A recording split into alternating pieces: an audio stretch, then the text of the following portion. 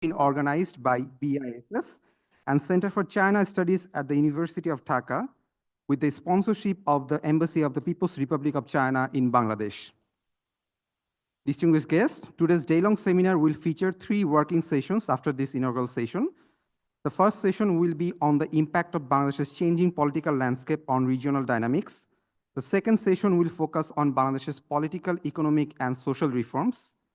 And the third working session will shed light on strengthening Bangladesh-China cooperation and advancing the comprehensive strategic cooperative partnership. Today, we are very much honored to have Mohammad Tawhid Hussain, Honorable Advisor for Foreign Affairs, Government of the People's Republic of Bangladesh, amongst us as the chief guest. We're also delighted to have Ambassador Extraordinary and Plenipotentiary of the People's Republic of China to Bangladesh, His Excellency Mr. Ye Wen, as special guest. It is our pleasure to have Dr. Debopriya Bhattacharya, Distinguished Fellow, Center for Policy Dialogue, and Chair of the Committee on White Paper on the State of Bangladesh's Economy as a special guest. Learned audience, today's inaugural session will begin with the welcome address by Major General Iftekhar Anis, BSP, Director General, BISS. Afterwards, special remarks will be delivered by Dr. Yang Jemia, Professor, Director of the Academic Advisory Council, Shanghai Institutes for International Studies. Thereafter, we'll hear from our special guest, Dr. Debopriya Bhattacharya, followed by the remarks of His Excellency Ambassador of China to Bangladesh. Finally, the Honorable Chief Guest of this seminar will deliver his valuable remarks. Ladies and gentlemen, the inaugural session of today's seminar will be chaired by Ambassador AFM Gausul Azam Sarkar, Chairman, BISS. Without further ado, may I now request the chair of the session to kindly commence the day-long seminar. Thank you.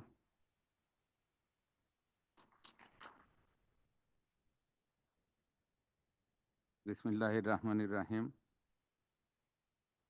Your Excellency, Mr. Mohammad Tawhid Hussain, Honorable Foreign Advisor of the Government of the People's Republic of Bangladesh, Your Excellency, Mr. Ye Wen, Ambassador of the People's Republic of China to Bangladesh, Dr. Yang Yemin, Professor, Director of the Academic Advisory Council, Shanghai Institute for International Studies, SIIS, Dr. Debopriya Bhattacharya, Distinguished Fellow, CPD and Chair, Committee on White Paper on the State of Bangladesh's Economy, Major General Iftekhar Anis, Director General, BIISS, Excellencies and members of Diplomatic Corps, distinguished moderators and panelists of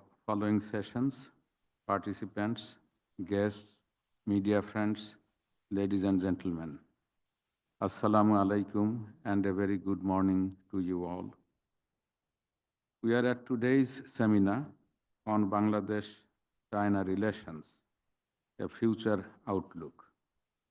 It's indeed a great honor for us to have His Excellency Mr. Mohammad Tawhid Hussain, Honorable Foreign Advisor, amongst us as our chief guest today.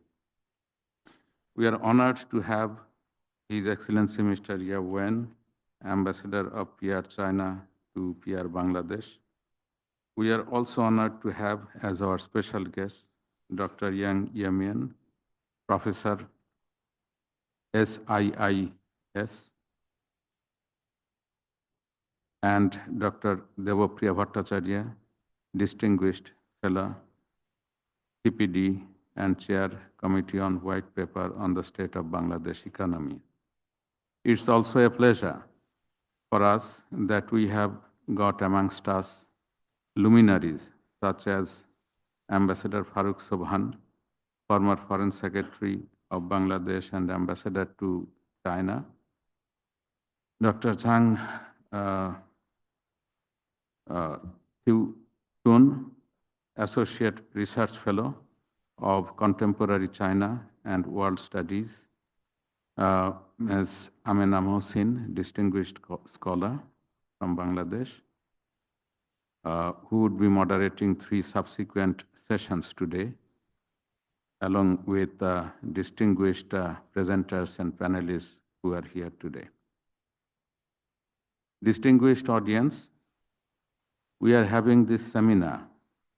It's being held at a time when Bangladesh is in a historic journey following the July-August 24 popular student-led uprising, and when Bangladesh is emerging as a new country in a bold and determined course of reform, reconstruction, and confident march forward as per people's desires and expectations.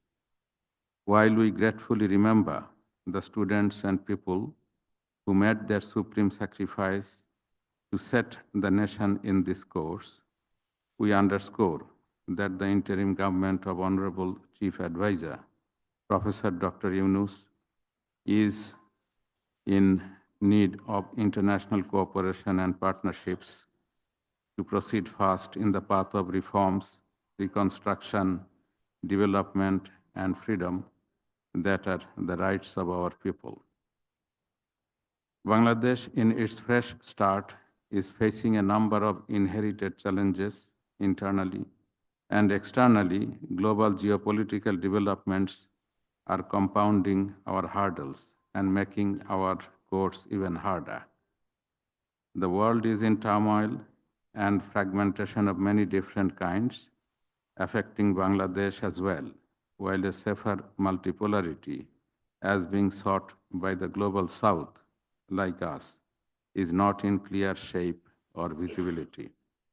Therefore, we hope this seminar, organized by BIISS and the Chinese Embassy, with distinguished experts, think tanks, and specialists, would give us a great deal in terms of analysis, insights, identification of priorities and areas of cooperation, clarification of concepts, ways and means of intensifying collaboration to address and overcome in partnerships many challenges and initiatives of Bangladesh. I think, should not be taking a longer time. You have already got the order of the program of today's seminar. And without, therefore, further ado, I am requesting my colleague, the Director General BIISS, Major General Iftekhar Anis, to make his welcome address. And we begin the seminar.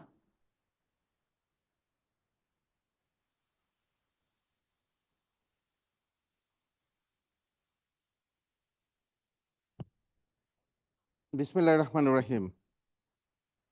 Mr. Muhammad Tawhid Hussain, Honorable Advisor for Foreign Affairs, Government of the People's Republic of Bangladesh, His Excellency Mr. Yaumen, Ambassador Extraordinary and Plenipotentiary of the People's Republic of China to Bangladesh, Dr. Debopriya Bhattacharya, Distinguished Fellow, Center for Policy Dialogue and Chair, Committee on White Paper on the State of Bangladesh's Economy, Dr. Yang Zimin, Professor, Director of the Academic Advisory Council, Shanghai Institutes for International Studies, distinguished speakers and panelists, Excellencies, distinguished participants from home and abroad, ladies and gentlemen, Assalamu alaikum and a very good morning. I am indeed honored and pleased to have the privilege of welcoming you to today's seminar on Bangladesh-China relations, our future outlook, organized by Bangladesh Institute of International and Strategic Studies in collaboration with Center for China Studies, a joint initiative of Shanghai Institutes for International Studies and Dhaka University. We organized this seminar particularly on the eve of commemorating 5 decades of Bangladesh-China relationship.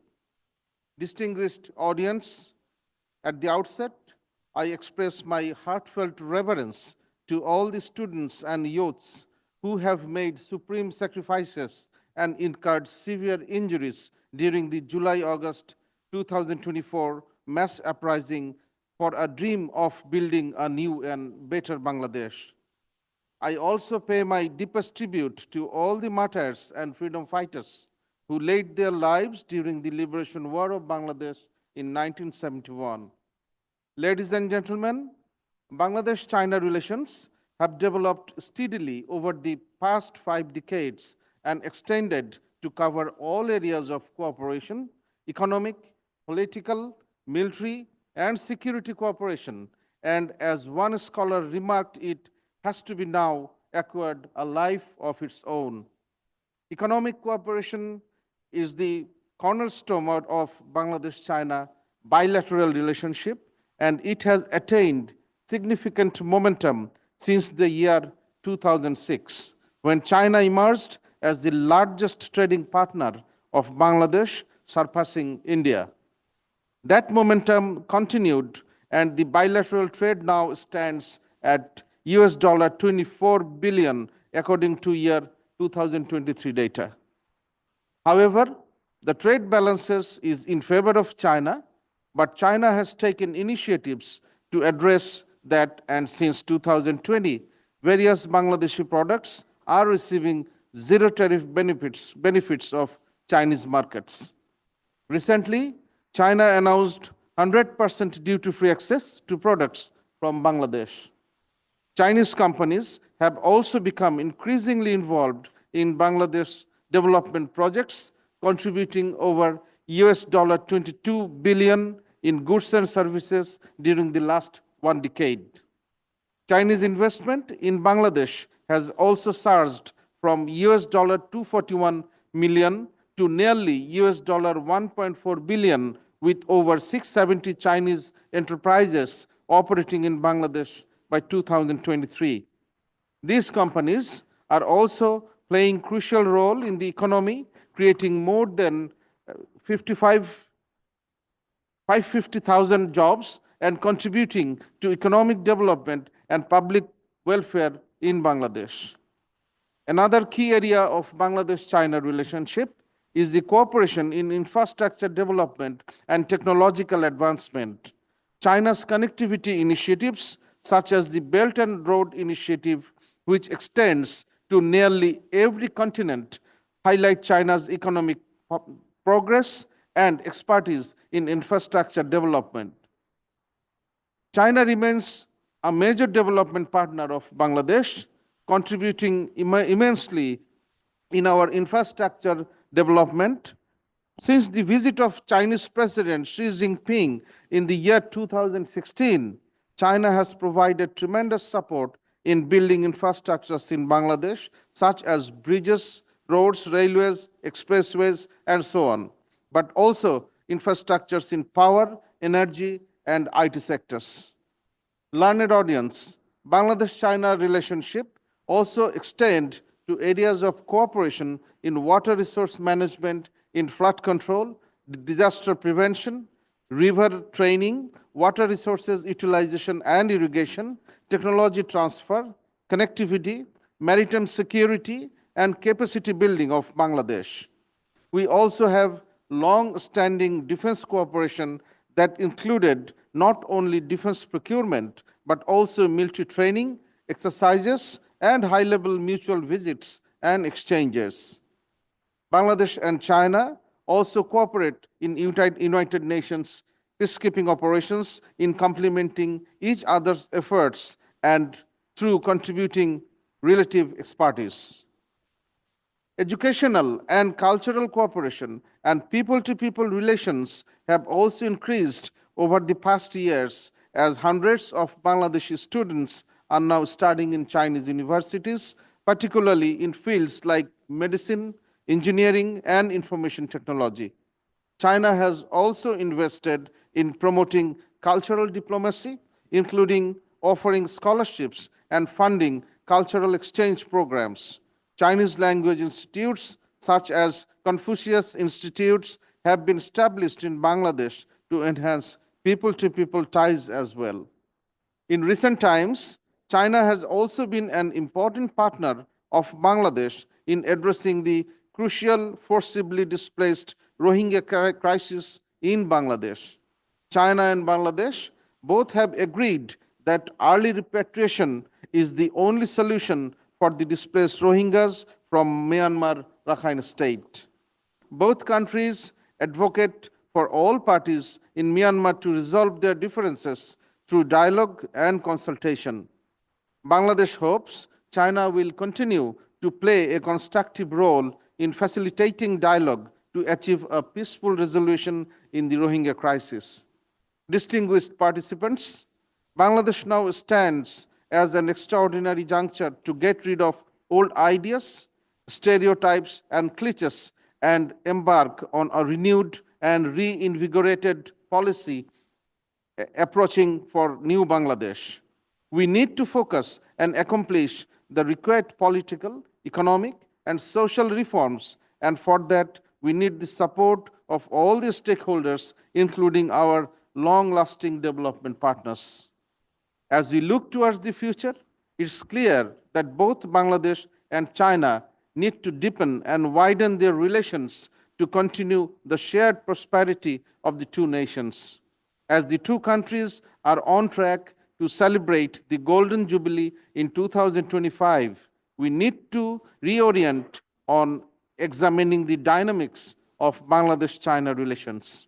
It's crucial to reflect on the bilateral issues, but at the same time, consider and appreciate how broader international and regional policies shape these ties.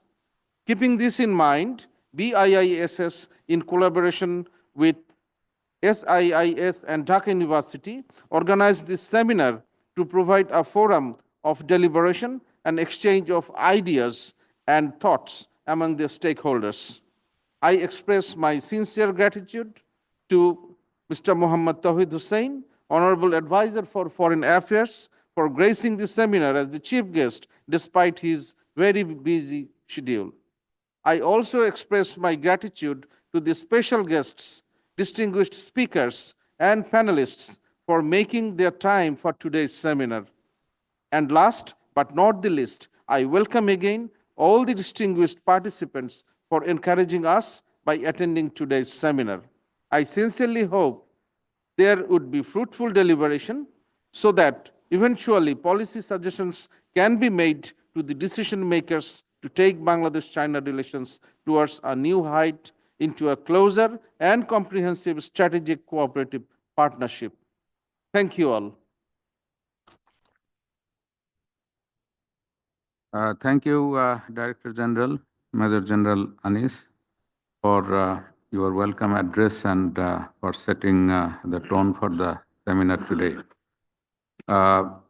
It's now time to hear from our distinguished speakers of the first opening session.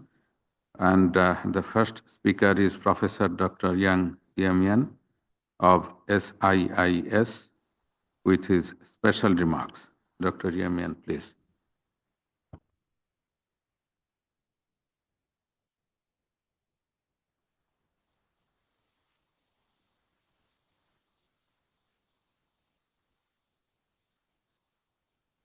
Excellencies and honorables, distinguished participants and dear friends, ladies and gentlemen, good morning.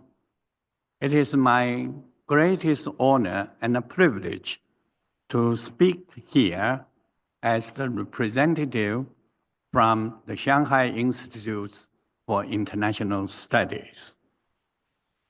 And thanks to the conference host for giving me the opportunity to talk on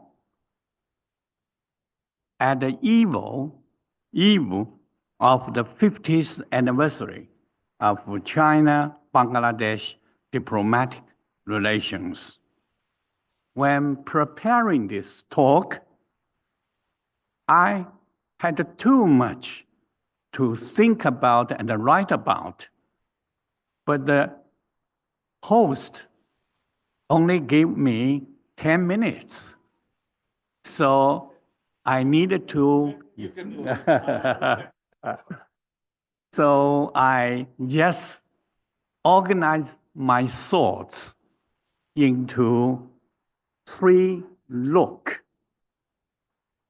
The first look is look back into the history. The second look is look at the present situation. And the third look is look forward to the future. First, looking back into the history, our diplomatic relationship is based on the long history that could be traced back thousands of years ago. China and Bangladesh are two significant makers and promoters of mankind's civilization. We are two neighbors with frequent and various interaction, ranging from material trades and religious interchanges. And we are two important members of the global South.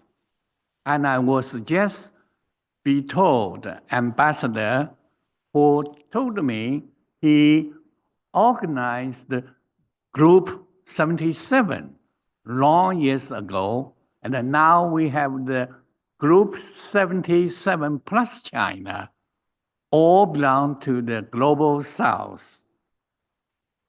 And we experienced colonialist oppression and a heroic fighting for national political independence and development advance.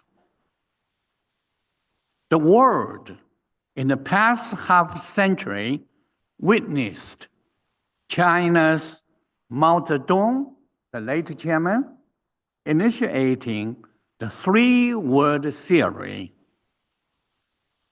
and the then US President Nixon, who advocated the emerging five power centers of the United States, Soviet Union, West Europe, Japan, and China. There are similarities, but the big difference between the two late leaders is that one only cared about the power. The other, however, trusted in the people. The region of Asia also witnessed great changes in the past half century. China moved out of the Cultural Revolution and entered into the time of reform and open up. This drive makes China what it is today. Bangladesh also underwent great courses, sometimes with twists and turns for nation building, economic and social advancements. At the time of our diplomatic relation establishment in 1975, the GDP per capita of China's was 175 US dollars. And Bangladesh were higher, more than China. That was 280 US dollars. Just look how far we have moved from then to now. Also, Southeast Asia turned the fighting battlefield into a working ground for development. Asia has since become the engine for world economy. Ladies and gentlemen, my second point is about looking at the present situation. I think there should be at least three perspectives.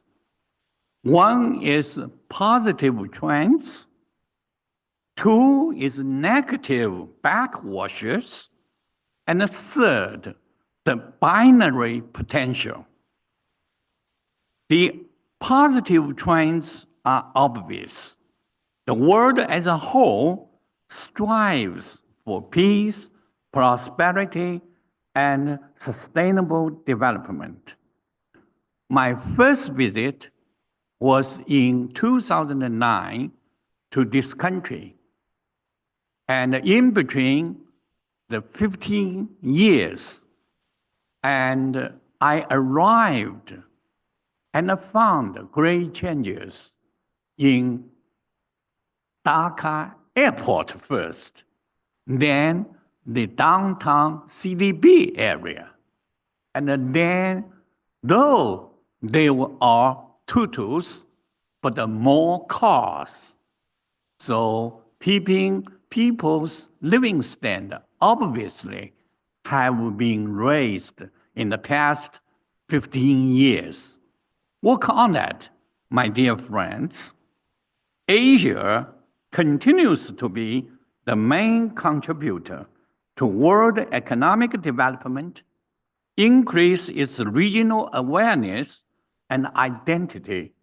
And both China and Bangladesh are at a critical stage of development with encouraging signs of progresses. After talking about positive, now let me talk about the negative. The negative backwashes are equally, if not more, prominent. The world is being obsessed by major power competition. The world economy is sluggish, and the global risks are on the rise. Asia sees revived arms race and bloc confrontation with significant hotspots present and potential. Asian regional cooperative architecture building halts because of inter-regional differences and extra-regional interferences. Asia also sees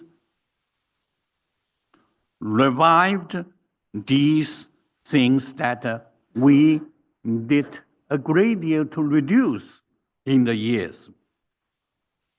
And now, the third one, I think I want to make a little bit difference.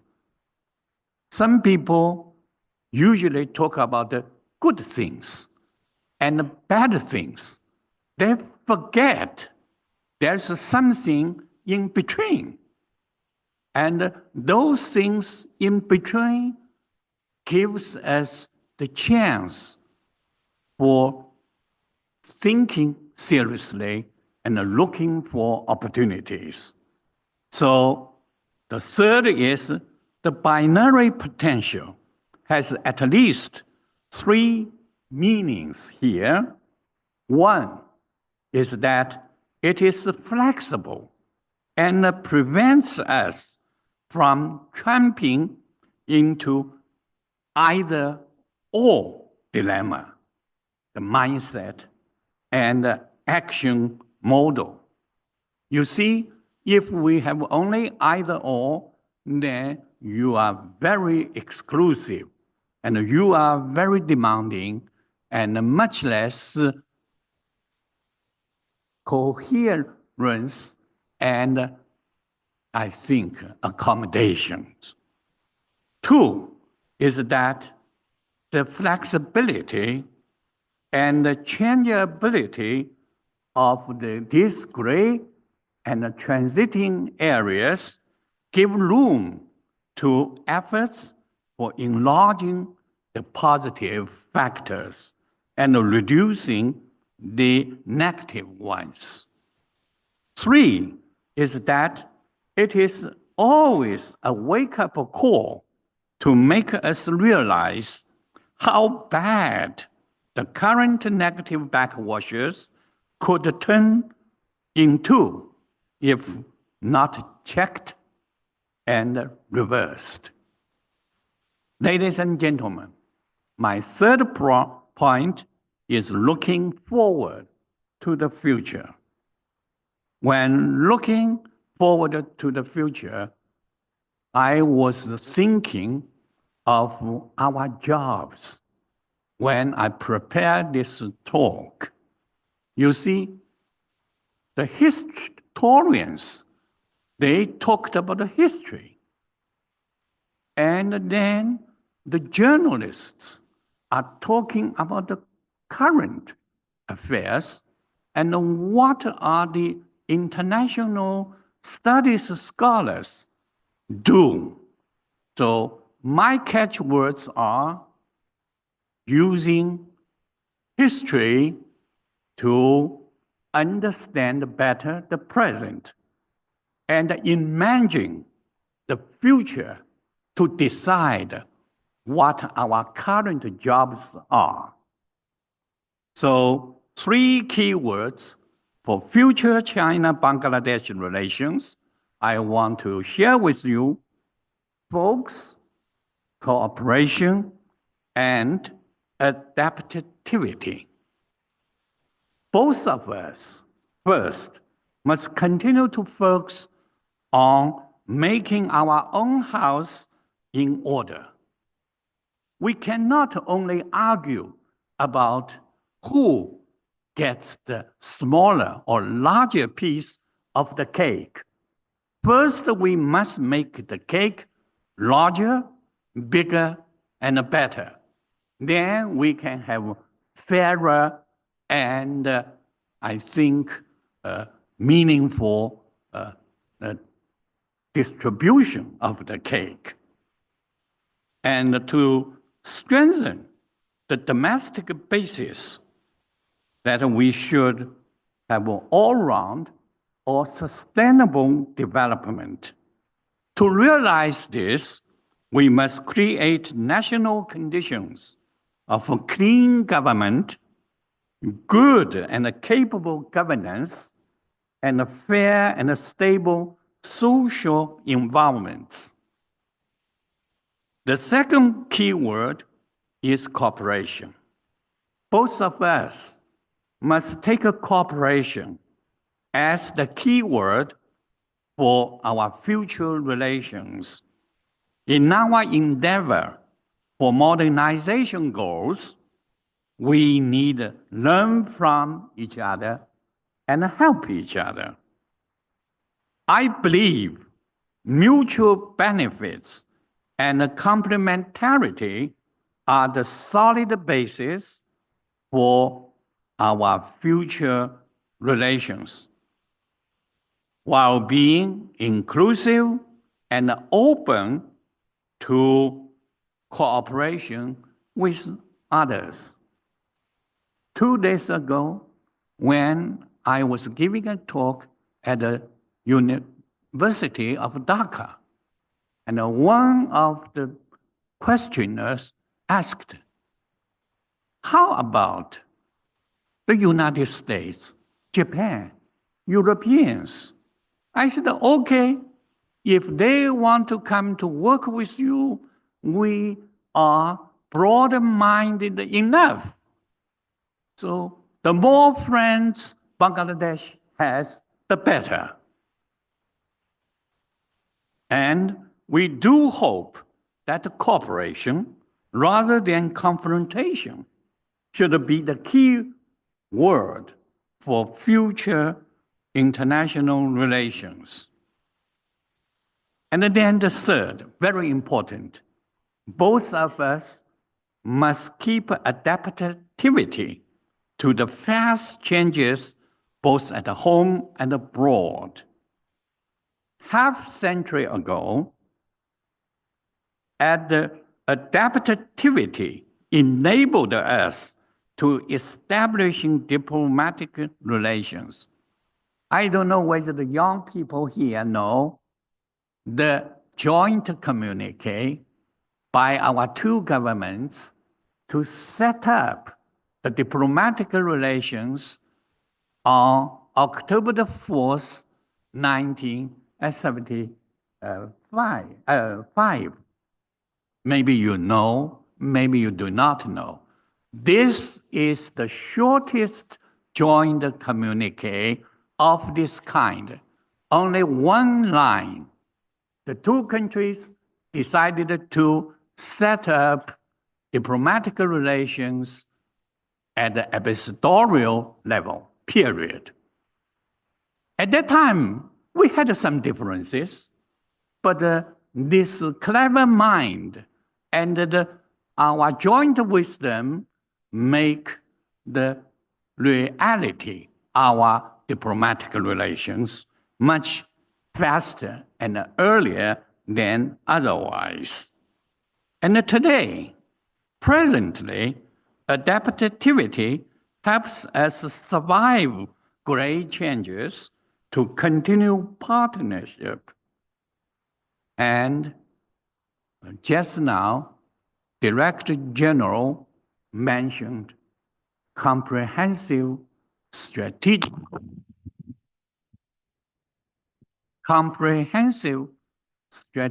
cooperative partnership. And these partnerships should be all the way refined, updated, and adapted to fit into the conditions today. And in the same line, in the future, adaptivity will certainly instrumentalize us to meet the challenges of green and blue economies, as well as digital transition. I often say to my Bangladeshi friends, let those elites to work for very high sophisticated chips. Let us, the two countries, find a way to, I think, improve the tutu in the street and to raise the general living standards of our two peoples, especially those have less privilege but much disadvantage of no good education and no good social connections. But we should think about them. And in addition, we should strengthen and expand our cooperation more of the Belt and Road Initiative and the mutual supports on the core and important national interests.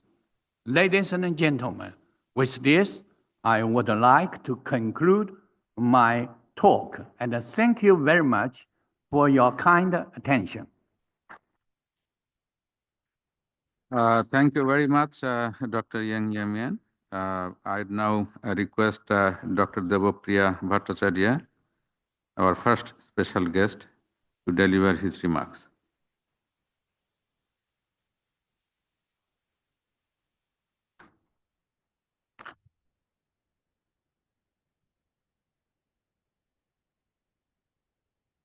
Good morning, everybody. Mr. Chair, Ambassador Rasul Azam, Honorable Foreign Advisor, His Excellency Ambassador Yowen, Dr. Yang Zhengwin, General Iftikhar, the luminaries in front of me. I cannot tell you how pleased I am to be back to the dais on BISS. I always enjoyed the deliberation which takes place in the Institute, but it needed a change of government for me to come back here. That's the reality. We are celebrating the 50th anniversary of the Bangladesh-China relationship. And I take this opportunity to welcome all our guests from the Shanghai Institute of International Studies and other colleagues from China to be here today. I wish that you have a good stay over here. Talking about Bangladesh-China relationship always takes me back to the memory lane. 25 years back, I was there in Kunming when we set up the first BCIM initiative. My center, Center for Policy Dialogue, was on the founding initiator of that historical initiative.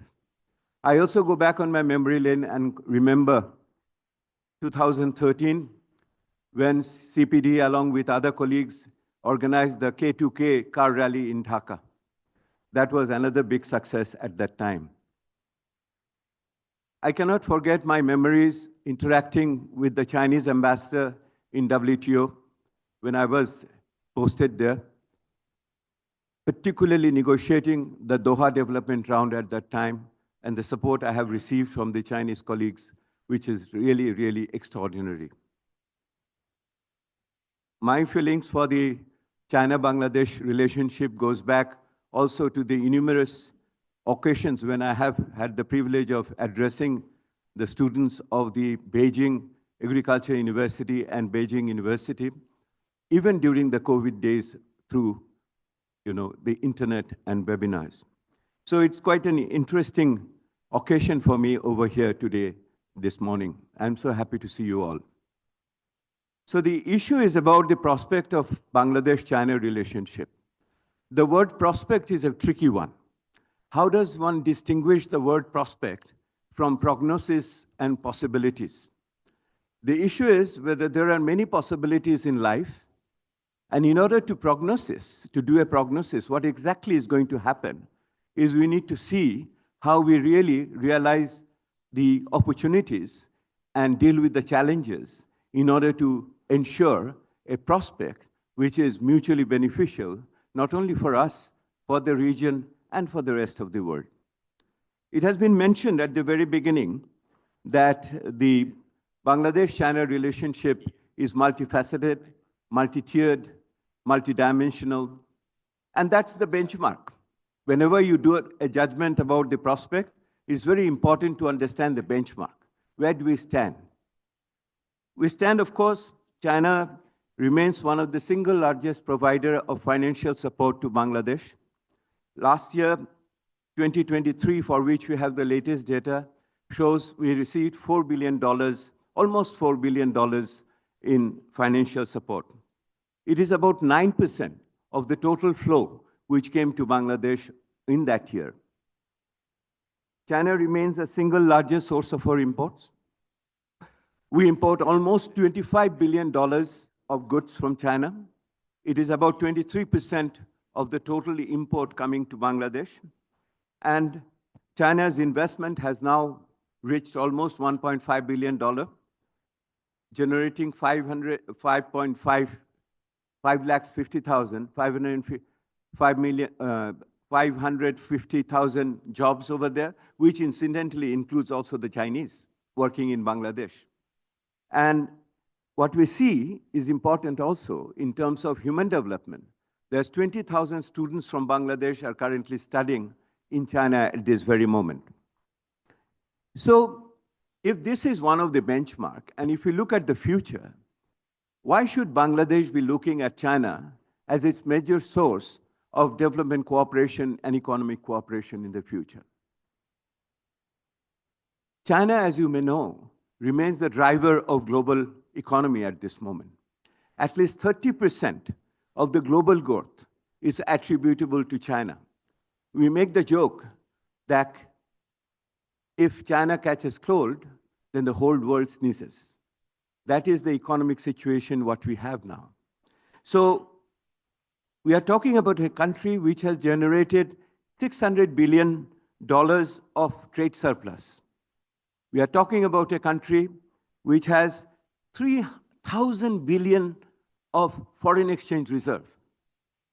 We are talking about a country where the per capita income is rising faster than many other countries in the world and creating a market for exportable goods from developing countries. So this is where we are dealing with. And this is where we are standing at this moment. So how do you really look into the future that we make best out of these two relationships? One, a growing, developing economy, and another one, which is already a member of the UN Security Council and remains a major actor, not only global economy, but also politically. So Bangladesh-China relationship, as we look forward, let me highlight a couple of issues and move out from here. Any good relationship has always its challenges. My predecessor has just mentioned, it doesn't matter how do you make the cake as long as it becomes bigger. My grandmother told me it also depends how you make the cake because it decides on what type of taste and how long it is going to sustain. So for us, it is also important how we achieve the maximum possibilities of this potential relationship. Let us just see the trade relationship which we have. We are, as I mentioned over here, that almost a quarter of our imports are coming from China, but the trade deficit is increasing. Trade deficit is increasing at a faster rate than the volume of the trade itself. The China has been generous by providing us first the 97% of DFQF, duty-free, quota-free market access. Now it has gone to 100%. But we know by now, in the world, trade does not depend on only market access based on tariffs and other regulatory, on other forms of financial consideration. It also depends on the process through which it happens. It also depends on the non-trade barriers which are there. So I think if you look at the future of Bangladesh, exports to China, then it is not tariff. It is the non-tariff barriers which we need to look at. We need to look at the lengthy processes quite often it takes for dispute settlement. Those are the areas we will have to really put our efforts over there. As I mentioned, almost 9% to 10% of the financial flows are coming from China annually. If you look at the debt situation of Bangladesh at this moment, almost $6 billion are owed to China, $5.6 billion. It is almost 10% of the total debt now Bangladesh has overseas. So the debt repayment is becoming an increasing challenge for Bangladesh. And if you look at the Chinese loans which have come in, some of them have come as supplier's credit. And if you see the shorter repayment period, shorter grace period, and higher commitment charges than others, you will immediately find out there are opportunities for streamlining them in the future. So Chinese loan and Chinese debt in Bangladesh definitely demands a bit more closer look and see how we can really make them more compatible with the upcoming developmental requirements of this country in the future. One of the ways of that would be, I think will come soon, although the foreign exchange reserve has improved in the recent weeks, the foreign exchange flow has been quite sustainable in the recent past with remittances and other foreign flows coming in. But I think a debt rescheduling is not totally out of our picture at this moment. A debt rescheduling issue may soon come up to look at how we really pay back some of these loans which are really are maturing very fast. The finance obviously remains a major issue, but we also remain another major issue I would like to draw your attention to. Chinese investment has increased. What China can bring Bangladesh into is in the regional value chain. The garments factories which are now been pursuing the strategy of China plus one is obviously brings Bangladesh into that picture, whether the second country in the Asia, along with Vietnam, it will be Bangladesh in the garments production as we move forward. So in that case, also what in the regional value chain, what is becoming important now, to have the Chinese investment more in Bangladesh over here. And where can the Chinese investment go in Bangladesh? It has to go to the Chinese economic and industrial zone, which has been allocated in Arwara, Chittagong. the CIEZ in China, is Anwara Chittagong, is very, very critical in terms of getting the Chinese investment, which remains very, very underutilized. If we do not get the Chinese investment in CIEZ, then the Kornufuli tunnel, which has been meant, will not become economically viable in that way. The economy, if we want to make the Kornufuli, the channel under the river viable, is very critical to get the Chinese investment in Anwara in the coming days over there. I would have continued on the connectivity, but I would also mention another area. That is the green transition in our energy sector. China remains at this moment the most important player in the renewable energy sector, particularly on solar energy as we move forward.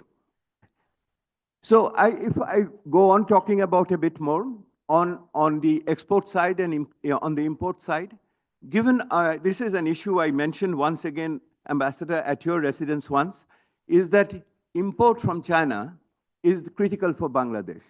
And given that we do not have adequate foreign exchange now to pay up our debt, that is a legacy issue which have inherited, this government has inherited.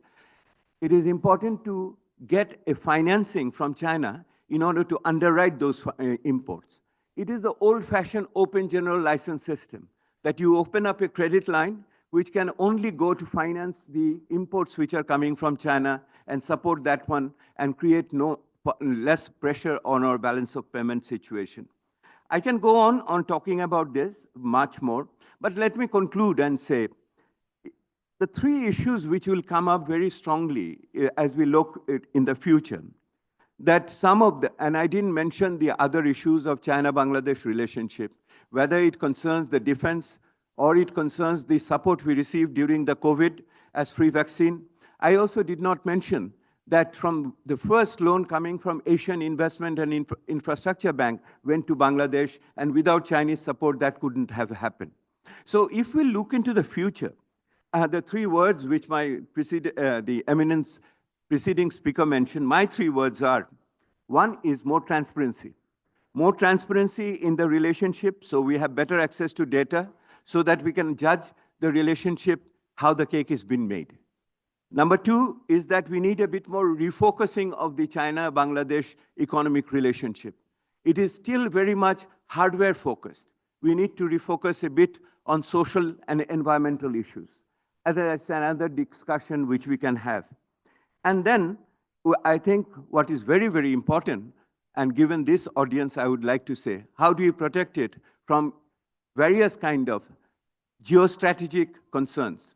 Without protecting itself from other geostrategic concerns, Bangladesh-China relationship will not be able to go to its ultimate limits, which we really think of.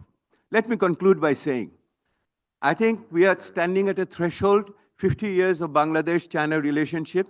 It is time for introspection, which we are exactly doing. I think it is also time for rearticulation, rearticulating our objectives and measures so they are more aligned to our mutual benefit, and not only for us, but also in the region and also for the global peace and prosperity and security. I would end by saying, I look upon China as a future, a strong partner in Bangladesh approach to as it graduates from the LDC group, as it wants to accelerate its implementation of Sustainable Development Goals, SDGs, and also as it moves to become a high middle-income country. I wish that China and Bangladesh will strive together in getting those objectives together in the mutual benefit of our people in both the countries. Thank you very much for giving me this opportunity. Thank you, sir, for your expert remarks. I would now request His Excellency Mr. Yuen to deliver his remarks, our special guest today.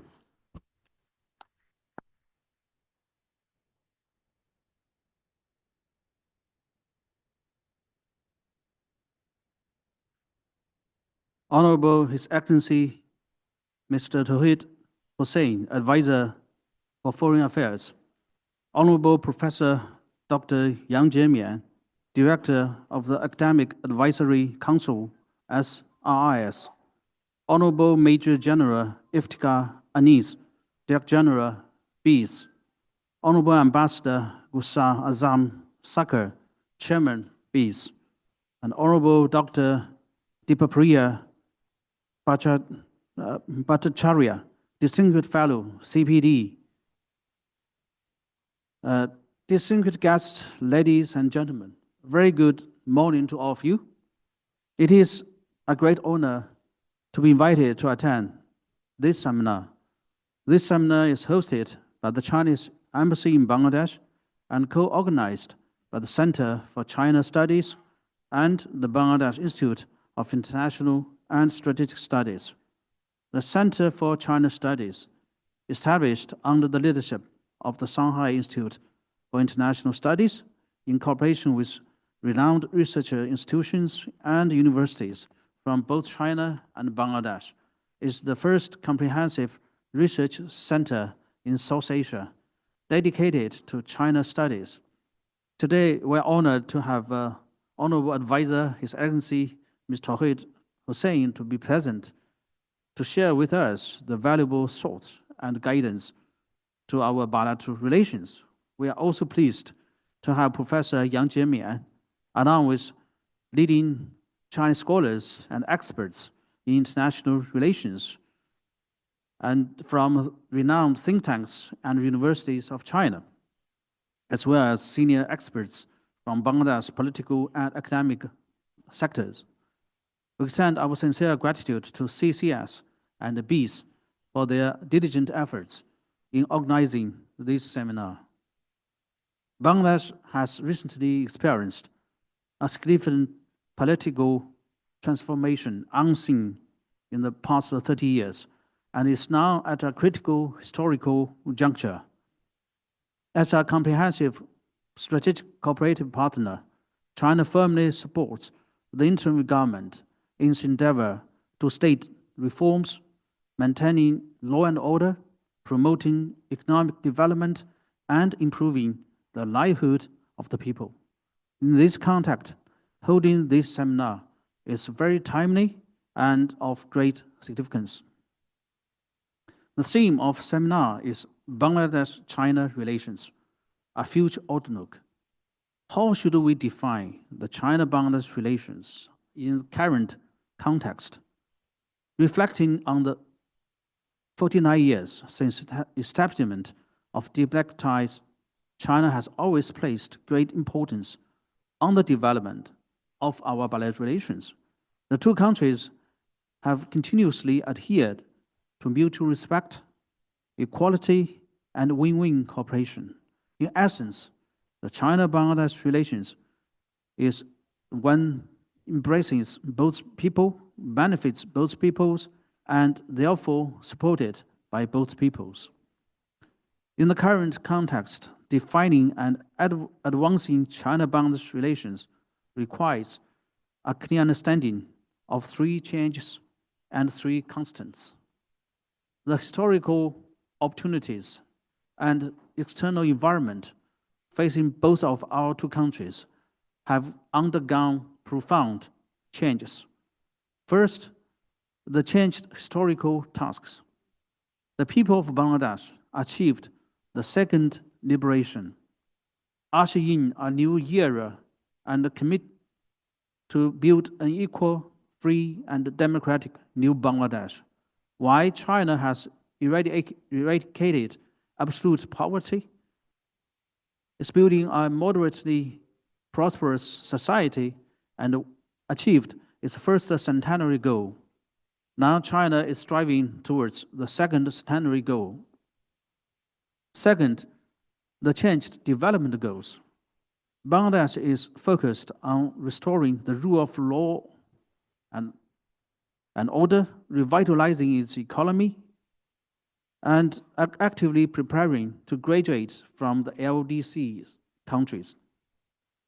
China is also at a pivotal stage in advancing the construction of a strong nation and pursuing national rejuvenation through Chinese path to modernization. Third, the changed responsibility. We are living in a world where changes and turmoil are intertwined. Conflicts in global hotspots, great power competition, and geopolitical tensions are escalating. As developing countries and member of Global South, China and Bangladesh must advocate and cooperate for an equal and orderly multipolar world, practice true multipolism, oppose hegemonism and power politics, and thus promote the democratization of international relations. We must also acknowledge that the core principles of mutual respect, equality, and mutual benefit in China-Bangladesh relations remain unchanged. The deep-rooted friendship between two peoples remains unchanged, and the determination of both governments and society to support and advance bilateral relations remain unchanged.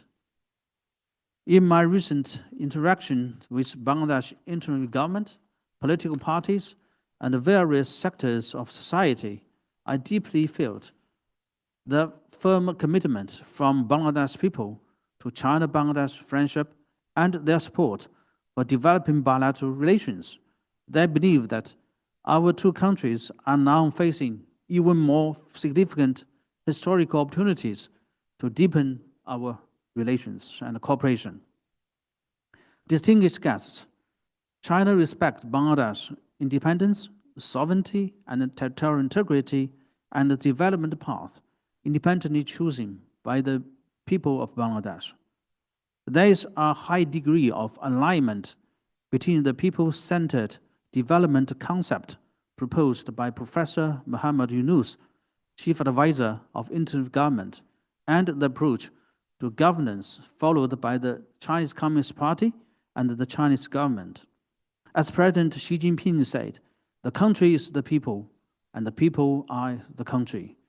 The Chinese side is convinced that interim government will live up to the people's expectations, lead Bangladesh to overcome difficulties and challenges, and return to the right track of unity, stability, development, and prosperity as soon as possible.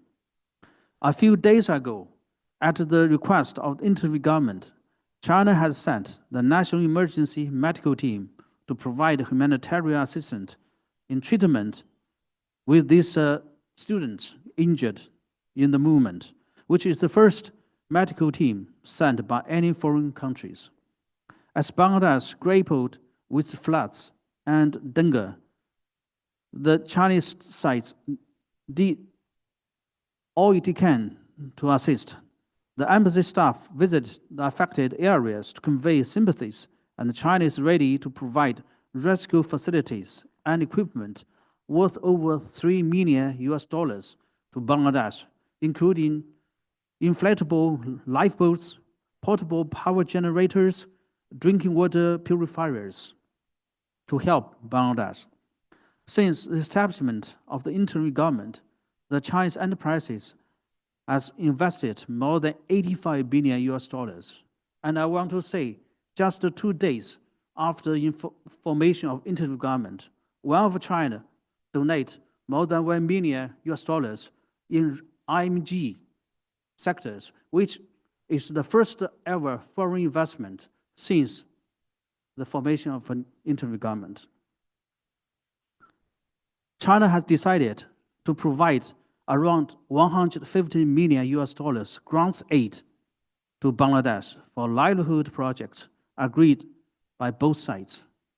From 1st December 2024, this year, China will unilaterally open its market and decides to grant zero tariff treatment on 100% of taxable items to Bangladesh, which means China will substantially increase import of cereals, sugar, edible oil, rubber and rubber products, wood products, jute and jute products, pepper and pepper products, wool and cotton from Bangladesh, before Bangladesh graduates from LDCs. China will also import Bangladesh fresh mango. Actually, we already complete all the procedures, but quite unfortunately, now the mango season is over. So expect there will be import of fresh mango, which is the best in the world, to export to China starting from next year, which consider is a great boost for mango industry and mango farmers in Bangladesh.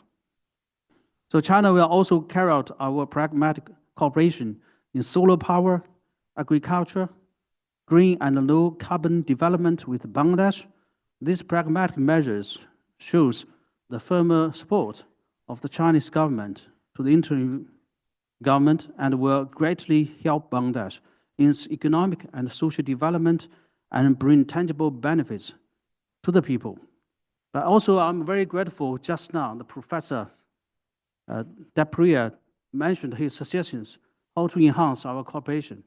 But one thing I want to commit, that so far, all the G2G governments, the projects which under the preferential loan by Chinese government is agreed upon by both sides. So we consider it's a mutual cooperation. China never imposed any conditions on any country, including Bangladesh. So any request from Bangladesh, we can sit down to talk. It is a consensus building process. But I also want to stress that I'm convinced that so far, China projects are most efficient and contract with shortest time. Even though during the COVID-19 period, only Chinese companies are committed, are staying in Bangladesh, to continue to build our projects. And then one more fact is, even during the last July, August, when there is the height of the movement, in ICT sectors, all the other foreign companies, their management, their laborers, all left. Only Chinese companies, Huawei, ZTE, they are stay put, they are here. So during their time, all the communication service provided in Bangladesh are from Chinese companies. So that is another testimony. Oh, we are together with people of Bangladesh. So I'm convinced that with the new interim government, we're still confronted with enormous opportunities with bright future for our further cooperation. And we're all aware that, and also, what I also want to add is, for the surplus China enjoying in our bilateral trade, there's one commitment for me. China, we don't want a single penny of surplus from bilateral trade with Bangladesh. But why China sustains so huge surplus? It is structure of the bilateral trade. So for Bangladesh, 80% of exports are from IMG, and 80% of material equipment are imported from China. So I can see, one hand, Bangladesh enjoy a lot of, China enjoy a lot of surplus in terms of trade with Bangladesh. On the other hand, Bangladesh also enjoy a lot of surplus in trade with US and European countries, but export IMGs. So that is a circle. So while I can see some of the deficit lost by Bangladesh in terms of trade with China sustain their surplus, the trade with US Western countries in terms of IMG sectors. So if we will change this scenario, we need to break this circle. So that's the reason why now China wants to investment in manufacture. So enhance the competitiveness of Bangladesh. So Bangladesh can export more other than just IMGs. So that is what China want to do. But definitely we need support from Bangladesh side together with us, so we can make some change to improve our bilateral structure. So China is ready. We want to have FTA before the year 2026. So we are ready. So hopefully sometime this year, China can sit down to talk with Bangladesh for our free trade arrangement. As we know, next year marks the 50th anniversary of the attachment of diplomatic relations between China and Bangladesh.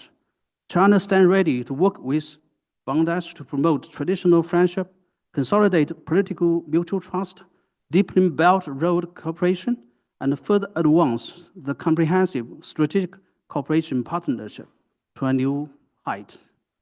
So first, we would adhere to political trust and support each other's national development and revitalization.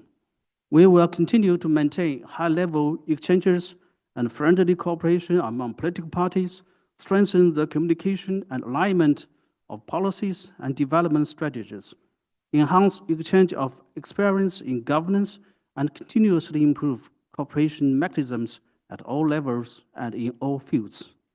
So secondly, we would adhere to mutual benefit and win-win cooperation and promote economic development and social prosperity of both countries, while pushing forward the construction of infrastructure and major projects. The two sides will give more focus on the cooperation in education, healthcare, environmental protection, water resources, and other livelihood area. The two sides will promote the development of the industrial chain and supply chain integration and explore concrete measures to promote the implementation of the 3 zeros concept promoted by Honorable Chief Advisor Professor Muhammad Yunus. Third, we would cherish the legacy of amity and continuously consolidate the deep friendship between the two peoples.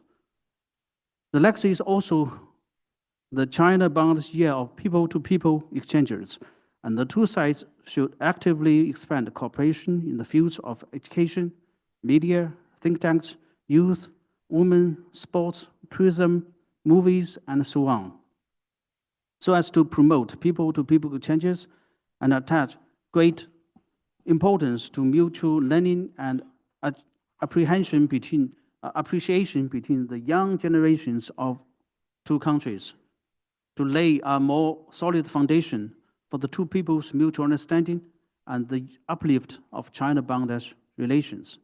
The fourth, we would advocate fairness and justice and coordinate more closely international and mutual and multilateral affairs. China supports Bangladesh in becoming a partner country of the BRICS mechanism and a dialogue partner with ASEAN. China is willing to contribute to the early repatriation of Rohingyas and strengthen coordination and cooperation within the United Nations and other multilateral frameworks, promoting the common values of all human rights, humankind, and contribute to the building of a community with a shared future for mankind. The distinguished guest, academic exchanges serves as a bridge to promote exchanges and communication. The distinguished guests present today have been deeply engaged in the study of international relations for years and all have your insights on related issues. We hope that you will actively research and explore, continue to provide intellectual support for China-Bangladesh cooperation and play a greater and more positive role in the development of China-Bangladesh cooperation. So last but not least, let's wish a complete success for today's seminar. Thank you. Thank you, everyone. Thank you, Ambassador Yawan. I'd now request Honorable Chief Guest of today to make his address. Sir.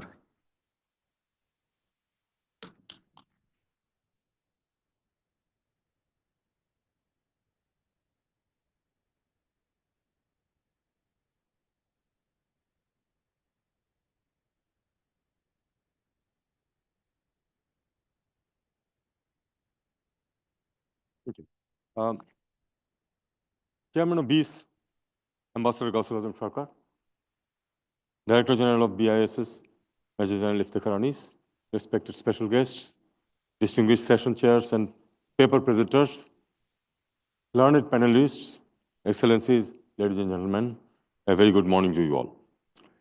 It is indeed a privilege to stand before this august gathering to discuss on the future outlook of Bangladesh-China relations. As I begin, I would like to pay my most profound reverence to the martyrs who gave their lives for the war of liberation of Bangladesh and in the recent July and August student people revolution against fascism. I would also like to express my heartfelt tribute to the memory of those who laid down their lives and women who lost their innocence during the War of Liberation.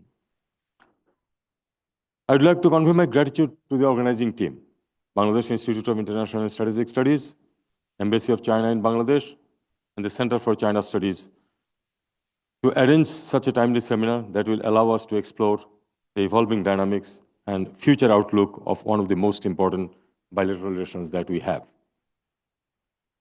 Looking at the bilateral ties between Bangladesh and China, it is clear that the cooperation between the two have evolved in many ways, spanning from trade, defense, infrastructure to technology.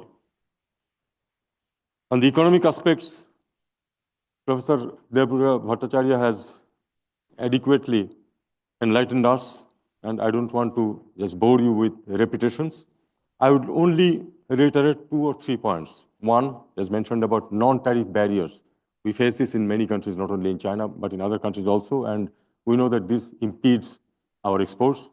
Second, for the current economic situation in Bangladesh, we need the debt rescheduling, these 2 points that has been made by Mr. Bhattacharya. About our failures to some extent of not being able to completely capitalize on the 100% duty-free access that China has given, I would say that it's basically our lack of competitiveness in many areas and lack of diversification. I think we need to concentrate on these two. We need to enhance our competitiveness and also increase our export baskets. In doing so, I would say that in this respect also China can be helpful. Chinese investments in Bangladesh, if it is increased, our competitiveness and our product basket increase can both take place, and it can be useful for enhancing the exports of Bangladesh to China. I would rather move to other issues. For example, we have a very important defense cooperation between Bangladesh and China. China, as we all know, is a major supplier of our defense equipment, and the modernization of our military services that we are looking forward to. I think we need a lot of cooperation in this respect from China.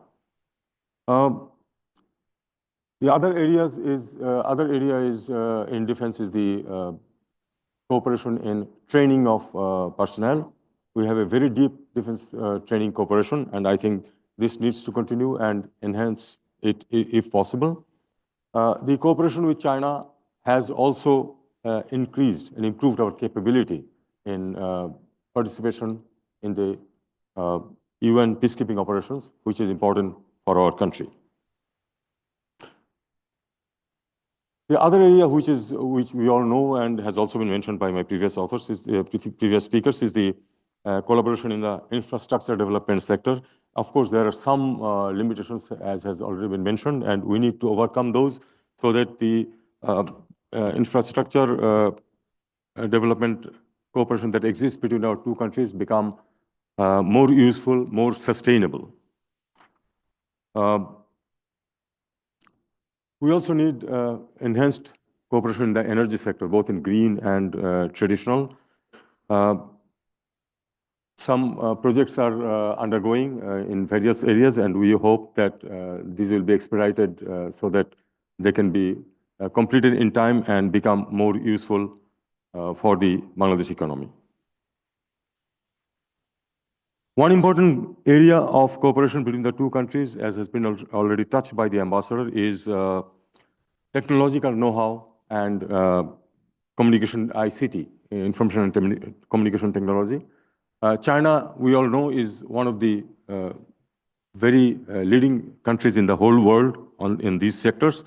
And we think that there is enough scope for cooperation in this respect, development of our ICT sector, making it one of the drivers of our economic growth. And China, as one of the leaders in this area, can truly help us in this respect, both in the industries, industrial technologies, and also in the ICT.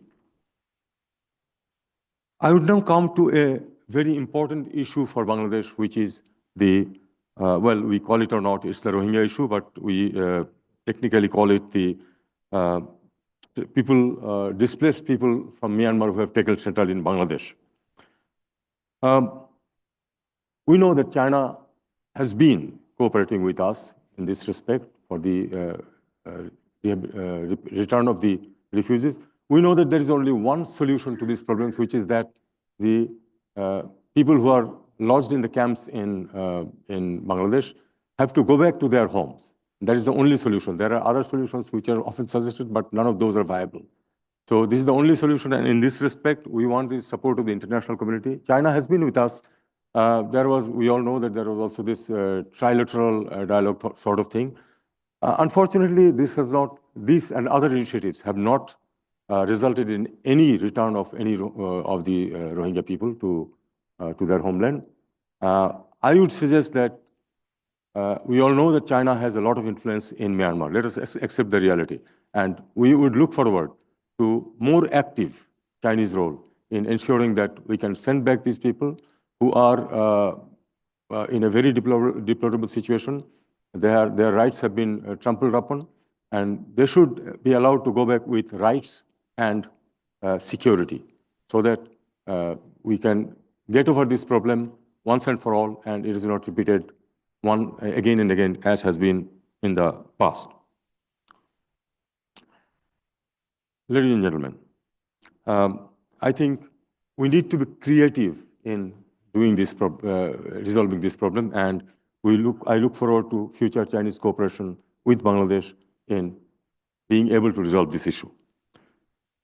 Over the past years, since the establishment of our diplomatic ties, China and Bangladesh have relentlessly valued each other as equals, pursued mutual benefits and advantageous outcomes. Both countries, from the very beginning, supported each other on the matters of core interest and worked together on a path to realizing the respective development. Hence, the diplomatic tie between Bangladesh and China has set an example of amicable coexistence and cooperative success.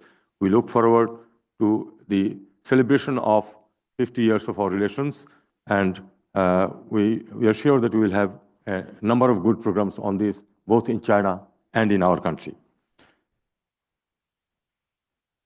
Now, in the current situation, as Bangladesh has witnessed the most significant political change in its national history, the future of Bangladesh-China relations in a post-revolution setting requires a more comprehensive approach.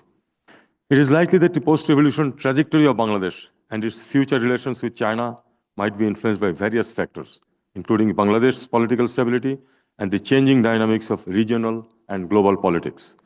Yet, although the future of bilateral ties between Bangladesh and China can be shaped by several factors, the core elements of cooperation in the aspects of trade and investment, infrastructure development, technology sharing, all these aspects are propelled by mutual interests in economic advancement and regional stability.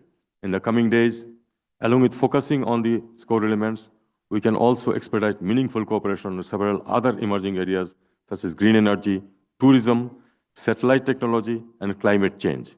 Also, to devise a mutually beneficial future outlook of the bilateral ties between the two countries, new avenues of collaboration need to be explored by both our sides. Finally, I believe the exchange of ideas in today's seminar will help us more to understand how the future course of the bilateral relations between the two countries will evolve in the midst of evolving internal, regional, and global dynamics.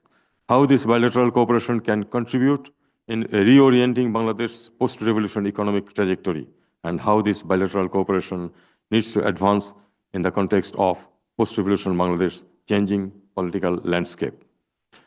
I wish this seminar a complete success. I wish Bangladesh-China friendship to last forever. I thank you all. Thank you, Honorable Sir, for your very valuable remarks and your detailing of the important areas of cooperation between the two countries, and for your direction. I'd now take the podium just to make my concluding remarks.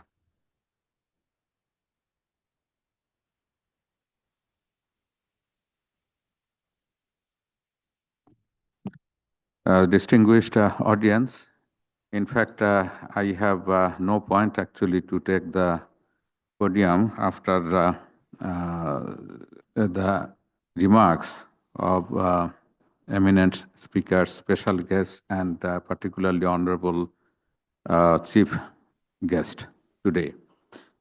Just since I would not be taking the floor again in course of the day, I have come to extend my special thanks. And already what I wanted to say, our special guests, two special guests particularly, and honorable chief guest have already mentioned. Just one sentence that we need China in our particular areas of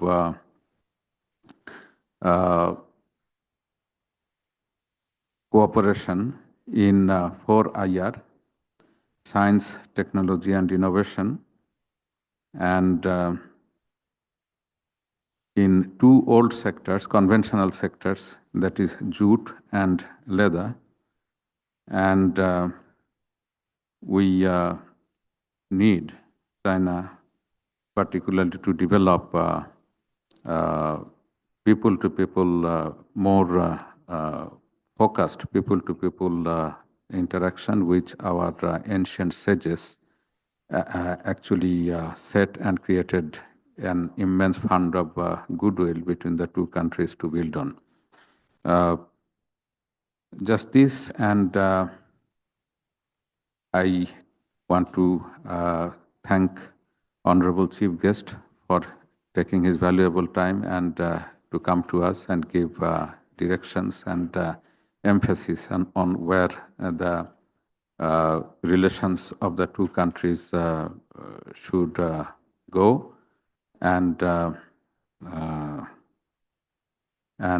particularly in the course of new Bangladesh, post-revolution Bangladesh. And I also thank Ambassador Yua Wen for coming here and sharing his thoughts with us. And particularly, we'd like to thank the delegation that is coming from China, delegation of experts, think tanks, and scholars, who would also be deliberating during the next few sessions, working sessions.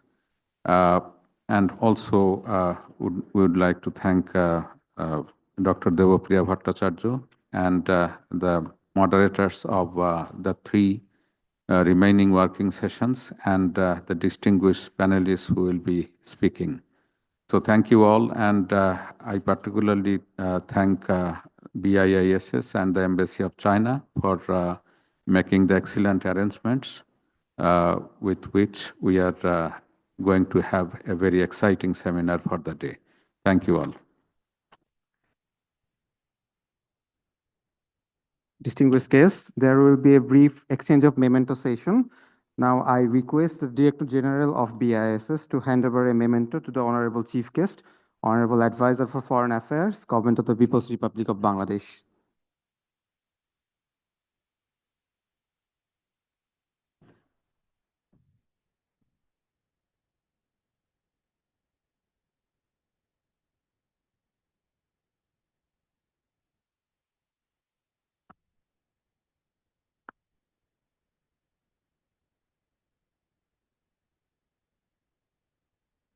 Now I'd like to request the Director General to hand over a memento to His Excellency Ambassador of China to Bangladesh.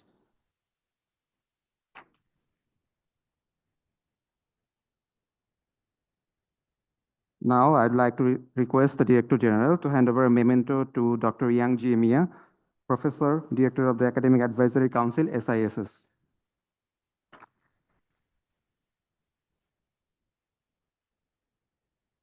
And lastly, to our honorable special guest, Dr. Devopriya Bhattacharya, Distinguished Fellow, Center for Policy Dialogue.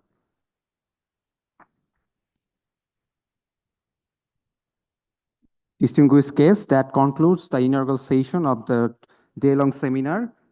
Now there will be 15 minutes break. We will assemble here at 11:15 a.m. The first working session will start from 11:15 a.m. I request everyone to assemble here by 11:15 a.m. Thank you.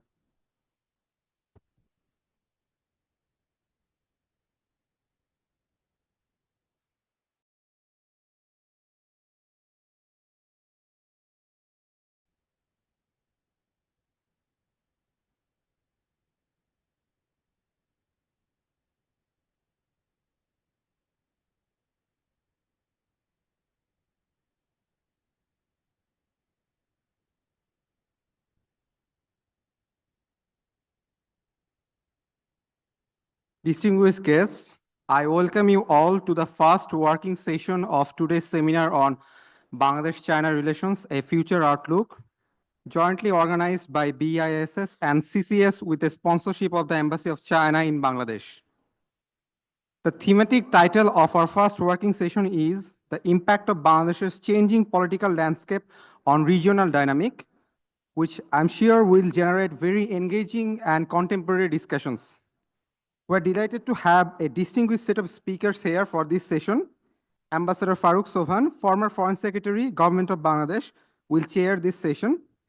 There will be two presentations at the outset. First, Dr. Niloy Ranjan Bishwas, Professor, Department of International Relations, University of Dhaka, will present his paper on the Bangladesh narrative, the internal changes and external dynamics.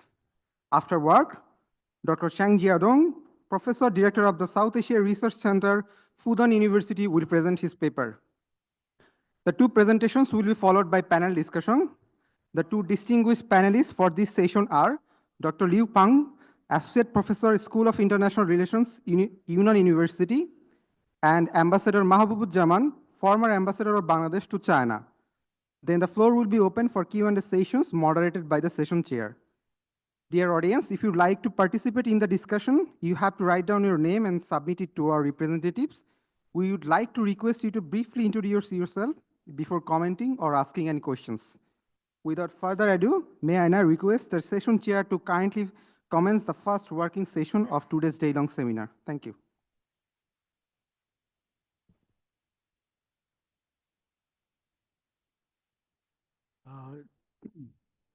Distinguished guests, ladies and gentlemen, let me at the outset wish you all a very good morning. Assalamu alaikum, and a very warm welcome to all of you.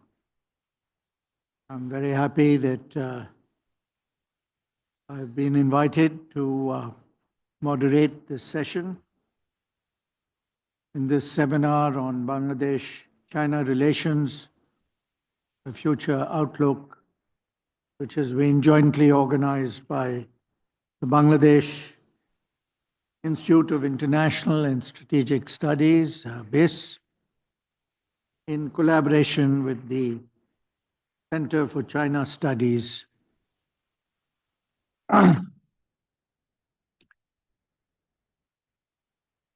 Before I invite our speakers, I thought I might share a few thoughts with you as an old friend of China. I was recalling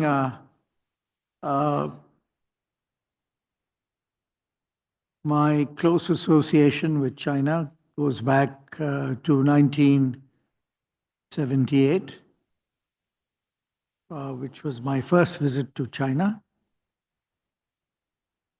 as a Director General in the ministry, and then subsequently in 1983 in my capacity as Chairman of the Group of 77 on the invitation of the Chinese Foreign Minister at that time, Mr. Wang Wa. I then served in China as ambassador from 1987, August until October of 1991. I then visited China a number of times as Foreign Secretary, including accompanying two different prime ministers. Since my retirement from the government 25 years ago, I lost count, but I think I have visited China probably 15 times at least. My institute, the Bangladesh Enterprise Institute, conducts a regular dialogue with the Chinese Institute for Contemporary International Relations, KIKIR. We have also been regular visitors to both Shanghai as well as Kunming. I think this regular interaction between think tanks is a very important feature of bilateral relations and bilateral cooperation. Since then, we have seen a substantial expansion in the interaction between our two countries, both at the academic and intellectual level, and of course at the think tank level. I was very impressed to know that we now have some 20,000 students. When I was in China as ambassador, I don't think we even had 50 students. So we have seen a significant development in that area.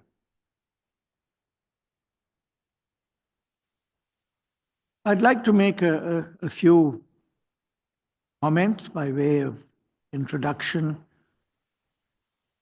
The one very significant, striking feature in our relations with China ever since we established diplomatic relations in October of 1975 is that several governments have come and gone during this period.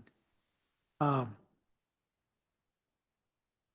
one thing that, however, has remained intact and steady, no matter which government is in power, has been a very close relationship between our two countries. It is a relationship which has continued to grow and expand during these last 49 years. As has been mentioned, we are meeting on the eve of our 50th anniversary, and we can certainly take pride in the fact that our bilateral relations have grown from strength to strength. I remain confident that in the years ahead, China-Bangladesh relations will continue to expand and to strengthen. I thought I would also share with you a few, in my view, very striking statistics from the time that I was in China to where we are today. Of course, we were told about what was the per capita income in the case of our two countries 50 years ago. I should mention that during my 4 years in China, from 87 to 91, there were 7 million people who rode on bicycles every day to work. Today, I was just checking this on the internet. The number of registered car users in Beijing is 7 million. The number of bicycles have come down to a few hundred, maybe a few thousand. So there is a significant change in the landscape, I could go, for example, from the embassy in Guangwalu to Tiananmen Square in 5 minutes. Today, that same journey may take 45 minutes because of the change in the vehicular movement that exists today. Perhaps an even more striking figure is the fact that today you have 20 million electric cars in China. That constitutes 50% of the global market for electric cars. China, as we know, has already emerged as the global leader in the manufacturing of electric cars, and indeed also electric buses, electric trucks. It has 500,000 electric buses, for example. So it is now a leader in the realm of eco-friendly vehicles, a leader in green technology, solar powers. And therefore, the whole approach to sustainable development in China has taken center stage. I think that's a very important example for us. During the last 20 years, in a population of 1.4 billion, China has lifted 800 million people out of poverty. The largest middle class in the world today, numbering 500 million, exists in China. It is also the largest consumer market in the world. Another very important point to remember is that China is today the largest trading partner of 120 countries in the world. It is the largest trading partner of every country in Africa, Asia, Europe, and also the United States of America, and also of India. And as we have been reminded, 1/3 of Bangladesh's imports today are sourced from China.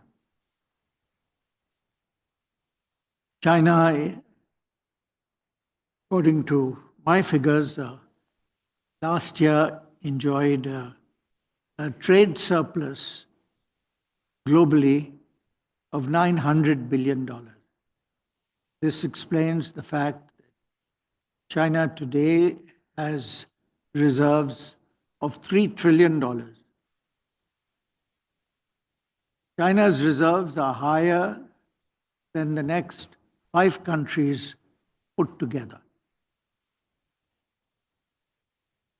China is also, through the Belt and Road Initiative, as well as its partnership,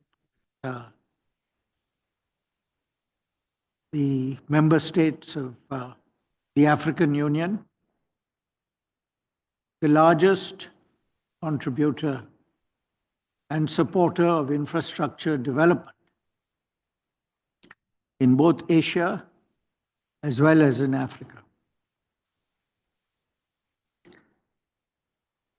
All this suggests that China is going to continue to play a major role in the global economy and geopolitically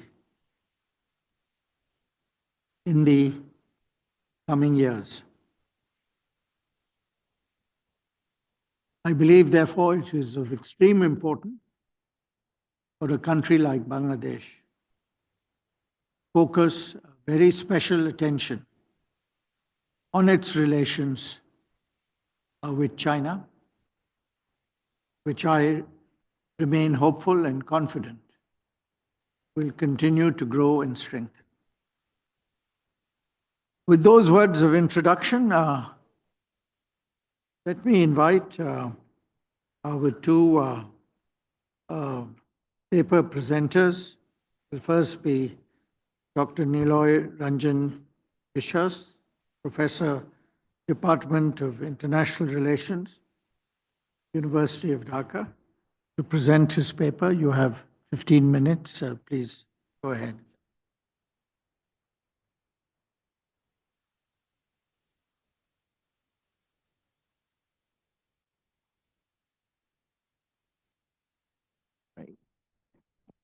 Hello. Thank you, respected chair of the session, honorable dignitaries. It's always a pleasure to listen to Ambassador Faruk Sobhan sir, and kind of like, gives an opportunity to think that what I was planning to speak, shall I bring some changes after the chair's introductory remarks, but it's a slightly different perspective and the first session, as it is mentioned. So I have a few slides, but it's not important to kind of like concentrate on the slides. It's basically some thoughts that I wanted to jot down regarding, the major theme of the first session, which is basically about the changes and transformations and its impact on the regional dynamics. So I was thinking when we talk about the changes, but it's also important what changes have been brought to the Bangladesh narrative when we talk about Bangladesh's worldview, its regional view in South Asia broadly and Asia. So that's the title. It's also something which is very much working one. So I was thinking when we talk about Bangladesh 2.0, as it has been picked by several stakeholders, particularly after 5th of August, it's a significant transformation undoubtedly, and it came as a cost of lives. So we all remember, show respect to the lives that has been lost and injured. But we have a new government, interim government. Professor Muhammad Yunus, Nobel laureate, chief advisor, took the charge in Bangladesh on 8th of August and kind of leading the Bangladesh 2.0 after the ouster of the former Prime Minister Sheikh Hasina, led by protests led by students and also the mass people. Now, obviously, there's a change for many, particularly as we have been talking about the regional dynamics and how that has been perceived by the international and regional actors, was quite sudden for many, and it has been a revolting nature. The changes, therefore, it has obviously caught world's attention in various capacities that we have to remember.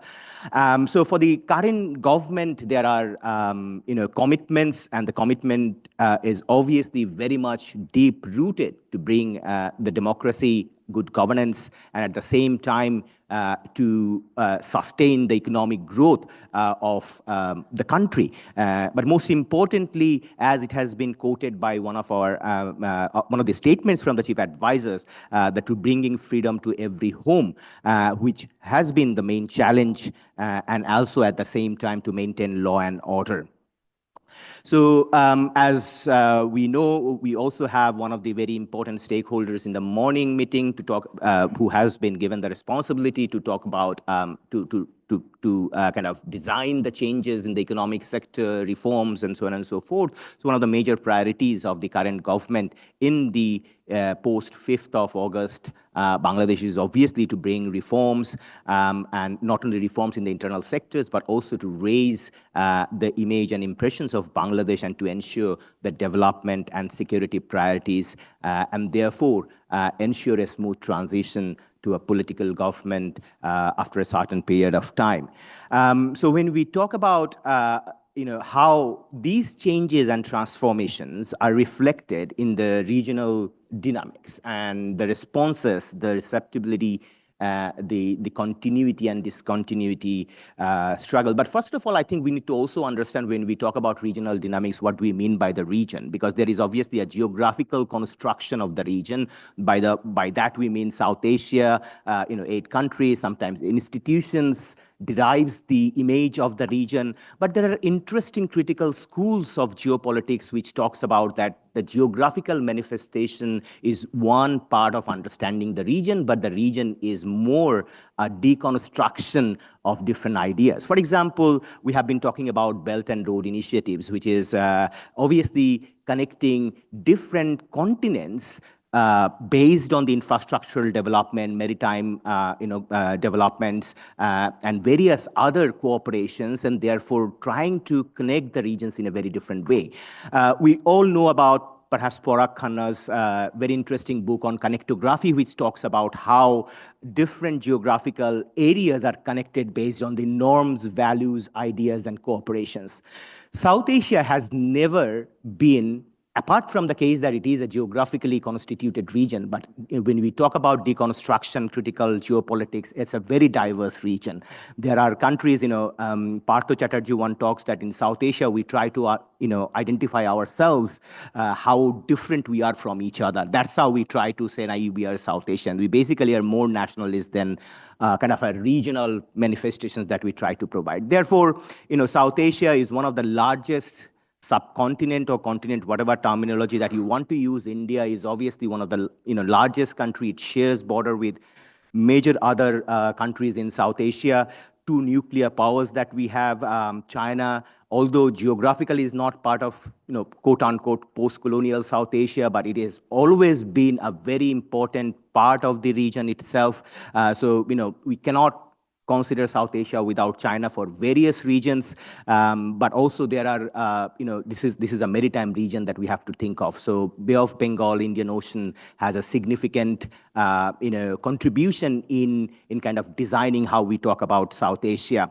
It's a demographically diverse region with religion, politics, the ethnicity, and so on and so forth. It's also, climate vulnerable. At the same time, non-traditional security threats to many understandings are more important than traditional security threats.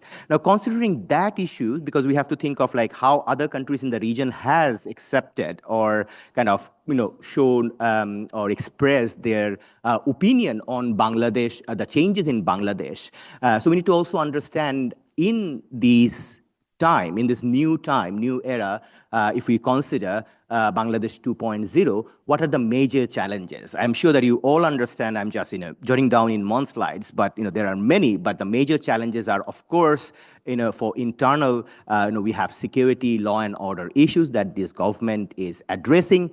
We have economic sector reform, which is a significant task. We have political reforms in the list as well, and at the same time, ensuring justice to the violence, which is enormous, and that has led to this change. So ensuring justice to those who are the victims of violence is also one of the major tasks of this government and the challenge as well. But, as well as the internal challenges, and this division is sometimes problematic, internal and external, because in the IR schools, there are, schools of thought which talks about that internals are important to define the external dynamics as well. And since I've been trying to explore that one of the important, and that has been going on in the post-COVID era, and as well as the impact of the war in European front and Middle Eastern front, that economic growth has been facing a lot of challenges for Bangladesh as well. And particularly in the last 1 or 2 years, that has also been quite acute and is one of the important issues. National security is very important. Defense supplies, modernization of the armed forces, our cooperations in the international peace support operations are significant. But more importantly, I guess we all understand that non-traditional security threats are very significant when we talk about Bangladesh, its position, and also we try to understand our cooperation with our regional and extra-regional neighbors. Infrastructure development is very important. There was a flow that has been going on in the last 10, 15 years, and we obviously do not want to stop that. We want to expedite that. And China, as we are talking about the Bangladesh-China relations, it's 50 years. Of course, infrastructural development needs to continue, and it's a challenge as well as it's an opportunity. Repatriation of Rohingyas is a big challenge for Bangladesh, and it's not only for Bangladesh. We have to understand it's a regional crisis, and it has a significant implications on the other countries over there as well.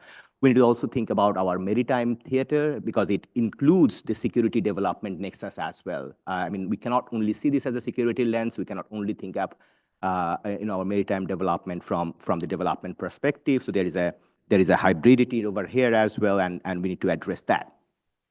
Now, the issue is, of course, we have watched, when we talk about Bangladesh's relations with its neighboring countries and part of the regional dynamics, we need to also think about there has been in the history in IR what we call it the continuity-discontinuity puzzle. Therefore, it means that, of course, with one country, particularly when we talk about bilateral relations, we had a continuous so-called, in a more, non-academic language, good relations or bad relations. And there was an interesting talk in the first session when someone's talking about we need to also look at the gray relations between good and bad.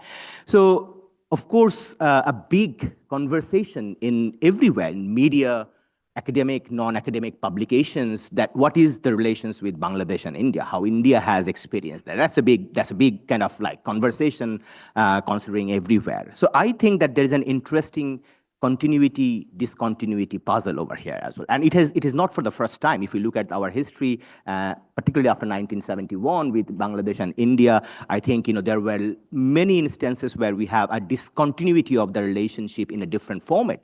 But the discontinuity does not mean that it has stopped or, it kind of like, it completely reshapes into a completely different one because we share the largest land border. We have to remember, and that is significantly important that there are setbacks on various issues, but we have to maintain the relationship at a certain level and try to improve it even when it was in the 1980s, 1990s and onwards with CHT issues on there as well. And we have different political regimes as well, particularly after 1991. So I think this is something very important, but in the last 2 decades, I would like to say, so particularly in the first 2 decades of the 21st century, the way how Bangladesh-India relations has evolved, the dependency on the security, economy, and social issues have turned or shaped in such a matter where the temporary setbacks might have had an impact, but not a very long-term impact. So as an optimistic in IR issues, I think I address and acknowledge that the changes after 5th of August was a bit shocking for perhaps in India, but at the same time, it's also very important for us and for the regional dynamics to understand that the relation needs to continue on several grounds, particularly energy sector cooperations that we have been talking about, transportation issues, collaborations that we have been talking about, border security issues that we have been talking about. We share more than 4,000 kilometers. So it's very difficult to have like a very, antagonistic quote-unquote relations as it has been picked also in various media as well. So, but I think, apart from the state-to-state level relations, I think time has come to think of like what are the public sentiments, particularly when we are talking about Bangladesh-India relations as well. And after 5th of August, I think it has kind of showed us quite significantly as well that how we maintain people-to-people relations, easing visa regimes and so on and so forth. I think that would probably going to define that how the future relations will be when we talk about these 2 countries over here. Other South Asian neighbors, will there be a paradigmatic shape? No, to my opinion. The media analysis, public commentators have been talking about revival or quote-unquote reestablishing relations with Pakistan. Wherever I see from the official documents, we always have a very good relations with Pakistan. Even after 2013-14, where there are a few hiccups, but officially we have always had a very good relations, exchanges, trades, and everything. Obviously, the War of Liberation 1971 is an important issue that needs to be addressed, and there are several civil society groups in Pakistan, and the connectivity between Bangladesh and Pakistan would definitely help us to improve that relations. At the same time, with Nepal, which has a potential to be a significant, energy supplier country, with Sri Lanka, we have certain resemblance, which is very important. Maldives opening up cooperations on labor migration and maritime affairs. So I think with other South Asian country, and when we talk about regional dynamics, Bangladesh is still on a win-win situation to improve the relationship and obviously can take and continue the leadership positions to move forward with the understanding of the SARC, based on the institutional South Asian Association for Regional Cooperation, which I'm also a big admirer of. But the problem is that the respective bilateral relations are not exclusive. When we cannot think of that Bangladesh-India relations is not influenced by other bilateral and regional relationship frameworks. So that we need to also understand quite significantly. So considering that, I think one very important and very critical issue is Myanmar. So how Bangladesh will deal the diplomatic and humanitarian conundrums. We have to really address that, and this is not a problem for Bangladesh. You have to understand the problem has been originated from Myanmar, and this is not a problem for a bilateral issue. It's a regional issue that we need to understand. I was thinking of quite 4 or 5 scenarios, and we really need to deal with that when we are talking about the regional implications on the Myanmar, the internal conflict and the Rohingya issues, and how Bangladesh, along with its regional partners and international development actors, would deal with this issue. One is, of course, if we can do an important diplomatic resolution and regional mediation of the conflict. The conflict resolution of the Myanmar's internal issue needs to be resolved to deal with the repatriation of Rohingya issues. And obviously, it has been discussed in the previous session. Honorable Foreign Advisor has mentioned it, and others as well, that China has an important role. And Bangladesh-China collaborations, along with other regional partners, should deal with this issue very sensitively. The option, if that doesn't work, obviously regional instability and prolonged stalemate will obviously instabilize the region as well. So it's not only have negative impact on Bangladesh's border, but at the same time, it will have negative impact on India's border and other Myanmar borders in the Southeast Asian countries as well. Shall we go for a partial resettlement, a slow process and buffer zone? That was also on the table when there are a lot of discussions that has been going on. How do we think of regional role? ASEAN, Malaysia's takeover of the ASEAN chair, and the proactiveness, Chinese role significantly. So obviously a multilateral role is expected from Bangladesh as well to deal with these issues, but this will obviously be one of the top priorities of Bangladesh's foreign policy, and when we are talking about the regional dynamics. So China, are we getting indulged to China? We have been a good friend of China since 1975 onwards. So I think it's time to innovate that relationship and invest in the future, which we have been talking of. Beijing has always been a key economic partner, a key defense partner. And we need to understand, as I think that although geographically, as I mentioned in the primary part of the speech, that it's geographically not constituted South Asia, but we cannot think of South Asia or the region without China here as an economic and defense collaborator, and also increasing Chinese role in the social development as well, which is very, very important, I think, for us to understand. So I think Chinese investments are significant. Now the issue is where China is interested to invest. China-Bangladesh cooperation in the ICT sector, I know that Hyundai is very interested, and also there is a potential that we improve our digital sectors, ICT sectors with the collaborations. I know that with Dhaka University, there are collaborations going on with Hyundai. So these are significant, I think, and we need to really kind of keep the wheel running in the context of improving our relationship in this context. Now, obviously, commentators and others have raised the issues that the Chinese role in Myanmar conflict, and which will also be probably an important dynamics over there as well, or the dependence on Chinese loans in future. But I think our economists have well discussed these issues and debunked that myth that even if we consider the percentage of our debt ratios with China is still not the case. That was the case for Sri Lanka in 2022-23, but we need to be cautious over there as well. But I think this is something that we need to invest more and be collaborative in this particular case. I have 2 more slides, sir. So finally, we cannot also think of South Asia historically when we are talking about South Asia and South Asian politics, but there are actors beyond the region, of course. So United States, Japan is a very significant development partner, but I'd particularly focus, because of time constraints, on United States and Indo-Pacific. Bangladesh has its own Indo-Pacific policy in 2023. United States has been a significant political partner. I think, and we cannot think of this is a separate puzzle. I mean, we try to do a very interesting balance based on the national interest.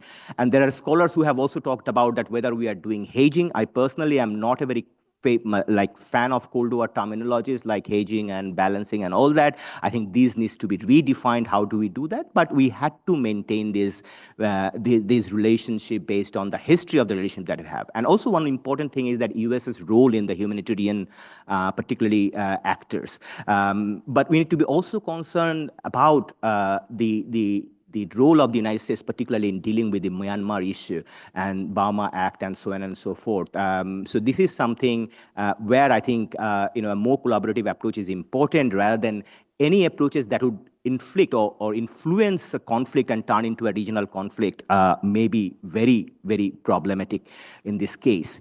Now, my last point is, I mean, if you try to kind of combine all these different puzzles and try to portray a picture of the regional dynamics, which I said, which is very difficult because South Asia is very diverse and kind of having a coherent regional dynamics is very difficult. And in one point, we need to deal with these issues exclusively, but there are connectivities over there as well. I think people talk about Indo-US divergences based on during the time of the revolution and the post 5th of August scenarios and so on and so forth. But we need to understand that this is one particular issue. India-United States relationship is much bigger than their own standpoints in Bangladesh. At the same time, people talk about India-China relations and our kind of relations with India and China. But I try to kind of understand this more in a very broader puzzle where I see there are many areas of convergence where India and China collaborate, and it also depends on how we frame these issues, Bangladesh based on our national interests, and there can be possibilities of further collaboration more on a trilateral. And particularly when we talk about economic growth, social development, and reforms, I think in these 2 or 3 areas, I see that India, China, and United States do not diverge a lot so far as to see Bangladesh a prosperous Bangladesh. I might be wrong. There might be many difference of opinions, but I see it also depends on how we reframe our national interests and bring all our important regional and beyond the region friendly countries to deal with these issues. One of the important part is obviously climate change and natural disaster. It has been also discussed previously as well. So apart from the economic growth issues, social development issues, I think climate change and disaster is another issue as well, where all these 3 important friendly countries of Bangladesh have many common points where we can work together, like many other issues of social developments like women empowerment and so on and so forth. So I think 2 last points. So how do we do balance is very important. And it's not the way how we try to identify balance or hedging in the Cold War framework when there were 2 superpowers. Obviously, it's a very multipolar, complex world. Those words and the definitions, conventional definitions, are very outdated. So the balance more depends on how Bangladesh would like to frame its own national interest and try to project it and do the bargains or negotiations more on a win-win situations, and there are pockets of win-win situations over there. The last point is, have we been able to institutionalize our foreign policy, which is not at a macro level depends on the regime changes, because we know that all established countries and powerful countries, the fundamentals of their foreign policy are institutionalized, and that is kind of carried away always by whoever is in the power. I think we have done it, and we have to yet invest to make it more institutionalized. Thank you so much for your patience. Thank you. I'd like to thank Dr. Niloy. He's given us a very comprehensive presentation in terms of both the regional dynamics and certain key relationships which we have to address in the light of the change developments, the student revolution that has taken place, and of course how we can maintain peace and stability in this particular environment. Let me now invite Professor Zhang Jiadong, Director of the South Asia Research Center at Fudan University, to make his presentation. So thank you, Chair. So dear friends from Bangladesh, from China, and all attendees. So I'm honored being here to speak something about China-Bangladesh relationship. So firstly, I want to thank Bangladesh Institute of International and Strategic Studies, as well as Center for China Studies, CIS, for inviting me here. It's my second visit to Dhaka, to Bangladesh. So 5 years ago, I visited here.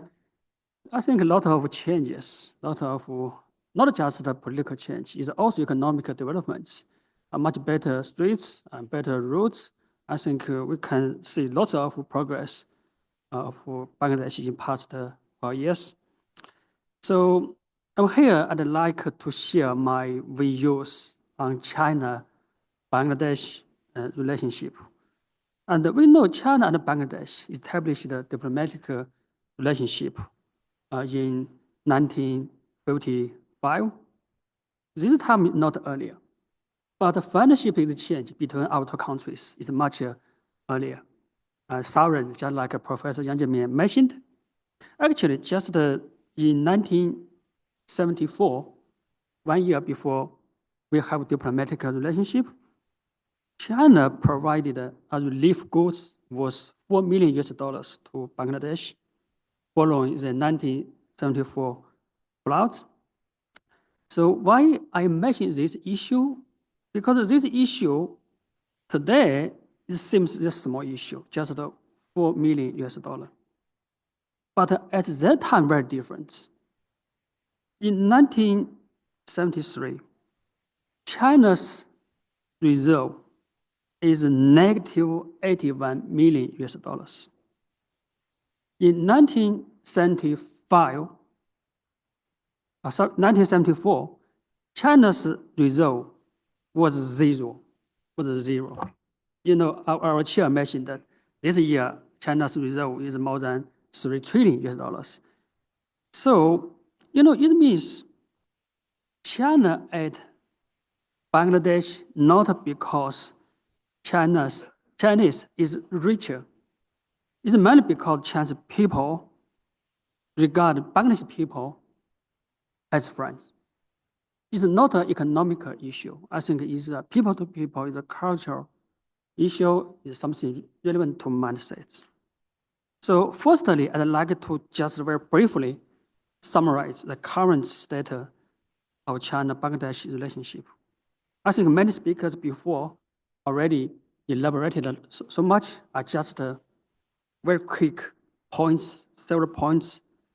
First that we know, China, Bangladesh, we have established a very high level strategic relationship just in this year.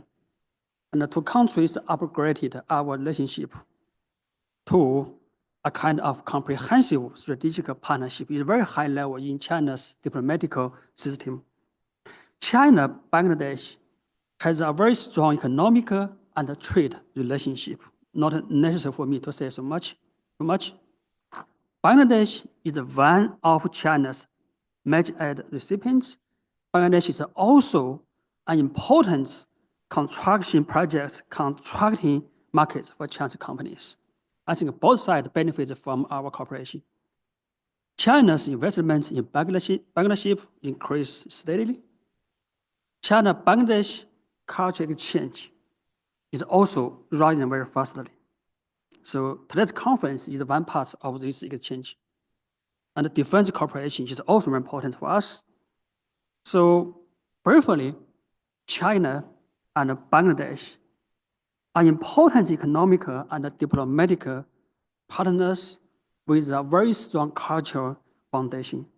So this relationship can stand the test of time and has great sustainability.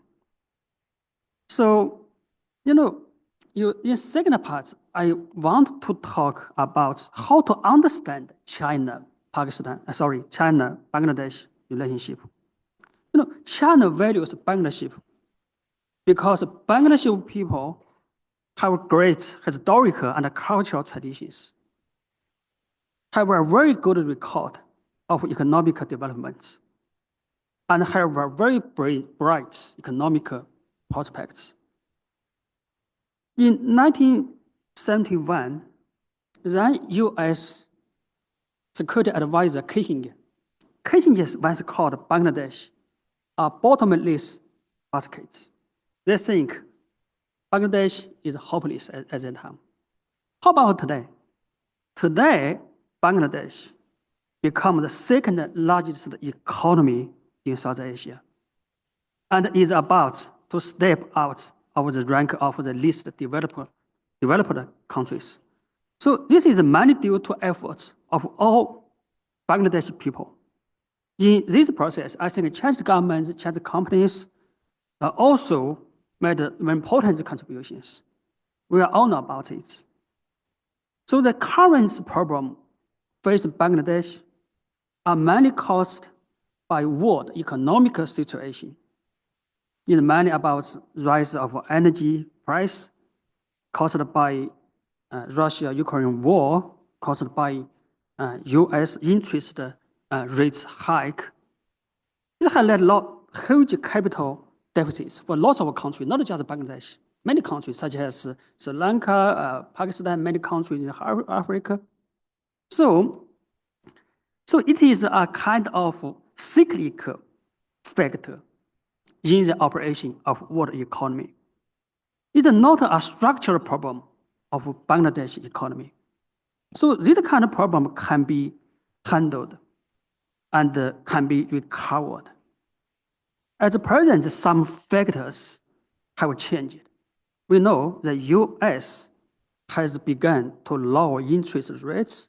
The dollar is going to fly from U.S. to other parts. Oil prices has also shown a trend of downward.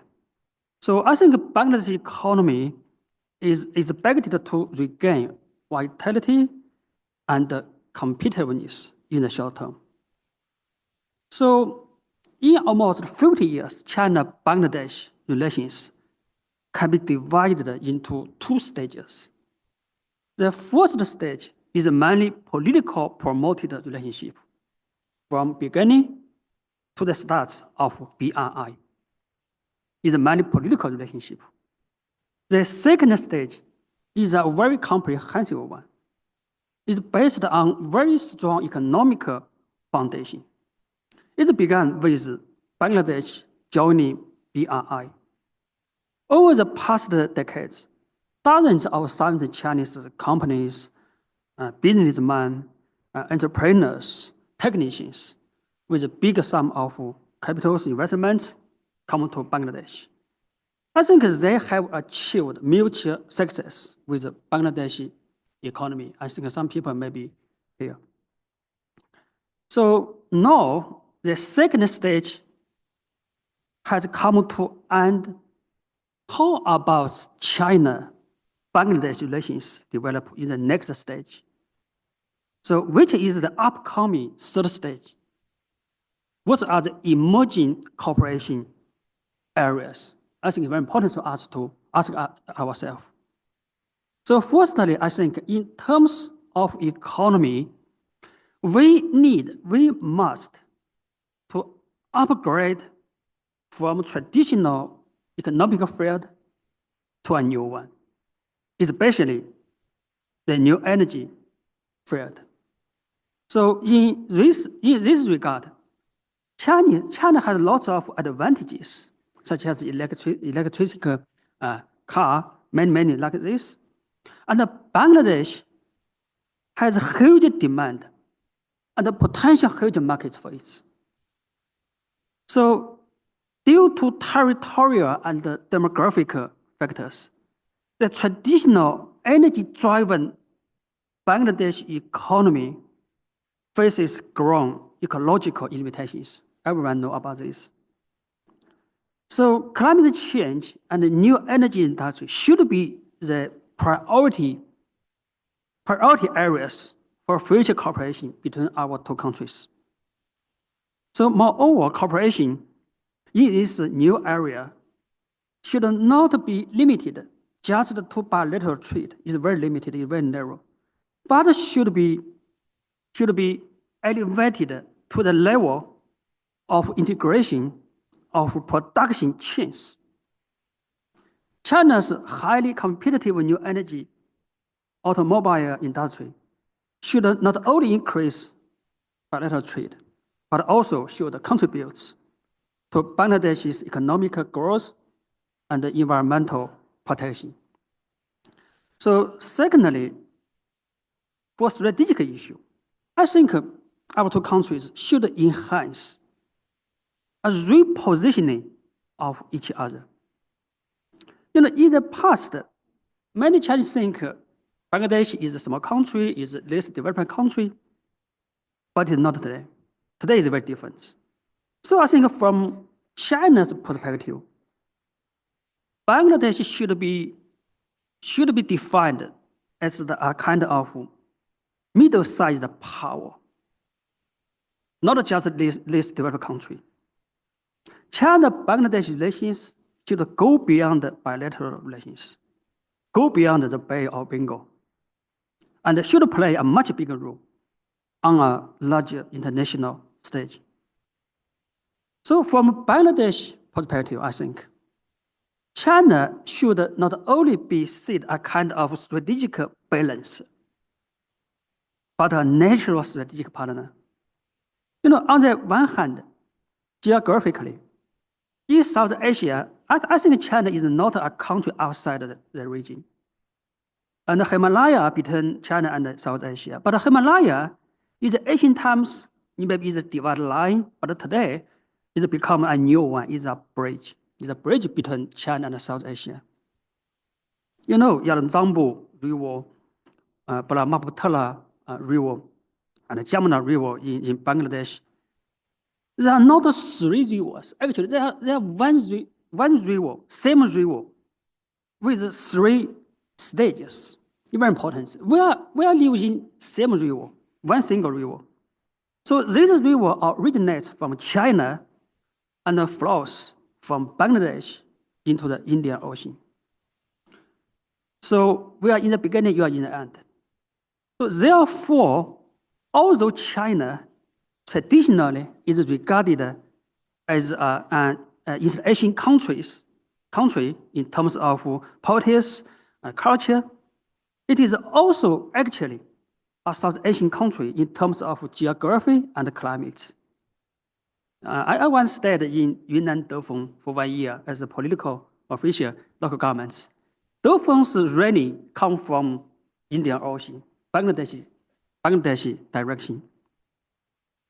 So, on the other hand, in the era of globalization, relations between countries have broken the traditional regional division paradigm. And cross-regional cooperation has become the normal issue. So therefore, I think China should not be regarded just as a strategic balancer. China is also a national partner of Bangladesh or other countries in South Asia. So in the future, I think China and Bangladesh should continue to deepen cooperation. First, I think we should continue to promote cultural exchanges. China's ambassador, Mr. Yao Wen, has listed lots of activity between our two countries.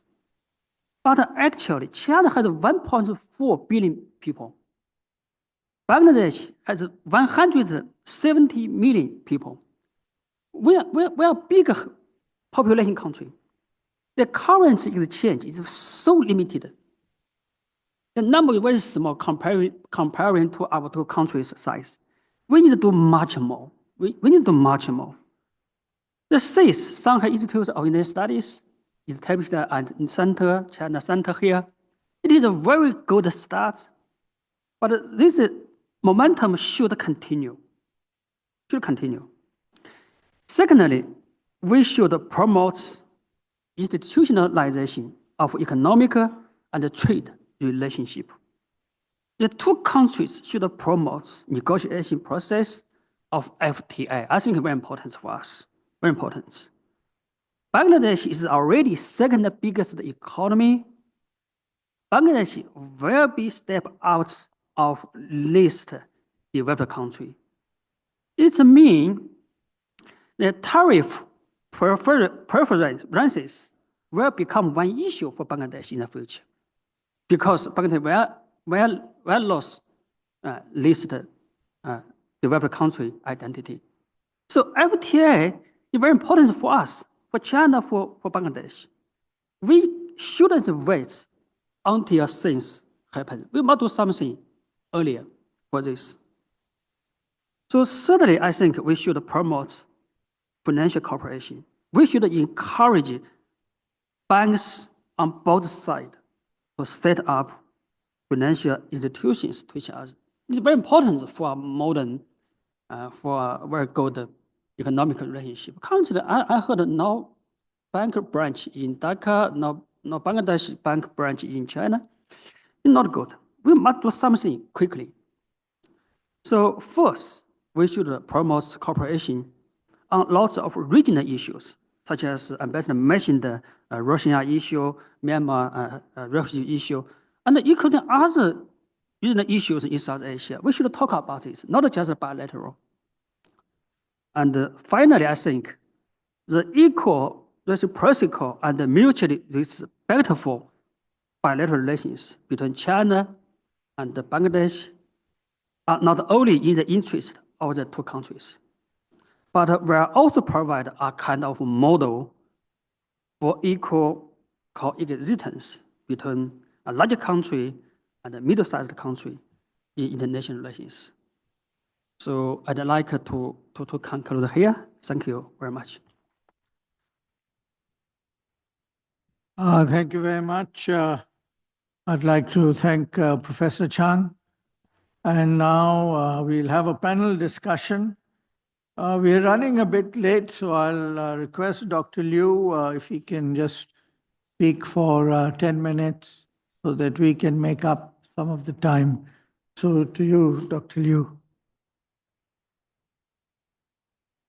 Thank you, Chair. And I would like to take this opportunity to express my appreciation to China Study Center and BIIS to invite me here. It's a great honor for me. And also, I would like to congratulate two speakers, give us very comprehensive presentations on the regional dynamics after the political change in Bangladesh. Professor Biswa had touched upon the regional players and regional reflections on this after this political change, and Professor Zhang had mainly focused on bilateral relations. So for me, I'm a researcher focused on South Asia study, and also I'm a practitioner of the China-Bangladesh education cooperation. Like my friend, Professor Maju, I'm currently the Deputy Director of the International Cooperation Office in United Universities. So we have conducted a lot of education cooperations. As a matter of fact, during the August, more than 20 of my colleagues stay in Dhaka. Professor Yang Hui and his team and her teams stay here and continue their work. And I also would like to extend my appreciations for them and their works did in Dhaka University and in North-South University. So after the learning carefully from the two speakers, I think there are four things I would like to share with all this, and I'm not sure it's cover all the aspects, but that's my personal learnings. And in terms of the regional dynamics after these political changes, it seems for me. In terms of regional dynamics, not much had changed. It seems for me because we have the same players in this region. India is there, China is there, US is there, and everyone is there. So and in terms of rules, it seems not change much too. So if in terms of regional levels or regional cooperation or regional relations, it seems not a lot has changed, but still, I think the two speakers had correctly pointed out that in terms of regional cooperation or regional dynamics, I think both there are four things we share. There are four things in common that's been shared by China and Bangladesh, even after this political change. The first thing in common is mutual confidence. That the mutual confidence towards each other is still there. It's even become stronger. So the cooperation, the speakers, keynote speakers, and we have special guests, and express their continuous and strong, enforced the confidence towards each other even after this change. The second thing we share, or the second thing we have in common in terms of regional dynamics or regional cooperation is that we both China and India stick to the non-alignment policies, which had been there for more than 15 years, which had also guiding principles for both countries. The third thing we share in common is that we pursue or we try to maintain a peaceful neighborhood. Let's see that if you look what happens in Ukraine, what happens in Middle East, what happens in Myanmar, and we have to admit that both China and Myanmar, we are very lucky to enjoy a very peaceful environment in this regard. And based on the two speakers' presentation, I can sum up that we hope that this kind of a peaceful environment can continue in the future. That will be very crucial for the bilateral relations, and also crucial for the further development for both countries. The fourth thing we share in common is we share or we benefit. Both benefit from the regional corporations. If we are looking back, that we can find that in the past, for China in the past 40 years, for Bangladesh in the past 20 or 30 years, we benefit from the regional cooperation and we benefit from the global corporations. Due to this kind of the global cooperation, we have the China had established, China had become the largest trading partner in the world, and Bangladesh had developed itself into a much better situation in terms of the GDP per capita, and Bangladesh had larger or higher GDP per capita than even India and Pakistan, which since I think since 2016. It's a remarkable achievement. So both of us benefit from the regional and the global cooperation, and this four things in common, I think, will continue guide the future bilateral cooperation and the future regional cooperations. And on my way here, it's a surprise for me that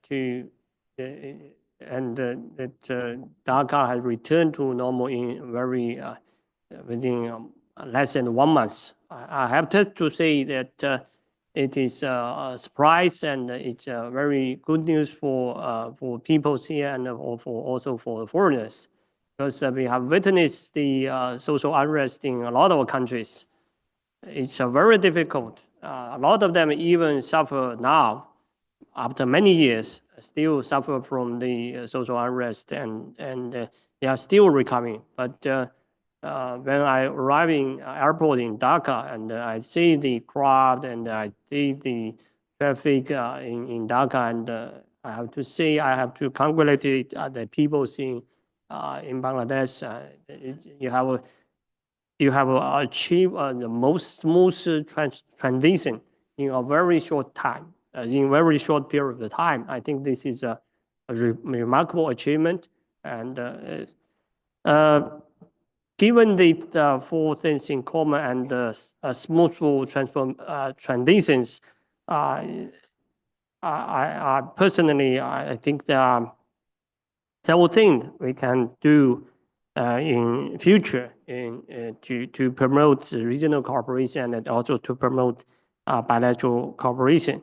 The first thing is that Professor Zhang Jiadong had touched upon the regional cooperation, because both China and Bangladesh benefit from the global and regional cooperation. I think we should continue to promote and to drive forward these regional cooperation, even though regional cooperation in South Asia is difficult. We know the Secretariat of SAC in Dhaka does not work very well, but still, I think given the last 40 years experience, this regional cooperation still is one of the major drivers or for the improving the livelihood and to improve the economic development in the region. So in this regard, I hope that and our special guest had mentioned K2K, BCIM, and a lot of the initiative actually had been mentioned, have been proposed in the last 1 or 2 decades. This momentum should be continued. Regional cooperation is still and will still be beneficial for the development of China and Bangladesh. Second thing we need to do is to increase the industry cooperations. Some of our guests and speakers had touched upon the trade deficit. It's very difficult to change trade deficit due to the comparative advantages, and anyone with economic because of the economic comparative advantage, it will be very difficult to reduce the trade deficit. What we can do is to increase or enlarge the industry corporations, to increase investment here and to enlarge or enlarge the production chains, which will be more sustainable and which will be the future areas for us to cover. The last but not least is to increase the people-to-people exchange and increase the cooperation in education and in other sectors. We know that the demographic structure in Bangladesh is changing. We need to know, for us, we need to know and we need to know better what's going on in Bangladesh, so that we can do more to promote the bilateral relations.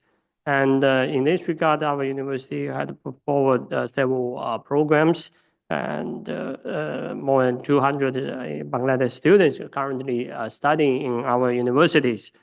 So we welcome more young students and young professionals to come to our university to conduct short-term, long-term programs, and we also will contribute to promote the culture and education cooperation between China and Bangladesh.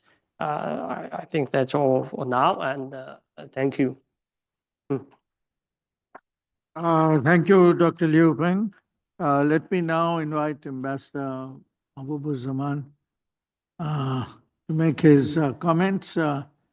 You have 10 minutes. If you can do it in 7, so much the better.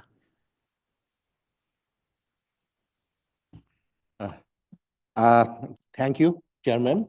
Well, it's indeed an honor and privilege for me to be able to say something, but definitely it is a real challenge to say something within the confines of set time.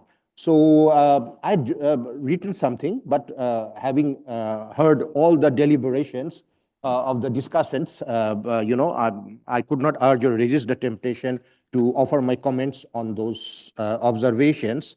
Just to say the beginning note that I've been to China at a very crucial time. That was during the COVID period, 2019 to 2022 almost. So I witnessed that the existing cooperation between Bangladesh and China.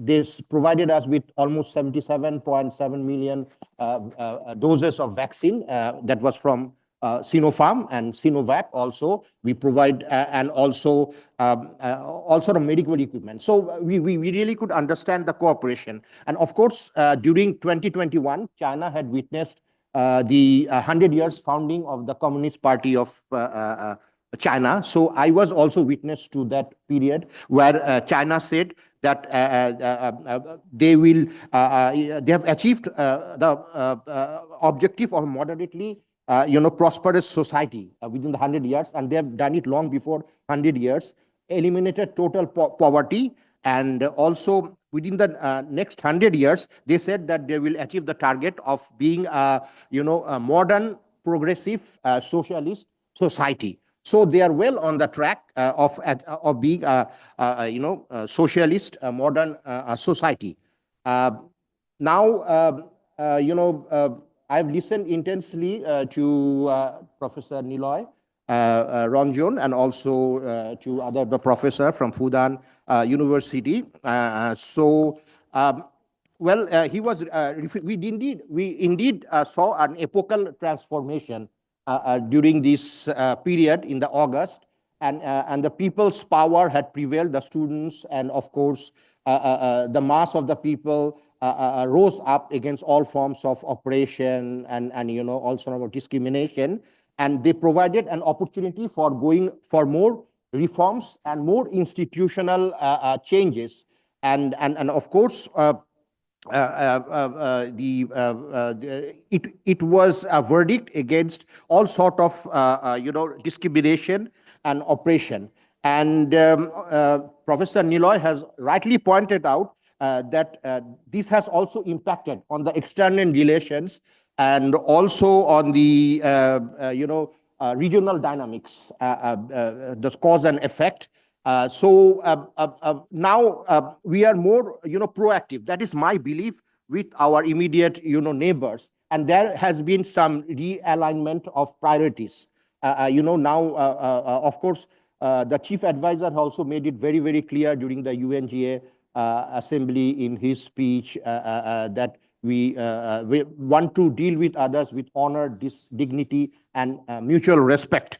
There has been a repositioning of priorities. Previously, there was more inclination towards the transit and the connectivity issues, but now we have, as you would see in the papers, there is more leaning toward transboundary cooperation, basin-wide cooperation, trade preferences, and narrowing down the huge trade gap, border killings. So we had been more vocal and on these fronts, and of course there is no denying of the fact that as would all the speakers have spoken before, that Bangladesh is facing some challenges as we will be transitioning from the LDC status in 2026. The requirements are we have to go for productive changes, structural reforms, and we also have to clamor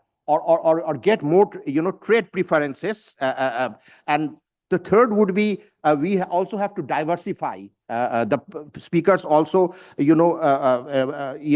alluded to that, and of course the next point is that we have to increase the productivity of labor. Of course, the productivity of machinery, technology, choice of technology, everything would come into that, because if growth is a function of savings and the productivity capital output ratio, then definitely the productivity of labor is an important component of the growth factor.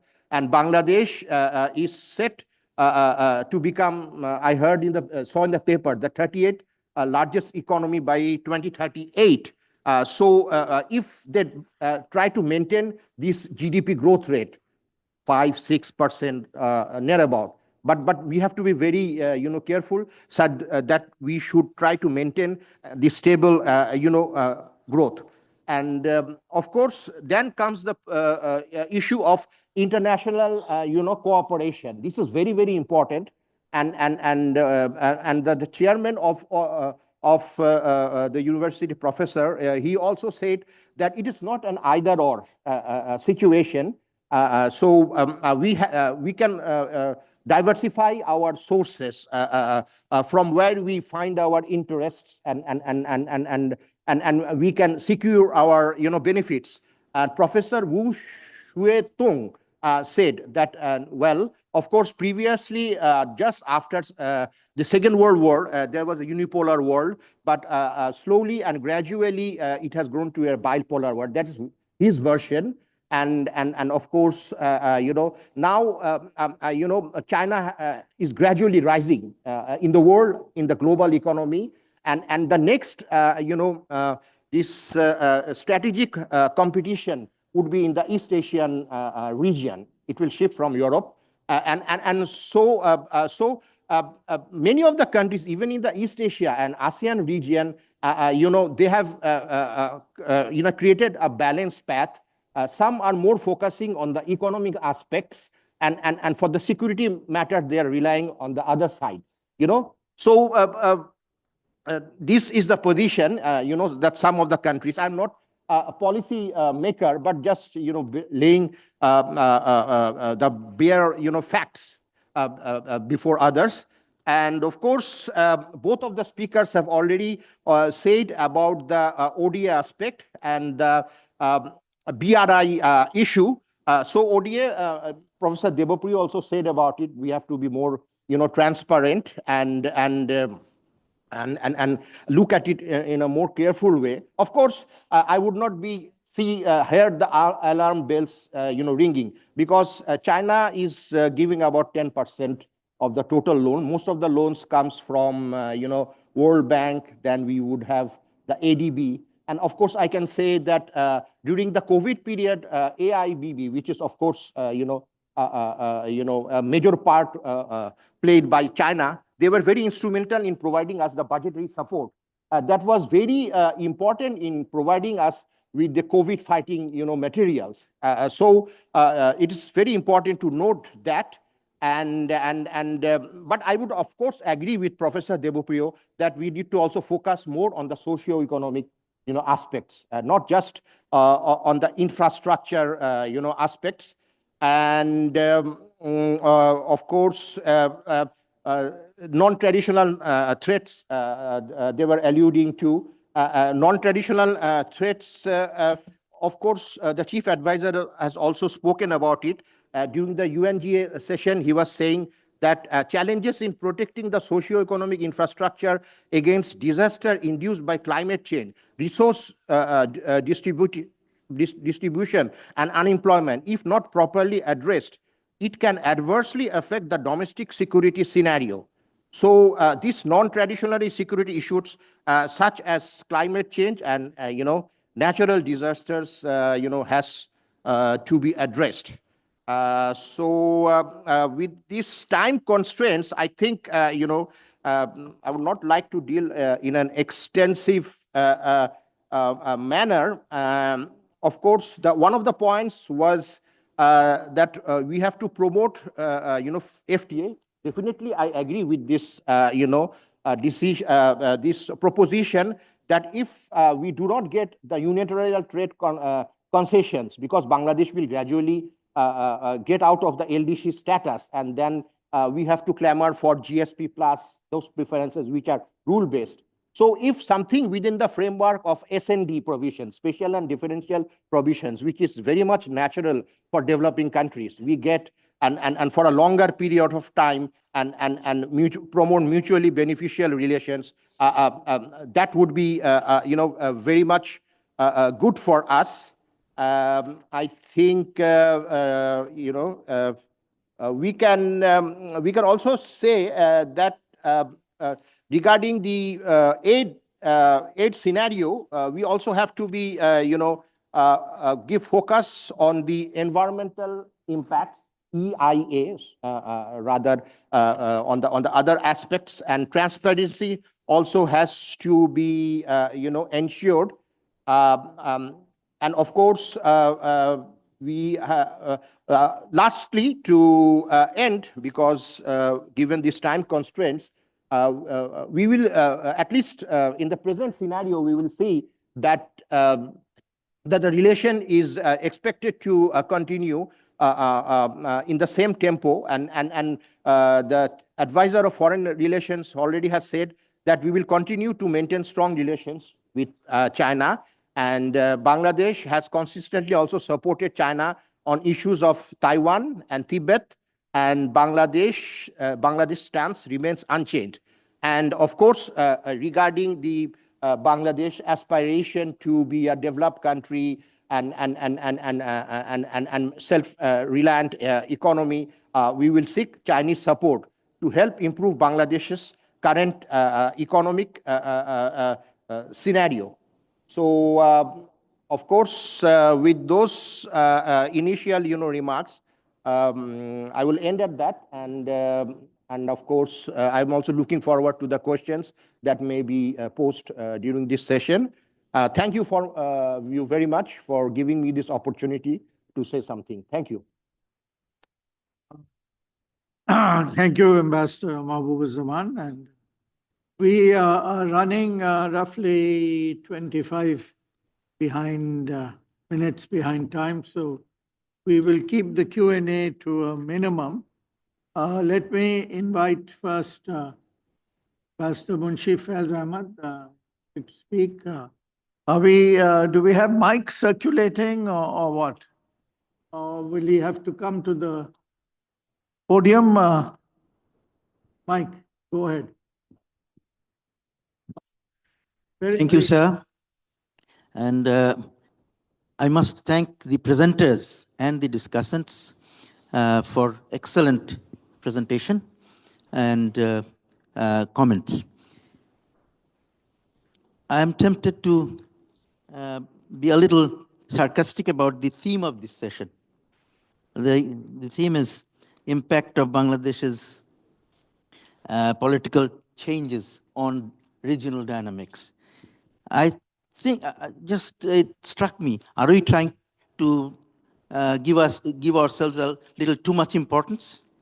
That is something that came to my mind. But of course, Bangladesh is very important. But is it as important as that when some political changes take place in Bangladesh, however radical, the rest of the region has to be impacted seriously? I don't think it is in that level. Yes, some of our neighboring countries will have to look at us more seriously as to how we settle down. The resetting process, the reset has to be the onus is on us to ensure that there is a good reset.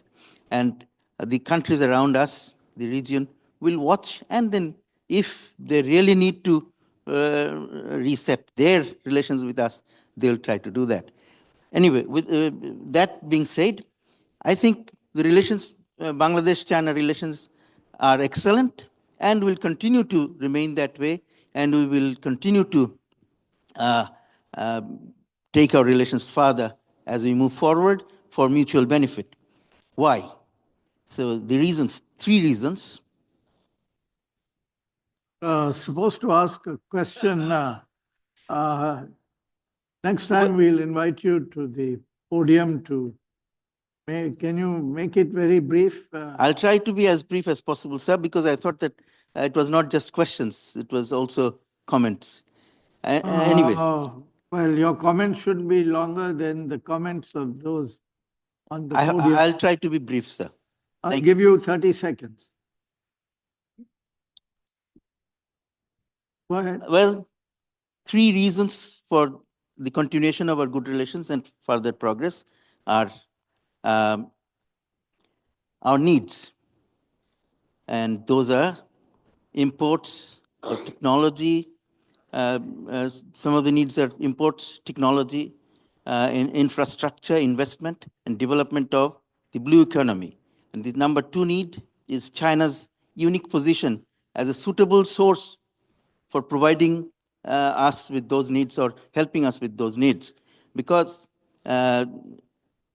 all these needs we can get from many other countries. We can source it from many other countries, but it is not going to be affordable.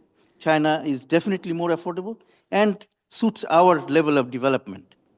And the third need is China's third reason for this is China's policy of non-intervention in internal affairs of the countries that they work with. And last thing that I want to say is there's one challenge about this continuing good relations, and that is that we need to be cautious and do our homework more seriously and more carefully. Because when we have various projects, we undertake projects, we must be more sure about the need for the project and the conditions that we agree to. And of course, we must also work out the various costs and benefits. Thank you. Ambassador Munshi Faiz Ahmad, former ambassador, I'd like now to invite, I have quite a few people on my list. So I think we'll give you, if you can just make your comments, questions as brief as Dr. Muhammad Zahidul Islam Khan, Registrar, American International. So thank you very much, sir. I do want to sort of introduce myself as a visiting research fellow of University of Reading, Department of Politics and International Relations, out here, sir. And my current affiliation is Why also. don't you stand up so we can see you? All right, thank you very much. I thought it would be at par with the audience, with the panelists to remain seated. But then anyway, thank you very much. And being reminded about the 30 seconds, I will come to as a research. My question is to these two esteemed Chinese panelists here. As a researcher, we have heard many words like China and Bangladesh is sort of mankind's promoting mankind's civilization. These are objective words. Researchers looks for proxy variables. What qualifies us to call that? One of the proxy variable is when we as a country, as a state, not individual, support key UN or global norms, one of which is the sovereignty norm. China has been consistently supporting and voting yes on all sovereignty norm issues until Crimea and Ukraine happened.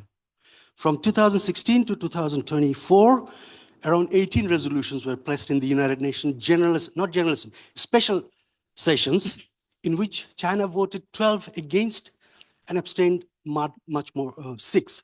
Now this puzzles researchers like me who approaches the state behavior and examining it from an international relations point of view.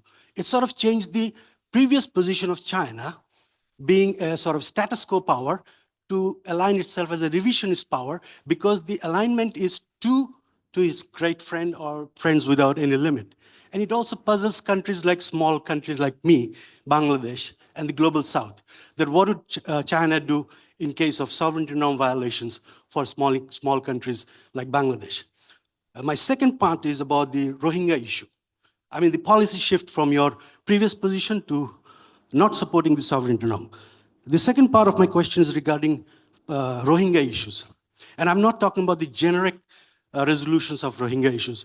From 2017 onwards, Rohingya resolutions in the United Nations General Assembly and also in the Security Council specifically mentions Bangladesh as an affected state party. And Bangladesh started voting yes, but you remained opposed to it. And you wanted to bracket this issue within the regional framework of Bangladesh, Myanmar, and China trilateral. So this sort of can be explained only if you read realist school of thoughts like structural realism. But you are opposed to the idea that don't go back to post-Cold War mentality, but you're applying it in this region. So as an international relations researcher, a scholar, based on theories and practice, how do you convince me that no, China is not like any other hegemon coming in this region, but is a benevolent one and treats everyone like all under heaven and is really a mankind of civilization, promoting mankind civilization. Thank you. Thank you.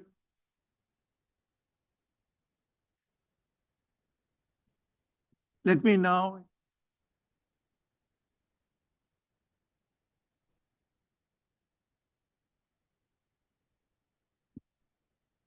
Thank you very much, sir. So my question is to our Chinese friend.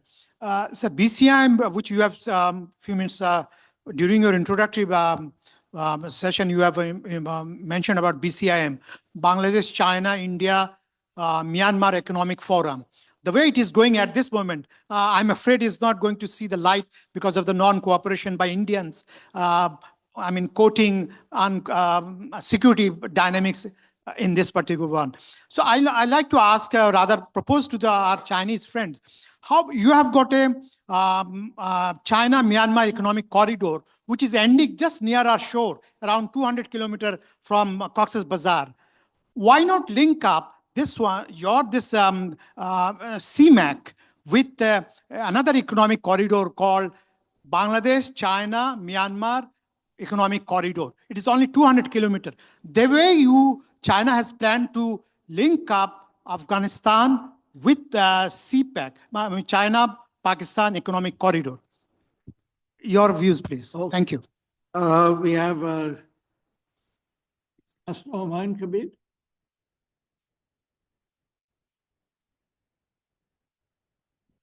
Thank you very much. I think we have heard very interesting presentation both from Dr. Nilaranjan Biswas and from Dr. Zhang Xiaodong. I was encouraged by what I heard from Dr. Zhang. You want Bangladesh to play a larger role beyond the Bay of Bengal. I think if I may raise or seek your opinion on how do you like to support Bangladesh in terms of becoming a dialogue partner with ASEAN, number one. And also we know that in the region there is a larger economic, I would say, collaborative framework in the name of Regional Comprehensive Economic Partnership. Bangladesh is also interested in that. So these two collaborative framework that we have, would China be comfortable supporting Bangladesh? And on the other side, on the SAARC issue, I think China had some interest, and now that SAARC is in a kind of difficult situation. What would be your view? I mean, I understand that India became reluctant to support SAARC when China showed its interest to become a member of SAARC. So how does China look at these two issues? Thank you. Thank you. Ms. Lamia Mushtaq, Research. Thank you, sir, for giving me the floor. And first of all, congratulations to the panelists and the presenters. Thank you. It was a very illuminating discussion. And I'm going to ask a softball question. You have all, the panelists have talked about renewable energy. Can you hold the mic closer? Sure, sir. The panelists have talked about energy cooperation between the two countries, and definitely Bangladesh and China has been a close partner in the energy sector.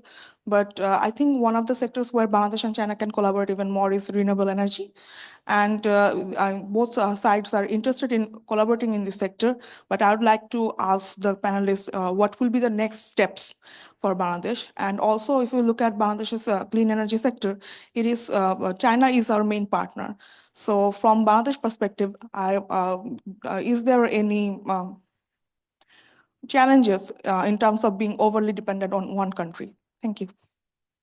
Thank you. The last request is from Advocate Mohammad Hassan Tariq Chowdhury. Thank you. I have a very brief question to Chinese panelists here. That is, we heard about the Chinese modernization on the premise of the shared development theory as described by President Xi Jinping.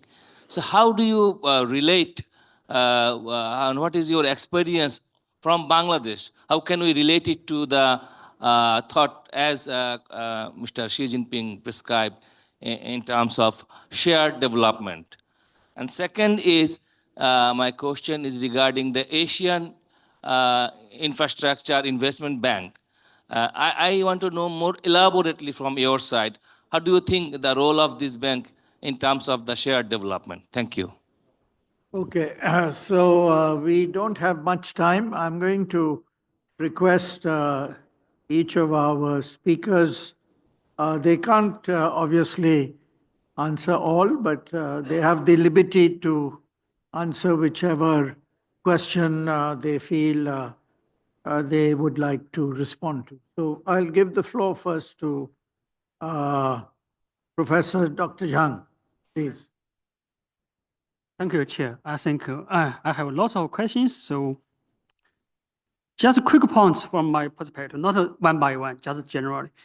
So I think China's position on holding sovereignty, respect every country's sovereignty and territory integration is not changing. Is not changing. For Ukraine issue, you can check China's official map. Till today, in China's official map, Crimea is the color is the same with Ukraine, not the same with Russia. Now, any Chinese official, not anyone, you can check, say Crimea is part of Russia. Never, no one. And I think very clear. We not say something public doesn't mean we do not support sovereignty and territory integration. Clear. It's very, very clear. Is China's, in last more than 70 years, this principle for Chinese foreign policy no change. And never suspects of China for this issue, not necessary.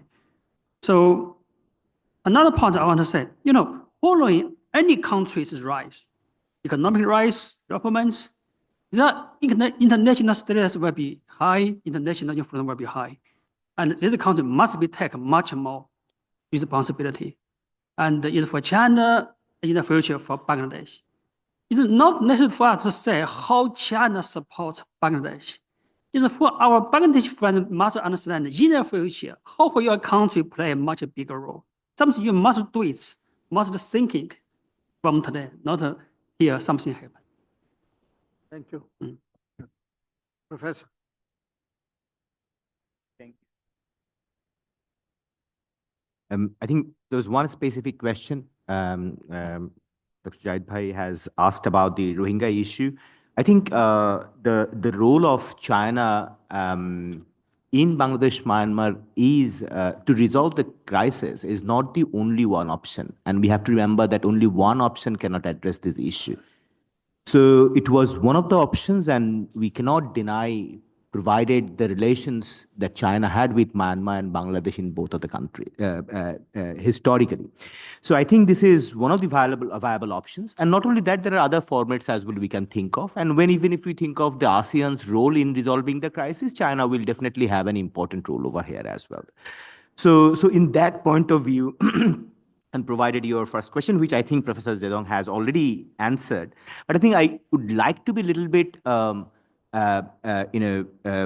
critical regarding the norms that you have mentioned regarding state sovereignty, because it is not only China. There are other powerful states who have also violated their quote-unquote previous standpoints on the question of sovereignty in the Security Council issues when it is come. So based on that, judging a country's position is a little bit problematic, and you need to probably consider other issues as well, that whether that has a linkage with civilization.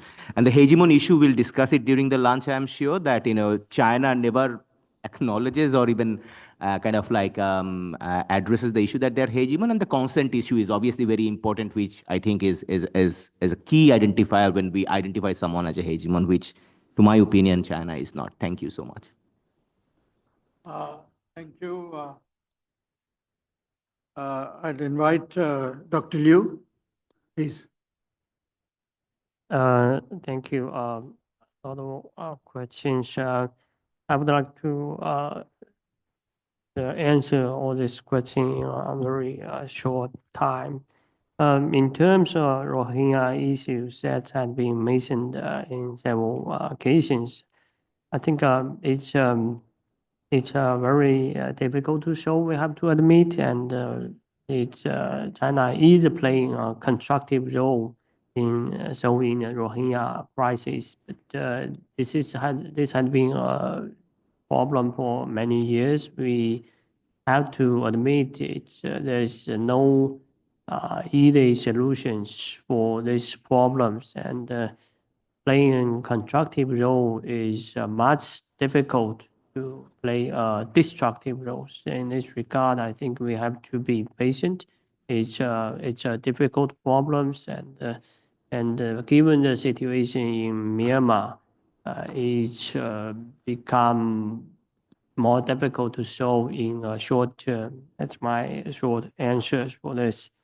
And in terms of the shared development or the China's role in the international communities, and again, it will be very difficult or to rely to rely on the simple solutions for the world. We have to admit we are in a very complex world, and there's no simple answer or simple solutions for a lot of problems. We need to be realistic and to looking forward the solutions based on case by case conditions. And the international norms and the international laws is there. We have to admire and but in every different cases, it's special situations and needs to be taken into considerations. I'm not a diplomat, but that's my academic answers. Thank you. You need to speak, Babu? Yeah. On, Very small. on Rohingya issue, that someone was alluding to this fact that, but I was in, Beijing, and definitely because of the proactivism of China, we had an agreement at least for the repatriation, though we could not work on it. And also I had gone to the fourth joint working group meeting. This has become a problem because of the other side, Myanmar not cooperating, and it's not a easy issue. It is a complex issue. And we had been talking about a pathway to citizenship and how to solve it. So it will not come easily, but thanks also to the support of the international community. But of course, this is a protracted crisis, and this cannot be sustainable in the long run. The joint appeal feels far short of the expected, assistance that is needed. And their, repatriation or of the forcibly displaced Myanmars is the only solution. There can be no, permanent settlement in Bangladesh given our resource constraints. Thank you. Thank you, Ambassador Mahbub-uz-Zaman. I'll like to respond to a couple of the questions, although I suppose theoretically that's not the job of the moderator. But so Ambassador Munshi Faiz raised an issue about the title, the relevance of the title of this session, the impact of Bangladesh's changing political landscape on regional dynamics. No, I think this is a well chosen topic, and I want to say why. I think we've seen truly revolutionary changes taking place. I would like to also join earlier speakers in paying tribute to our students and their sacrifice.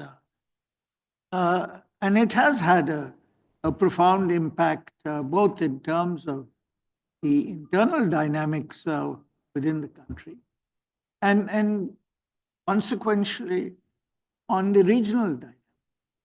To just mention two very significant changes that have taken place. One is the relationship that currently exists between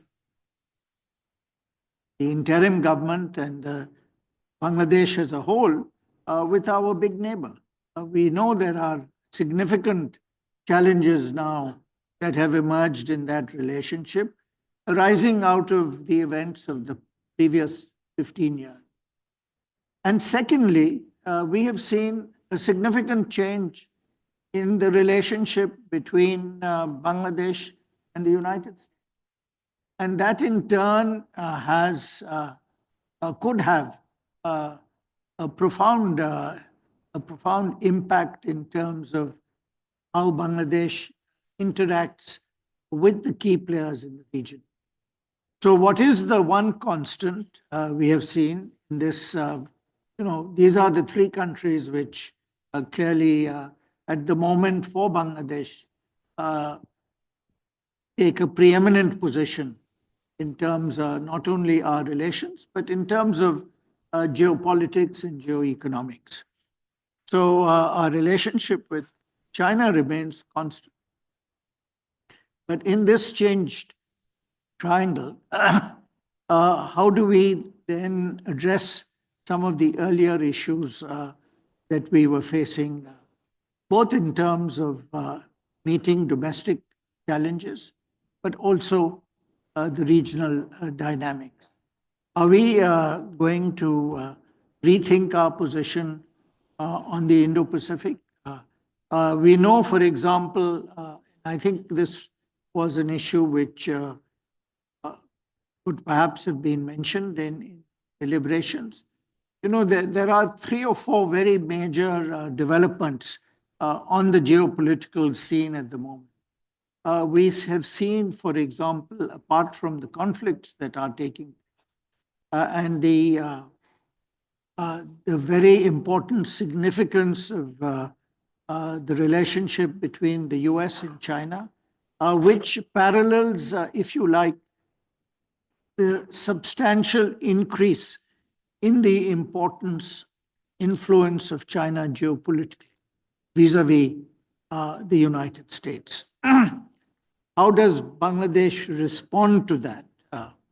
We have seen, I made a reference to this, to the Africa Summit, to the fact that China remains a major investor in the South, in the countries of Africa and Asia, that China remains the leading trading partner, that China is the country which has the available surpluses, that China is the country which is investing in infrastructure.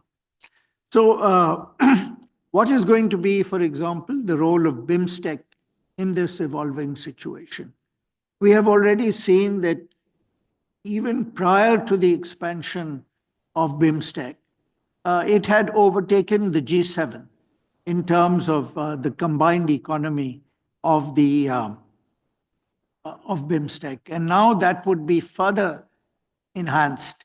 Where does Bangladesh position itself in this changing geodynamics? Then we have seen the role of the G20. We have seen also other very important initiatives. So there was a reference to the Asian Infrastructure Bank, as well as now we have the BRICS Bank. And Bangladesh is a member, even though it is not a member of BRICS, it's a member of the BRICS Bank. And we have already reached out to the BRICS Bank. So these are very important developments. And I would say that in the changing geopolitical landscape, Bangladesh needs to also see how we can play a much more, I would say, proactive role rather than what has been, in my view, a reactive role. There's a big difference in our responding to challenges that we face as opposed to our taking initiatives. One of the very significant developments, in my view, was the fact that in 4 days, our chief advisor in New York had 50 meetings. He was the star of the UN General Assembly this year. Everyone wanted to meet him. So Bangladesh has already been given an opportunity to significantly raise its profile. Of course, there are many challenges. We have to see how we can address the economy, what role China can play in helping us in this area, particularly on trade-related issues relating to our debt-related issues. These are challenges. How does the reform agenda unfold? And what will be the role of the students as we move forward in this area?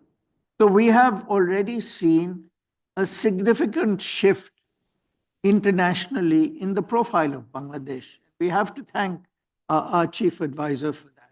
How do we leverage that? That becomes a big question. What initiatives can we take?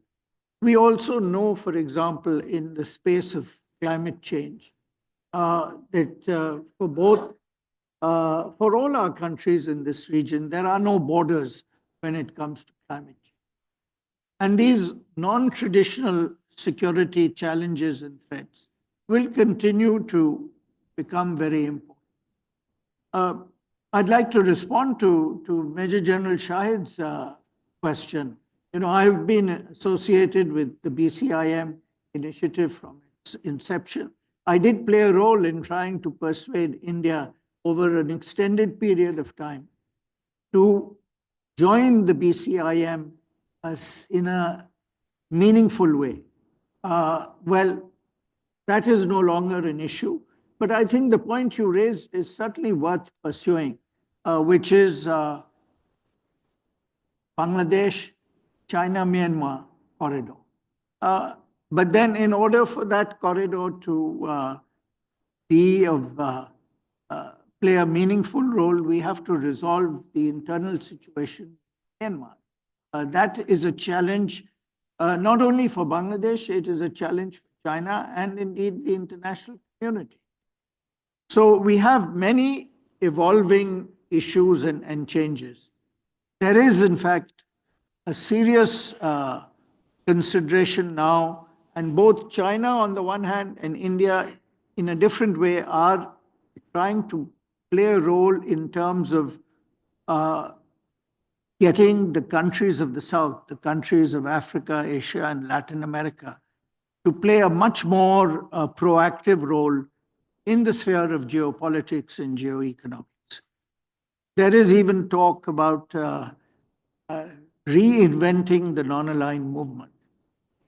So there are all these issues which require our attention and focus. I hope that the coming months we will see Bangladesh be more engaged in this particular domain. I'd like to thank our two speakers and our two discussants, and I'd like to thank the audience for its giving us a very patient hearing.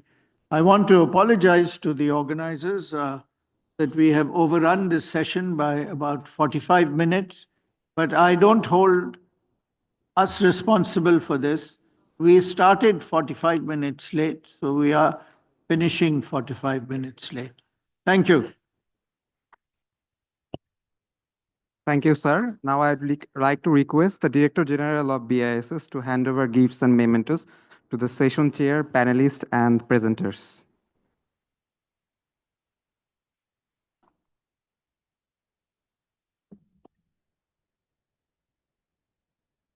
First, the session chair of the working session 1, Ambassador Faruk Sovan, sir.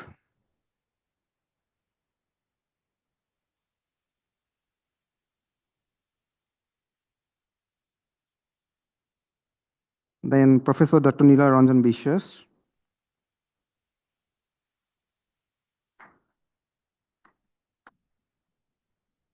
Then Dr. Chang Jiadong.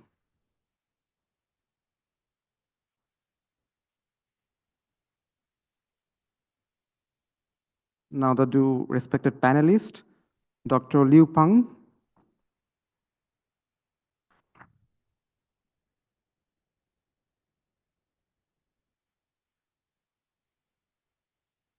And lastly, Ambassador Mahbub Jaman, sir.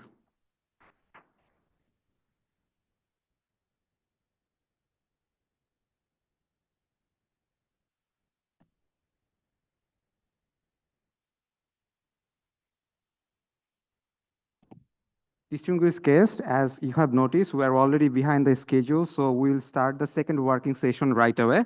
So I would humbly request the session chair, presenter, and the panelists of the second working session to come to the stage.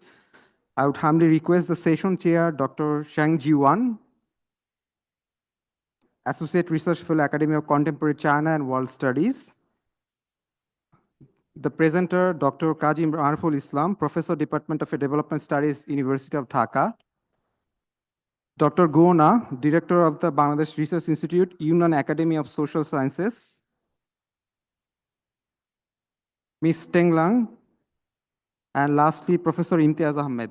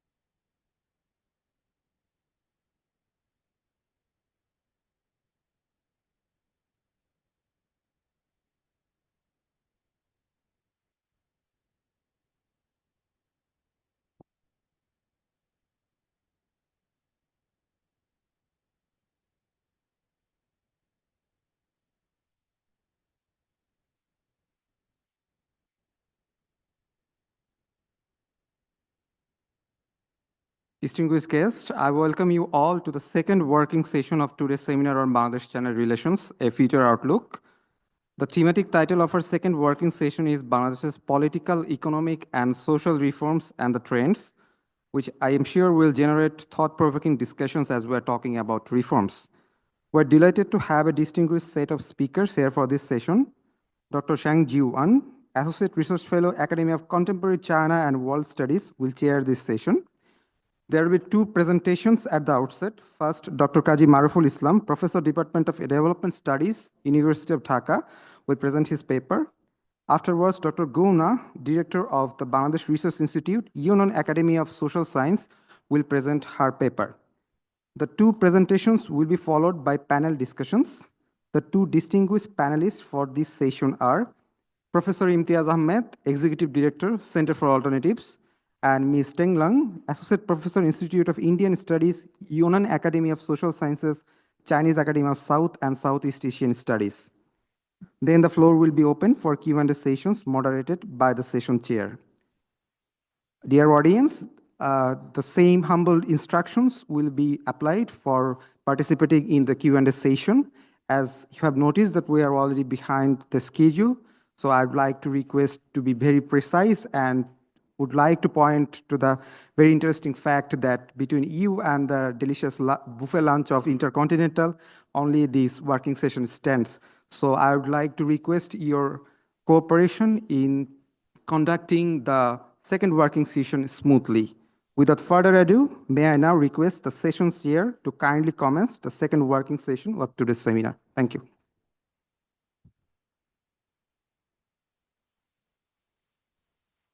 Okay, so let's get started. Okay, yeah. Okay, honorable guests, ladies and gentlemen, good afternoon. I'm Zhang Juan from Academy of Contemporary China and World Studies, and I'm truly delighted to chair the second working session. In this session, we have 4 distinguished scholars here, and I'm quite sure we are going to have very interesting presentation and discussion. First, let's welcome Prof. Kaz Maruf Islam, share his thoughts with us for 15 minutes.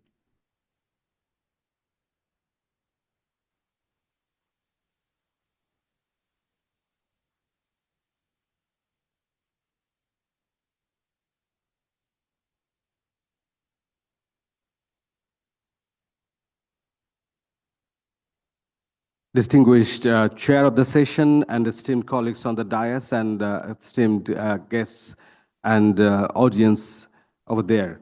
I would like to extend my welcome to this very brief presentation. In fact, I do not have any presentation as such, like I'm not going to share any kind of PowerPoint presentation on the screen. Rather, I would read out a outline of a paper, which is actually in progress, and in which I try to address the very issue of political, economic, and social reforms from a different perspective. Perspective is that, like, I would like to see that ongoing political, economic, and social reform initiatives which are taking place in Bangladesh at the moment, and what does it mean for our international partners, particularly very long-term partners like China. So at the very onset, I would like to pay my tribute to the young students who sacrificed their life in this July uprising. As you know, that Bangladesh and China have shared a deep-rooted friendship over the past 49 years, and marked by mutual trust and collaboration in various sectors. And as Bangladesh embarks on a new era of state building and reform initiatives, it finds itself at a critical juncture where old governance models are being challenged and new ideas are shaping the future. This paper, in this presentation, I would argue that Bangladesh's political, economic, and social reforms provide a unique opportunity to strengthen its strategic ties with China, particularly in areas such as foreign direct investment, research collaboration, technology transfer, and infrastructure development. In this particular context, applying strategic choice approach, I would like to explain the complexities of reform and maximizing their benefits while ensuring that Bangladesh aspirations for a democratic, inclusive, and accountable state are realized. By strategically engaging domestic and international stakeholders, Bangladesh can create a favorable environment for reforms that align with both national interest and global partnerships such as those with China, ensuring that the country's future development is sustainable and responsive to its citizen needs. Just briefly, let me allow to give a very brief background of this new situation. You already know, and our previous speakers in the first session and the second session, they have already elaborated the context, but I will repeat some of it from a very different point of view. As you know, the topic what I am dealing in this presentation, in this deliberation, is that I'm focusing more on the domestic part. So the reforms are going at the domestic arena, like within the country. But my paper focuses on the very fact that these reforms which are going within the country, that has some implications for our international relationships as well. And particularly when we look at the long, deep-rooted relationship with Bangladesh and China, even that relationship has, there are a lot of areas where this relationship can take a new shape and with a more meaningful engagement with this international partner. So since gaining independence, 1971, Bangladesh has made notable progress in economic growth and social development, but it has also faced enduring governance challenges such as corruption, weak institutions, and restricted political participation. And these issues came to head in 2024 with the July uprising, a mass movement initially led by the students demanding reform of the existing quota system in the civil service, which gradually evolved into broader demands for justice and political reforms. And years of frustration with economic inequality, political repression, and unemployment culminated in widespread protest as the youth rallied against this autocratic regime that had concentrated power and eroded democratic freedoms. And the protest, initially suppressed with the force, gained momentum across the country and garnered international attention as well. And ultimately, the regime fell, making a critical turning point in Bangladesh history. And this uprising not only dismantled the old political order, but also marked a turning point where the people of Bangladesh called for a complete overhaul of state institutions, politics, and governance to ensure that the state reflects the values of equality, accountability, and responsiveness to the needs of the citizens. And there comes the very point of reforms. So as, excuse me, as I see, and as you already noticed, that Bangladesh is now exposed to a new reality where old ideas and practices are being scrutinized. The country is at a critical crossroads, tasked with rebuilding its state institutions to align with the aspirations of its citizens. And the primary goal of the reforms is to create a state that is free from discrimination, responsive to the needs and demands of its people, transparent and accountable to its citizens, democratic, competitive, and participatory in its political system, and open to all citizens equally, regardless of faith, ideology, or identity, and respectful of universal human rights. So with these core premises, the interim government is reorganizing and initiating its reform agendas. And as you know, that by the time the interim government has initiated 6 major reform commissions to address key governance issues, namely Electoral Reform Commission, Judiciary, Constitutional Reform Commission, Public Administration Reform Commission, Police Reform Commission, and Anti-Corruption Reform Commissions. I'm not going detail into the task and what are the terms of reference of those reform commission, but broadly we have seen it, and it is clear that they are going to address the premises what I just have mentioned earlier. And in addition to these reforms, we also need to look at the very fact that this interim government has initiated a series of economic reforms agenda, particularly to create stability and employment. And the government has established a white paper committee to investigate corruption and irregularities in the economy over the past 15 years. And also this committee will provide recommendations to ensure economic stability and foster sustainable growth. In addition, a task force on economic stability and investment has also been set up to develop strategies for job creation and stabilizing the economy in the face of domestic and global challenges. So there are 2 teams that are working for bringing and suggesting new reform proposals for fostering employment, investment, and stabilizing macroeconomy in the context of global challenges and, of course, domestic challenges. Well, I mean, these are the issues which are being dealt by the state at the domain of state.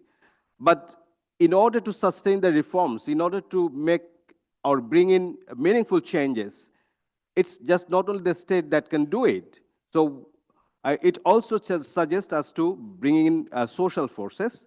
So I would like to focus on that part, that there are significant role for social forces to play in these reform initiatives.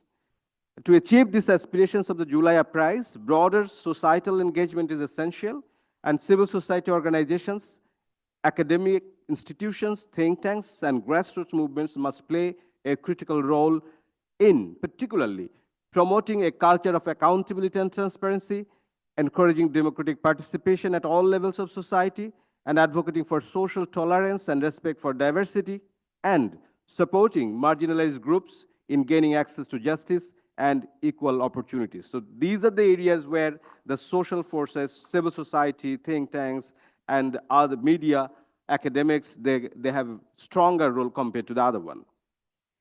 Well, within this broader broader reform environment, I would focus on the very part that what these reform initiatives mean for international friends, including China. For international partners like China, these reforms present both opportunities and challenges.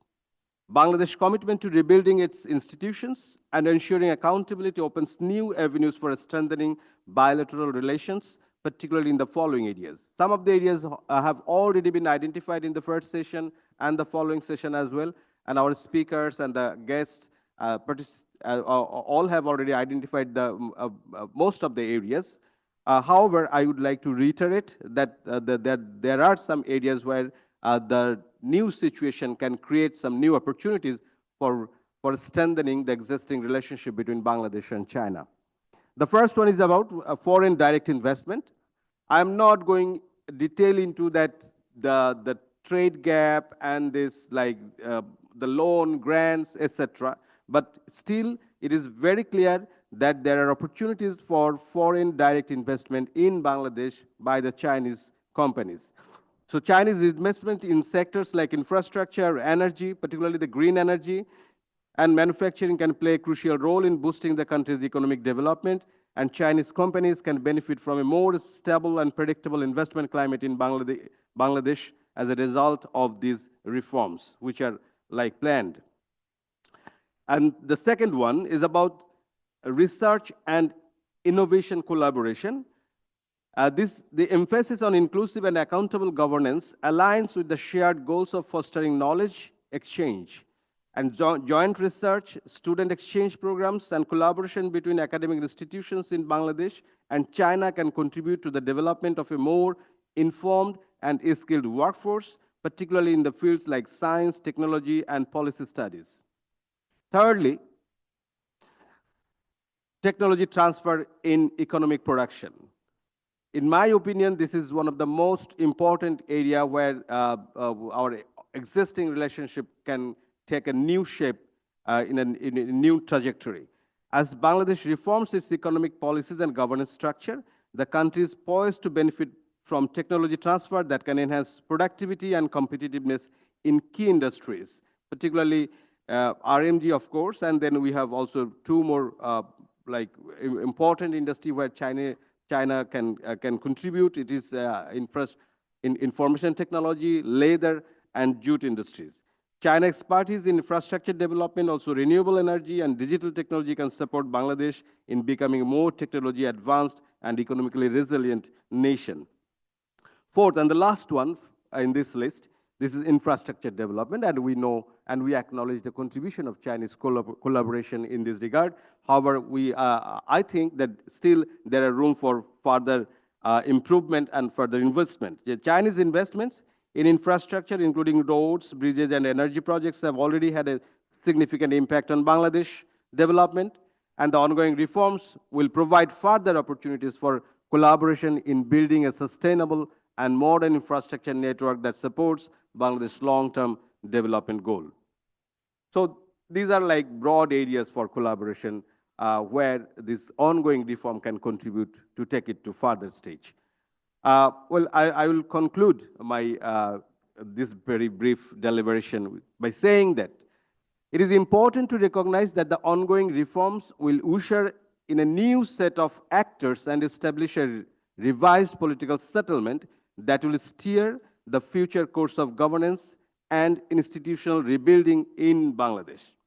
As these changes take shape, I mean, it is still evolving, and as these changes take shape, it will be crucial for Bangladesh international economic and strategic relations to adapt to this evolving landscape. The new realities of governance, driven by transparency, inclusivity, and accountability, must be reflected in various forms of bilateral and multilateral cooperation. This includes fostering deeper partnerships that align with the country's reformed political and economic priorities, ensuring that international engagements, such as those with China, are mutually beneficial and supportive of Bangladesh's long-term development goal. So with that note, I would like to thank you once again for your patient hearing, and I'll be here available for your questions. Thank you so much. Okay, thank you, Prof. Katz. I think that regarding the ongoing reforms, China and Bangladesh can collaborate more to bring new ideas and support to the exchange of know-how and experiences in development and governance. Next, we will invite Prof. Guo Na from Yunnan Academy of Social Sciences, and she's the director of the Bangladesh Research Institute. Okay, thank you, Chair. Distinguished ladies and gentlemen, experts, good day. My name is Guo Na. I'm from Yunnan Academy of Social Sciences. Our academy, also called as the Chinese Brancated Kunming Academy of South and Southeast Asian Studies. In 2015, our academy established an institute dedicated to Bangladesh research, focusing primarily on regional studies centered around Bangladesh. Today, I am deeply honored to participate in this significant and high-standard academic conference, particularly as we mark the upcoming 50th anniversary of the establishment of diplomatic relations between China and Bangladesh. I would like to express my utmost gratitude to the conference planners and the organizers. Thank you so much. And for today's presentation, I want to say sorry because I really didn't know the theme of the censure before. So I just pick a topic what I'm familiar with about climate change. Why I choose this topic? Before, during June and July, I talked with some scholars from Bangladesh about the current situation in Bangladesh, the changing situation. They told me, many of them told me, no matter which parties they are from, no matter what demands they are asking for, the most important thing is the flood disaster relief. Yes, under disasters, nature disasters, our human beings are small. Given this context, I think I choose this topic is meets the requirements of this session. As an ecological anthropologist, I'm passionate about the topic of climate justice in countries along the Bay of Bengal.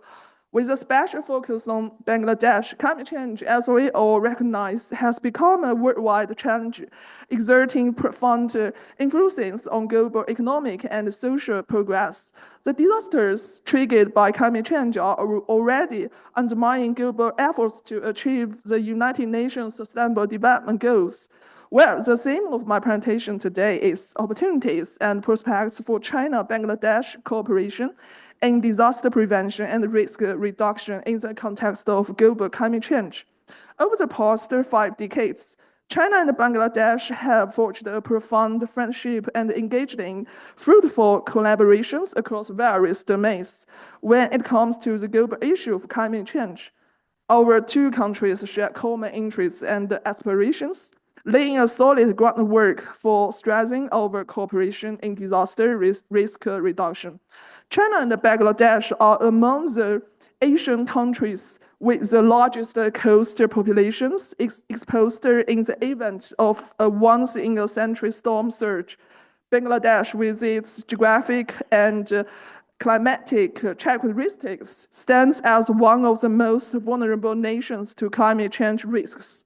Similarly, China also experienced significant impacts from climate change. For instance, the recent super typhoon Yagi, of course, in Indian Ocean called a cyclone Yagi, with winds of more than 17 meters per second and heavy rainstorm, severely affected the Hainan province, causing economic losses of up to $4.7 billion. It proves that to be the strongest autumn typhoon to hit China in last 75 years.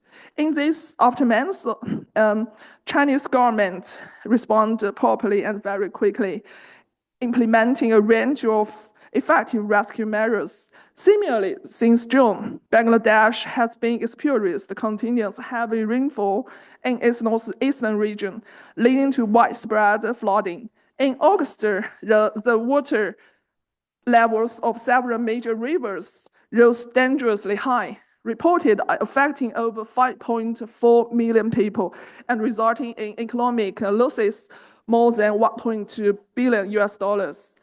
So, ladies and gentlemen, climate disasters pose serious threats to our Earth, making it imperative that we work together to mitigate its devastating impacts. In this critical context, cooperation between China and Bangladesh in disaster prevention and mitigation is not just important, but very necessary.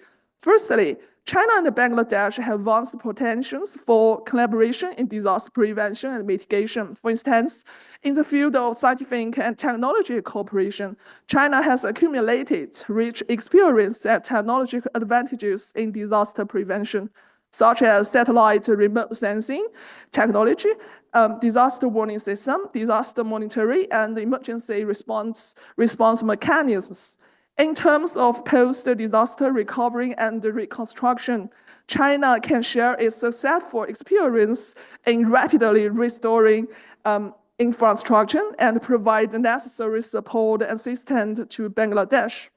Secondly, cooperation in disaster reduction will not only enhance Bangladesh's ability to respond to current climate change, but also inject a new momentum into its economic green transformation and sustainable development. This collaboration can facilitate the development of new technologies and integration of scientific disaster response mechanisms. And improve the resilience and the competitiveness of Bangladesh's industries and business. Additionally, as both countries address climate change together, they can explore some new important topics such as ecological environmental protection and nature resource conservation, leading to significant achievements in sustainable development. For instance, as far as I know, because I'm from Yunnan province, some enterprises from Yunnan province are willing to invest in new energy renewable energy projects in Bangladesh, including concentrated photovoltaic projects, especially the agrivoltaic projects that use agricultural land for food production while generating solar energy.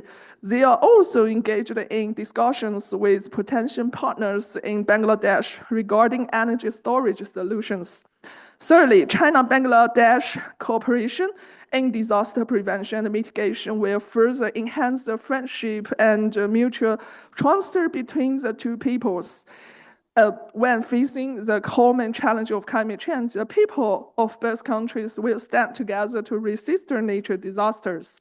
This shared experience of struggle will enhance mutual understanding and trust, laying a solid foundation for the long-term development of our bilateral relations.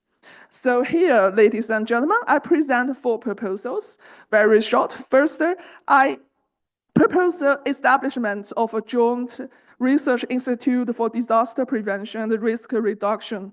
This institute, hosted within universities or academic departments, can also operate and develop under the framework of China Studies Center. Will serve as a hub for scientific, technological, and policy research.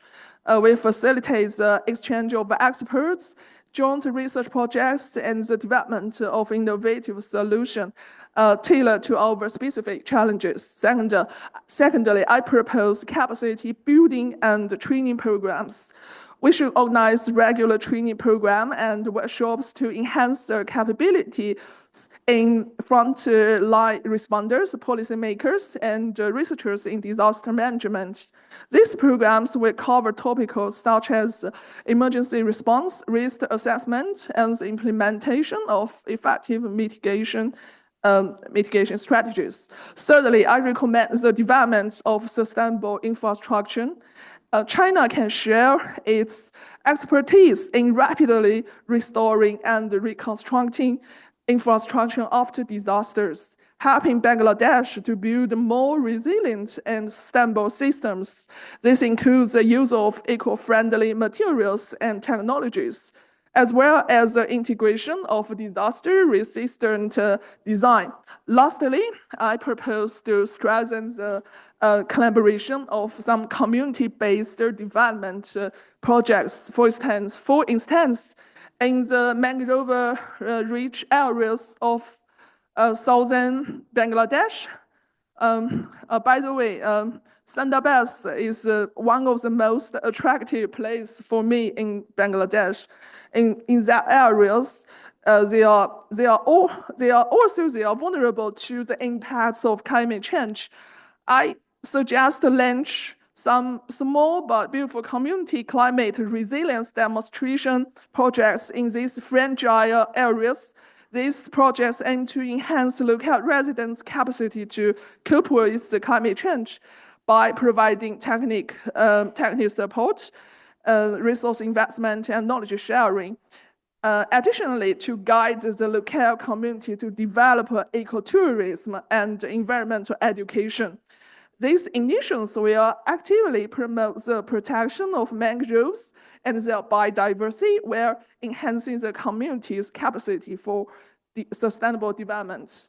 In conclusion, I want to emphasize that the cooperation between China and Bangladesh in disaster prevention and risk reduction not only concerns the common interests of both countries, but also represents a positive response to global climate change challenges. Through collaborative efforts, we can make significant contributions to building a community with a shared future for mankind and achieving global sustainable development goals successfully. That's all my presentation. Thank you all. Thank you, Prof. Guana. Climate change and natural disaster prevention is an important cooperation area between China and Bangladesh relations. I think that her presentation really reminds me the story that China and Bangladesh working together to combat the flood this summer, and China shares hydrologic information about the upper river twice a day with Bangladesh people. I think it's set a good example for regional governance. Now it's a panel discussion. We have two discussions today. Professor Amatais Hamid from the Center for Alternatives is the executive director for 8 minutes.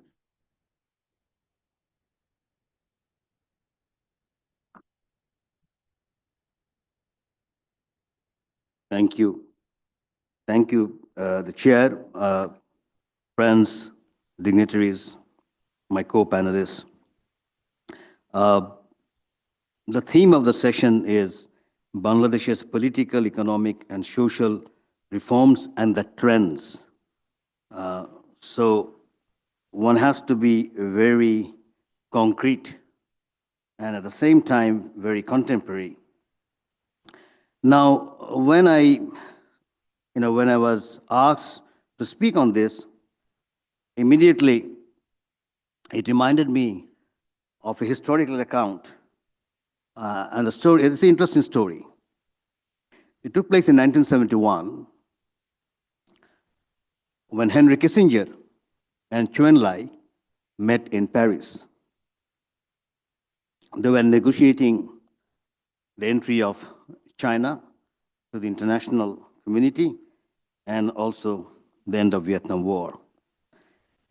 Now, Henry Kissinger asked Zhou Enlai, how would you assess the impact of the French Revolution? Zhou Enlai answered, it is too early to tell. Now, there was a miscommunication or lost in translation.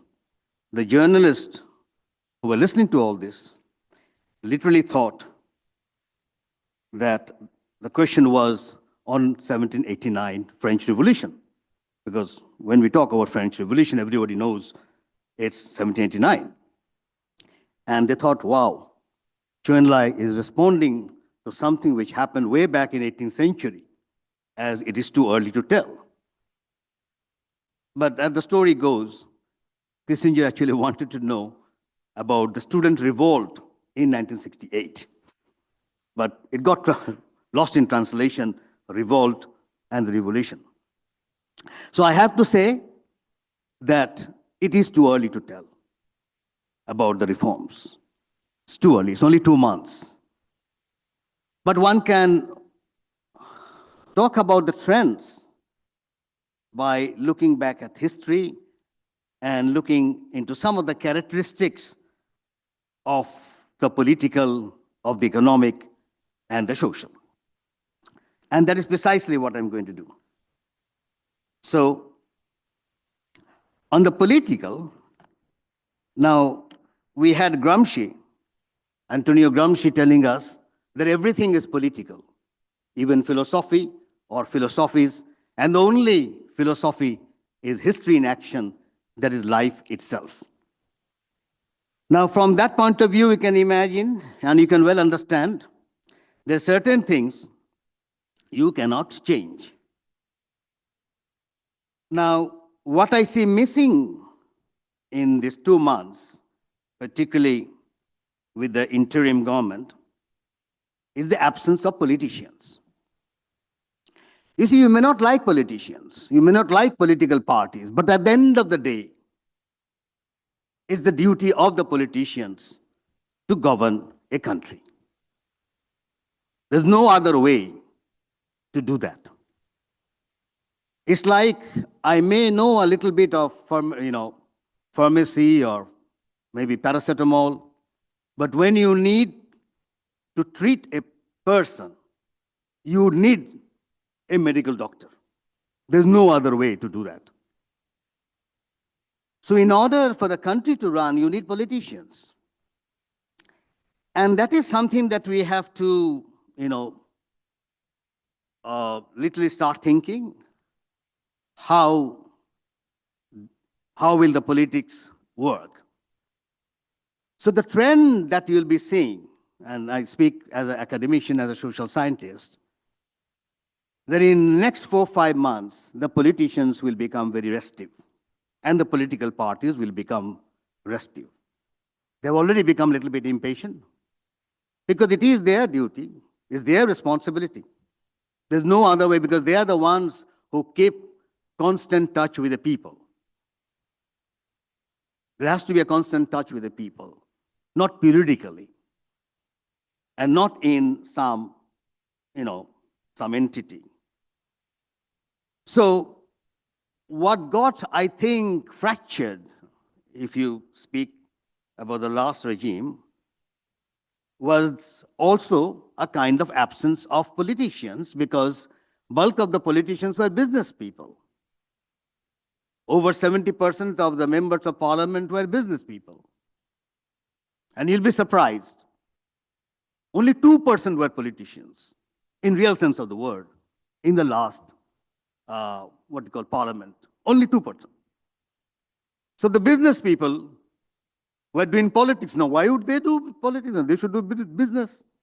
That was the problem. Now, how do you fix it? That's going to take quite a time. And you have, it's going to take quite an energy and imagination to do that. I'm not going to go into details. I've written on it. So if you're interested, one has to, not only myself, others have also written on it. So one has to look into those papers and books of how do you fix politics. Because it got hijacked in a literal sense of the word. And that's the reason it literally crashed. Now, but that should not be the reason that you throw away the baby with the bathwater. That should not be the reason that you throw away politicians altogether, because they have to be, brought in to do the task. Now, that is where you need imagination. But you're not going to get too much of it. Time is very important, and as we know, people get very impatient very quickly. So that's one set of trend one can easily see, that in the next few months, I would imagine by February, which is an important month for Bangladesh, you will see politics would be starting to work, all the political parties. And how do you face that? How you're going to look into it is something that we have to see. That's one trend. Because of the time, I'm going to go straight to the economics. Now, when it comes to economics, the trend that you're going to see in the next few months is that the internal and external actors or the business actors will go slow. They'll go slow. And there are good reasons for that from the business point of view. You see, the business people are one category of people who take the least risk. Risk is something that the business people will never take because they have to, have profit. Unless the profit is ensured, they are not going to take risk. A painter will take a risk. Picasso, you have seen, took serious risk with forms. A musician will take a risk. A fashion designer will take a risk, but not a businessman. They're the most conservative people in the world. Throughout the world, it's not only in Bangladesh, throughout the world.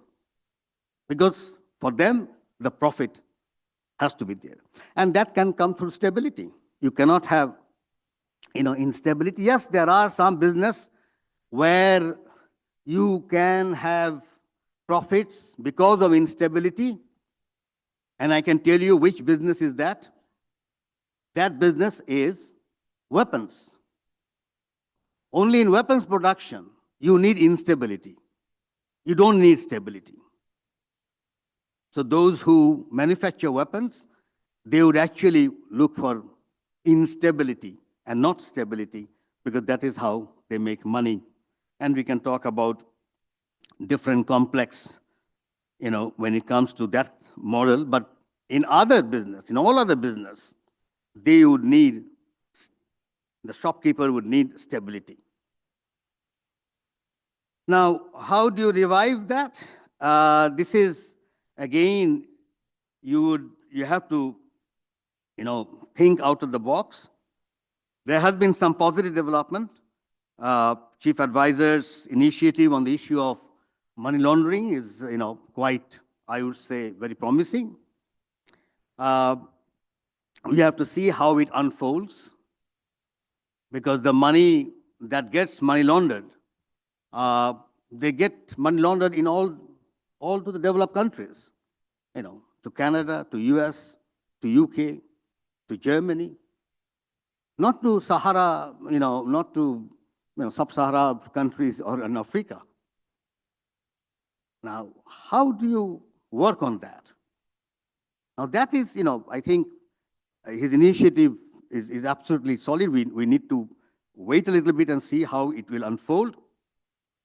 Because don't forget that people who are engaged in money laundering are actually part of the political, business, bureaucratic, academic nexus. And that's a powerful nexus. It's not only the politicians. I can give you figures. There are other categories, they are equally into money laundering. But I think that's one positive initiative that the Chief Advisor has on the very first, I remember in the very first speech that he gave, he talked about that. I understand there has been some movement on that, so we have to wait and see. So that's on the economy. The third one, and the last one, is the social. Now here, I think we have to be very careful. You see, in the modern state, you have three categories and three components which are very important. And this is theoretically, you don't see them in real because it's very complex. But anyway, one is the political society, those who make rules, those who have coercive power. That's the political society. Then you have the business, those who reproduce capital. And the third one is civil society. Now, their task is actually to reproduce consent. They don't have any coercive power. The only task, and here the academicians, the media, the universities, that's the role of the civil society. Now, what I see in Bangladesh, and this is something that we need to really, really start thinking seriously, because the part of the civil society is now into political society. Now, how do you go about consenting that? Because what it does, it actually ruins the civil society. And if you ruin the civil society, you can never have democracy, the kind of democracy you want. You need a strong civil society. And this is where I think in the inaugural, what you call, in inaugural session, we had Professor Yang Zemin saying something which I thought, which caught my mind.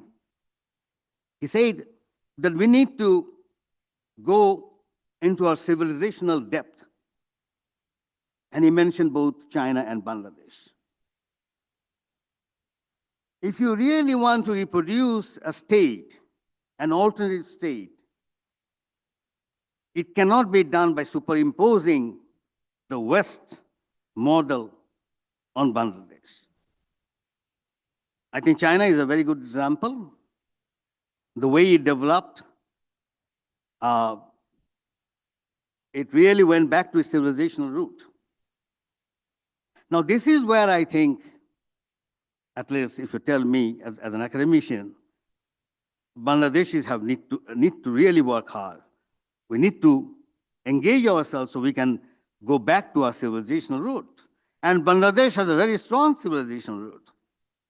You know, we can go back to 6th century BC. Our idea of republicanism or election did not come from the West. We had proto-elected Rajas back in the 6th century BC, the Lichavi republics. Gopal, you know, the founder of Pal dynasty, was an elected Raja. Yes, you cannot say, okay, there was a 100% election, but nonetheless, he was elected Raja, and that's how a Raja used to become a Maharaja. So the republican system, Janasangho, is mentioned in the Mahabharata.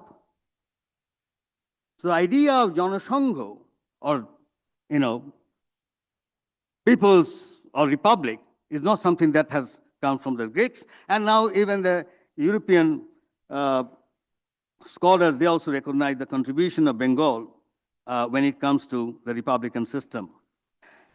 Now there, if the civil society, which is now engaged or has become part of political society, you can see the problem. But this is mainly the Western civil society. In Bangladesh, the civil society is divided into 3 parts because of its history. One, civil society, the Western academician trained, and those who have in a head American dream and etc. But you also had a very strong, don't forget, Bengal was under the Muslim rule of the Turks and the Mughals and the Chagatai Turks for almost 700 years. So we have what is called Jamai Madani. That also is a civil society. You know, whether the waqf property or the mosque, the madrasa, these are all part of Jamai Madani, or what is called the Islamic civil society. And the earlier one was the Samaj and Rashtra. Anybody familiar with Tagore's work will know, and he pointed out that Samaj was absolutely, different from Rashtra. Samaj never used to, engage with Rashtra. Rashtra is to come and go, but Samaj is to be there. So you had 3 levels. You had the Samaj and Rashtra, what is called the classical South Asian, and then you have the Islamic civil society, Jamai Madani, and then you have what is the contemporary one, the modern civil society. Now, if the Western or the modern civil society engages in the political society, what are you left with? You are left with Jamai Madani and the old, Samaj. And that is where one can easily see, the kind of traditionalism that is coming up. Don't forget, Ijtima is also a civil society. Don't forget, the Sufis are part of civil society. They're also civil society. But we don't engage with them. So The traditionalism that you can see, and some are worried with the traditionalism, is not understanding the very structure that we have in Bengal, which is a very complex one, and these three layers of civil society, engaging when it comes to politics and political power. So I will, very quickly end up, because we have Bangladesh and China relations. I can't, miss that. So I think the hope lies in what Professor Yang Jaimian said, going back to the civilizational depth. And there I think some of the things we need to focus on when it comes to future outlook. Yes, one can talk about infrastructure and agriculture and energy. These are the areas I'm sure China and Bangladesh will work much more in future. But I think we need to add one or two more. One, of course, is the health.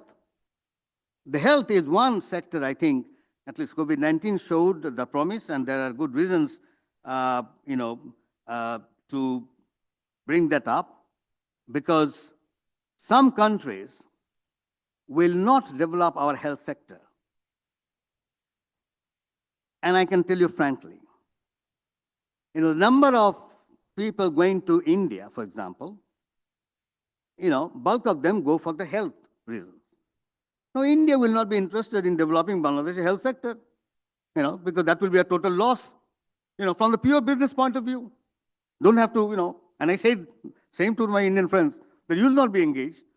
But China, I think, would be interested because, it's not in that same level where the health, the word is now health tourism. We don't have health tourism with China. So here, I think, if the health sector, and I pointed out, I think, in one of my writings, if they can have 10 pilot projects to build and support 10 comprehensive hospitals throughout Bangladesh, a beginning could be made. And with the technology that we have now, I saw one particular hospital in China trying to do an operation where the Chinese doctor was in Italy, literally. And he was doing his operation in China while he was in Italy. So you can see how technology can be used. So that's one area. And the final one, of course, is my area, is education. I think this is also we can work and we can have, but not at the tertiary level, not at the university level. I understand, Center for China Studies, I was part of it actually when it started, but not there. I think we need to bring down to the primary level, to the school children level. And it is, I'll take 1 minute. And it is possible now to do that with the technology. Connect with a pilot project, 10 primary schools of China with 10 primary schools in Bangladesh. The technology will help you to do that. There are apps now where the children can actually work and paint together on the screen, on both sides, together, collectively. They can do that. They can write stories together. Once they have it at the primary level, by the time they reach the tertiary level, they will be friends.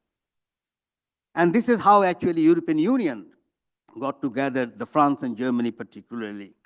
So I have, what I see is the future outlook is great. Humans' capacity to innovate is super. So let's keep the hope and the dreams alive. Thank you.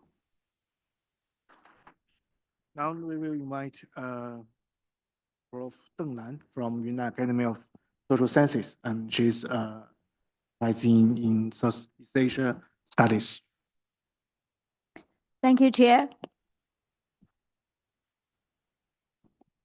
Firstly, I would like to extend my sincere gratitude to the organizers. I value such kind of opportunity to share my personal observation with all of you.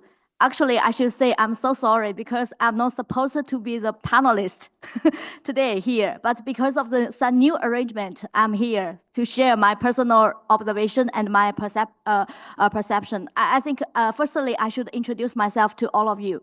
My name is Deng Lang. I'm from Institute of Indian Studies, Yunnan Academy of Social Sciences.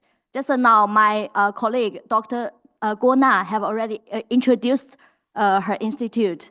Although I'm from Institute of Indian Studies, but actually Bangladesh is one of the countries I visited frequently, compared among the South Asian countries, apart from India and Sri Lanka. And I should say, Bangladesh is, I visited Bangladesh actually 3 times. The first time I visited your country in, traced back to 2012. At that time, I come here to participate in one international seminar organized by ADB. And we talk about the food security issue. And this is, I think, a very interesting issue. And the second time I visited your country last year, just October, I mean the whole year passed. Last year I came here, I had a field trip, and from Dhaka to Sylhet, I mean the northeastern region of your country, and we had very, very good impression. And because we could see your border management, a lot of things on the way. So, and this time I also have a very, we have very good expectation. We can share the, I mean, after a big change in this country. So for maybe my personal observation is compared with the earlier speakers, my view is quite, how to say, micro level, maybe provincial level, because I'm from Academy of provincial level, a think tank, Yunnan Academy of Social Sciences. Actually, our province, we have a very good relationship with Bangladesh. The first thing, we have Consul General Bangladesh in Kunming. This is only, I mean, Consul General from South Asian countries in Kunming, apart from the Southeast Asian countries. Bangladesh established the Consul General in Kunming. And also, we have daily flight from Kunming, direct flight from Kunming to Dhaka. Yesterday, we took that flight. It's almost full. So we can see the people-to-people contact is quite has quite a good achievement. And another thing I should share with you is we had carried, I think in 2015, we carried one training program between our think tanks, between our academy and Bangladesh think tanks. There are some scholars, I think 6 scholars from 6 think tanks in Bangladesh. They came to, they stayed in Kunming for almost half a year. They received the training program. I think some of them, or most of them, or all of them have already grown from the emerging scholar to established scholar. Just now I met one of them. Yeah, and we had such a very good interaction. So I think people-to-people contact, especially based on provincial level or based on this local think tank, is quite also very important. Because not only national level, I think provincial level is also quite important. So we would like to contribute more. I mean, stress the bilateral relations, or no matter people-to-people contact, or some industry cooperation, or some mutual trust. Our think tank, we would like to contribute more. Thank you for your patience.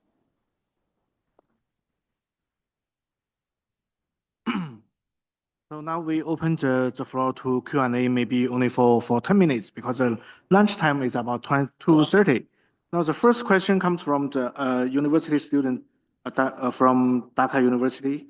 The name is Daniel Mona Opi. Yeah.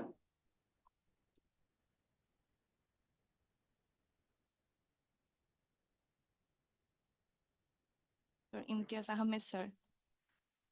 Thank you. This is Shitul Mona Orpi. My question is to Dr. Imtiaz Ahmed, sir. Sir, your session was great. I really enjoyed that. Sir, my question is that you, in your speech, told that in order to run a country, we must need politicians. But I am agreeing with you. My father also was suggesting me about the same thing 2 days ago. But what I have seen in my 22 years old experience, I was, because of the politicians, we lost more than 800 people. So, sir, my question is to you that if the politicians are failing to do their jobs in our country. So why not choosing the people, those who do not have ambitions for power? So why not just giving them more chance? As we know that we always say that why not good people are coming in the power? So why not this time or for further time we are not choosing politicians or rather than good people who have knowledge in that specific parts. So thank you. Thank you for your question. Now, the second question is from Tupea from China Railway Group. Thank you. I have two questions. Number one is, recently Honorable Shipping Advisor of Interim Government produced an idea that Bangladesh can be divided into 5 provinces for decentralization. How do you see that in the current circumstances? And second question is, from Dhaka to Chattogram, there is a need for high-speed railway. Previous government took an initiative of high-speed railway, but later it was halted. What's your opinion of high-speed railway in Bangladesh under BRI project in terms of country's economic acceleration? Thank you so much. Okay, so maybe we. Thank you. Thank you. You know, the reason, and this is what I tried to point out about politicians, it was hijacked. Only 2% were politicians, actually. Bulk of them were not politicians. Okay? Now, why that is so? And I don't know whether, the reform committee will go that far. But if you have a Westminster system of election, the kind of election that we have in Bangladesh, in India, or in Pakistan, you will have the non-politicians and the business people come in. Let me talk about the Indian election, Indian Parliament. And I'm giving Indian statistics. Over 44% of the member of parliaments in the Indian Parliament have criminal records. Out of that, 20% have serious criminal records. And this is the Indian Parliament. We talk democracy. We say democracy. If you have a Westminster system of election where you have this nomination process, you are going to have this kind of what you call non-politicians becoming politicians. Now, how do you change that? You need to change the Westminster system. And I've been writing that for years. Because a system which you literally got imposed on you. You need to create your own system of your election, of your representation. Now, what is politics? This is a representation. You have to represent people. Now, I don't represent people. I can say I represent my students at the most, okay? Because the students will say, no, we have not given you the, what you call, mandate to represent us. We have given you the mandate to teach us. That's what teacher and student relationship, okay? So I can't say that I represent the students, okay? But a politician represents the students, okay? Whatever the people want. So you need to change the election system. It's not a question of good people and bad people. If you have the system, something of that kind, even a very good person, even like me, will become rotten. So I think we need to be very clear of what we understand by politics and politicians. So you need to change the election system. That's one part of the story. And the second part is there are models in the world where you have different election system. For example, in France or in Turkey or in Iran, you have 2 tiers of election. In the first time, everybody can get nomination. And then the first 2 or the first 3 can go for the second round. So you do something of that kind. Then your nomination business will stop. You see, the point is, there are models throughout the world. But the way it is done is, if I give good person, it is going to work. It's not going to work, because the nomination business will come in. And so we need to literally brainstorm and see how we can get out of this. But the fact remains, the politicians were not in power. It were the business people, it were the other people, absolutely non-politicians where they became political.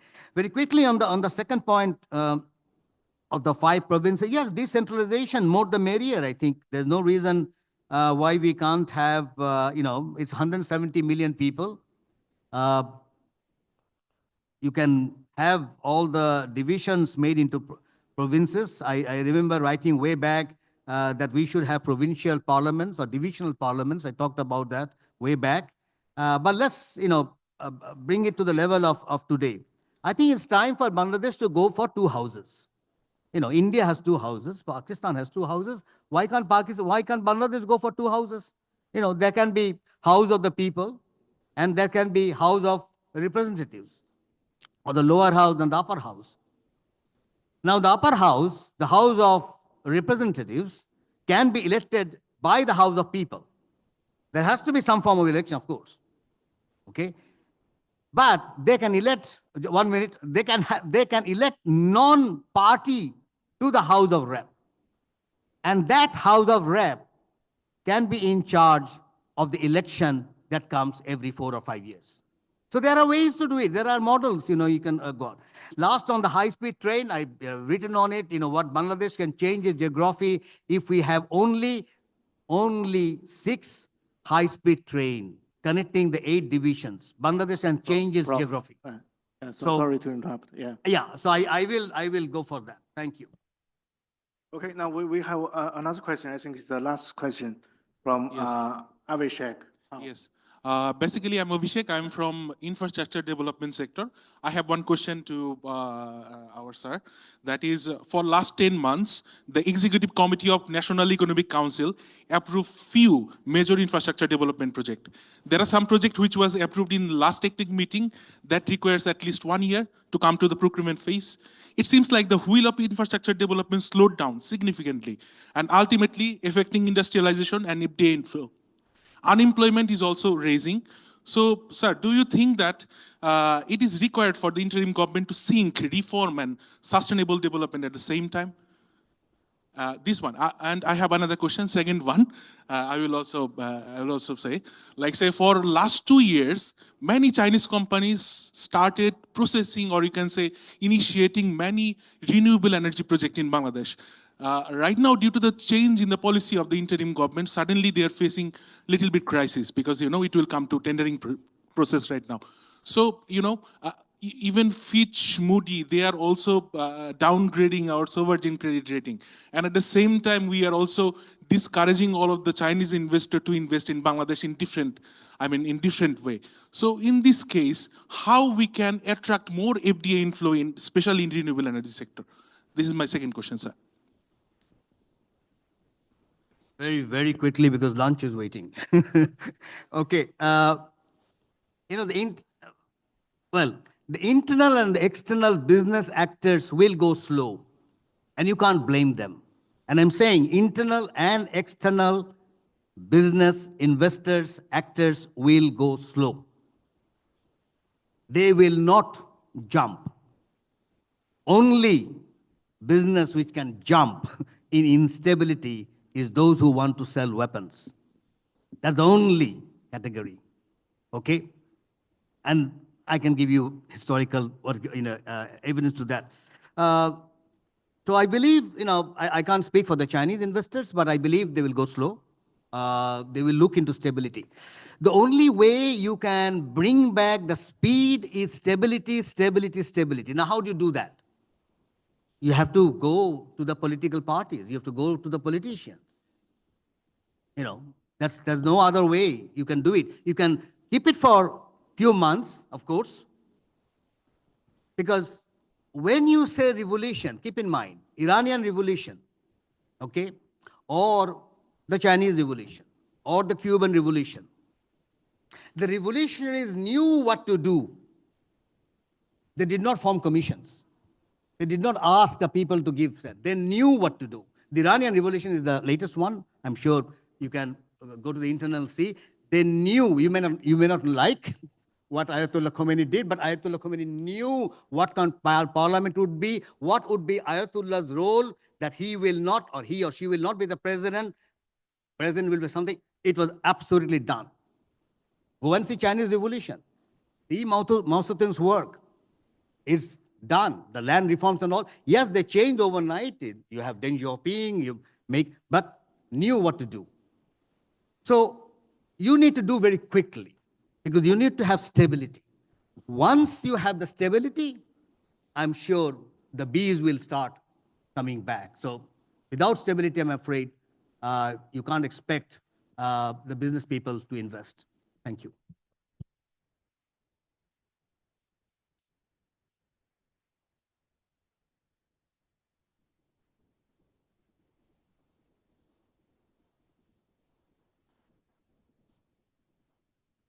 So I think it's too late already.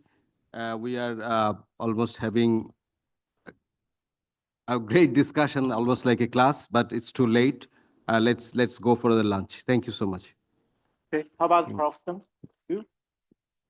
Okay, then in conclusion, and then I will say thank you, and I hope that you join me in thanking the session for what I thought was a terribly interesting discussion. Now, that's all for the second working session. Thank you. Thank you. Ladies and gentlemen, I'd like to request to be remain seated for just 1 minute. I'd like to request the Director General of BISS to hand over mementos and crests to the session chairs. May I please have your attention?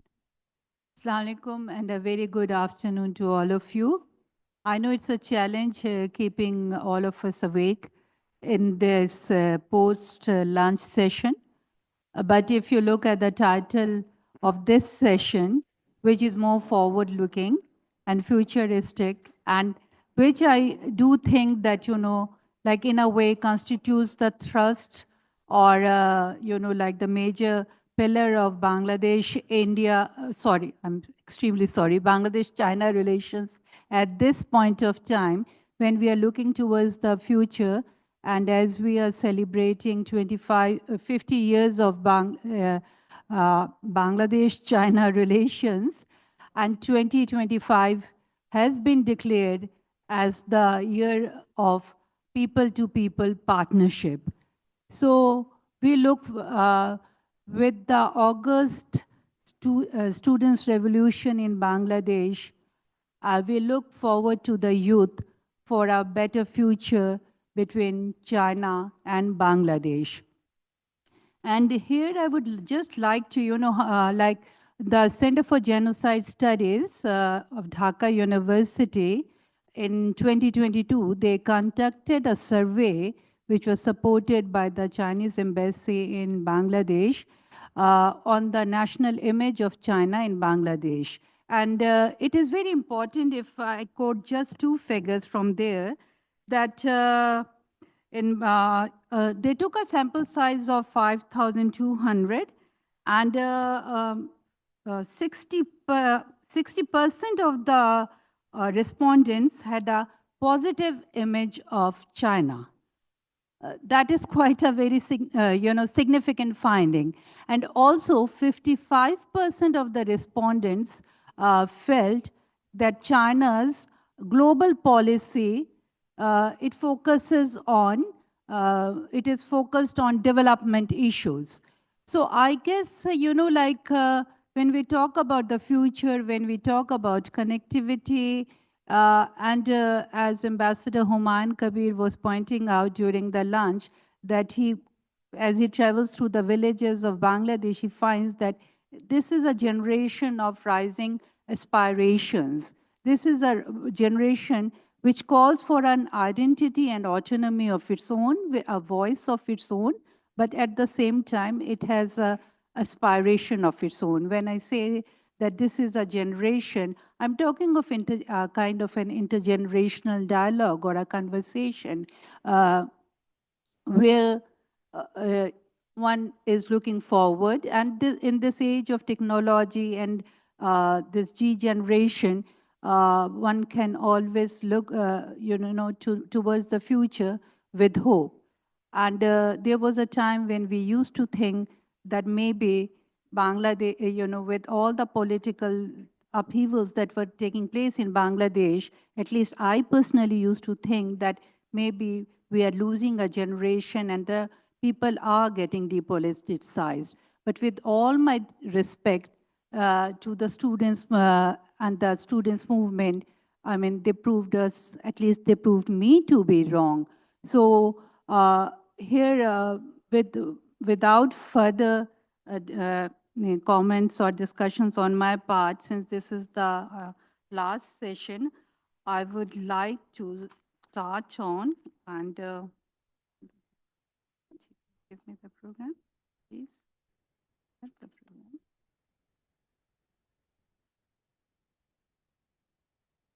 Yes. As I said that this session's title is titled Strengthening China-Bangladesh Cooperation and Advancing the Comprehensive Strategic Partnership. Now, I would like to request Dr. Mao Kezi, his assistant professor, no, sorry, he's assistant research fellow, International Cooperation Center, National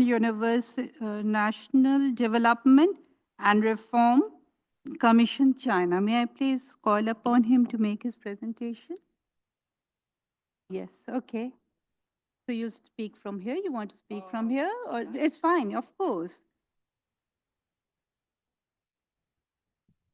Dear distinguished guests and speakers, ladies and gentlemen, very good afternoon. So thank the Embassy of the Chinese People's Republic of China, Bangladesh Institute of International and Strategic Studies, and the Center for China Studies to give me this wonderful opportunity to sit here and share some of my thoughts with all of you. So there are tons of words I would like to express at this stage about my hopes and the enthusiasm on the very bright future of the Sino-Bangladesh economic cooperation. To begin with, I have to confess one thing.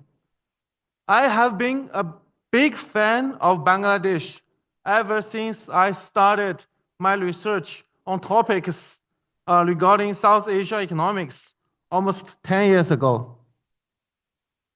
I believe I'm perhaps one of the biggest fans of Bangladesh in China.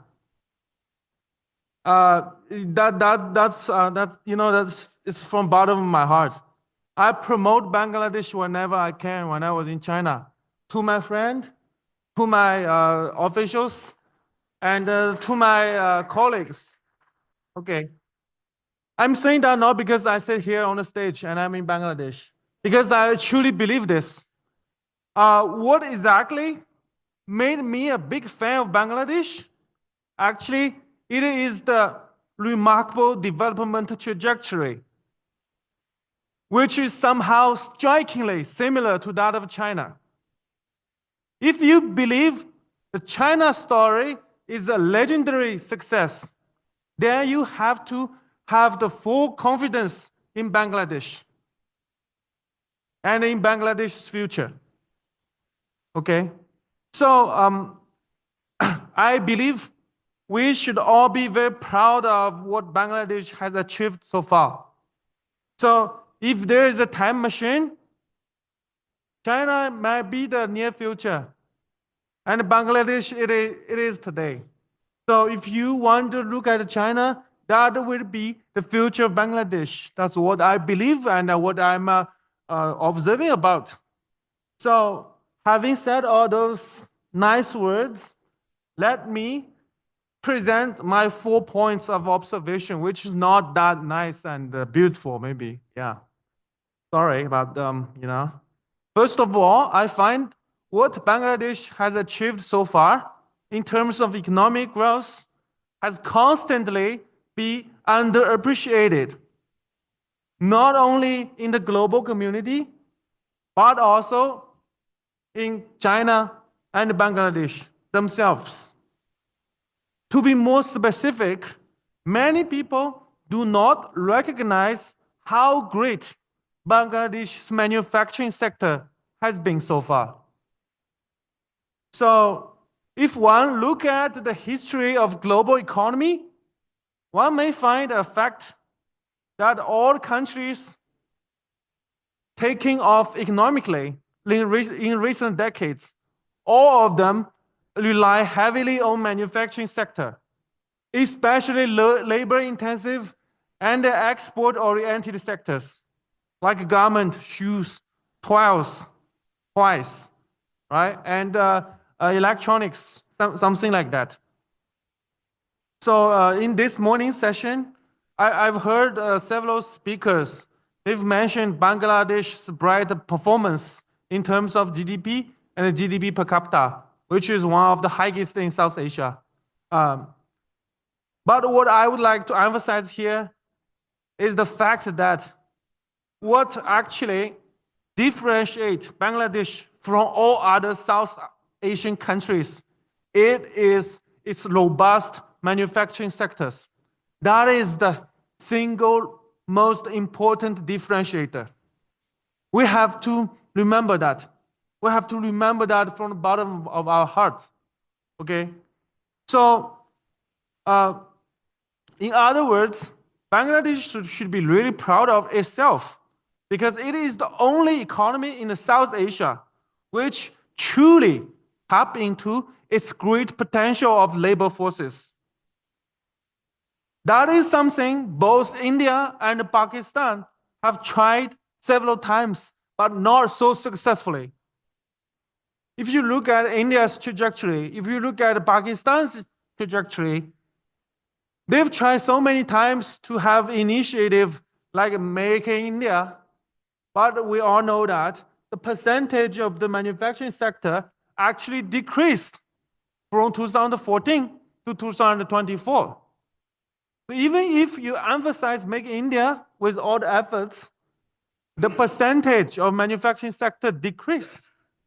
But if you look at Bangladesh, in the previous decade, the percentage of manufacturing actually increased about 8%, which is a lot, which is amazing. So, that is to say, if you go to a fancy shopping mall in the United States, you can easily find made in Bangladesh stuff, but you can hardly find anything like made in India and made in Pakistan. That is why we should be so proud of ourselves. So knowing how humble Bangladesh to start with as an independent state, I since then became a big fan of the country. So if you're gonna find a single country in South Asia that looks most like East Asia tigers, that will be Bangladesh. So if you think about it, Bangladesh is the country in South Asia, but looks like East Asia. If we talk about the economic success, that'll be Bangladesh. Okay. So what I would like to emphasize here is that in order to achieve long-term development objectives, manufacturing sector, especially labor-intensive and export-oriented manufacturing sector, should be singled out and should receive the highest priority. Otherwise, we can hardly achieve what we've achieved today. So, if Bangladesh would like to continue to strengthen its leading position in South Asia and in the broader community of developing countries, it would better to continue to give manufacturing sector the top priorities, making it a national champion industry, be it garment, textile, toy, shoes, consumer electronics. And China, as the most powerful and the largest manufacturing economy in the world, is more than willing to help out in that regard. So that is the first point. We should really be proud of ourselves, be proud of what we've achieved today, and to keep doing the good job, to give manufacturing sector the top priorities, because that is the industry which makes a big difference. Not finance, not real estate, not digital economy, but manufacturing. It might sound a little like low cost and low, but actually it's the most important one. Okay, So the second point, Bangladesh should really put itself in a different position when it comes to economic development, as long as manufacturing sector is concerned. So this morning, I heard many scholars talk about a trade deficit with China.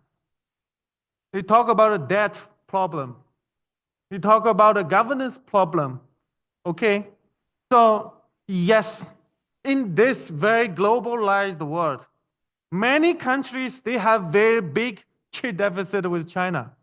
That's a fact, right? Actually, most countries in this world, they have a big trade deficit with China. But all those countries can be separated into three categories. Okay?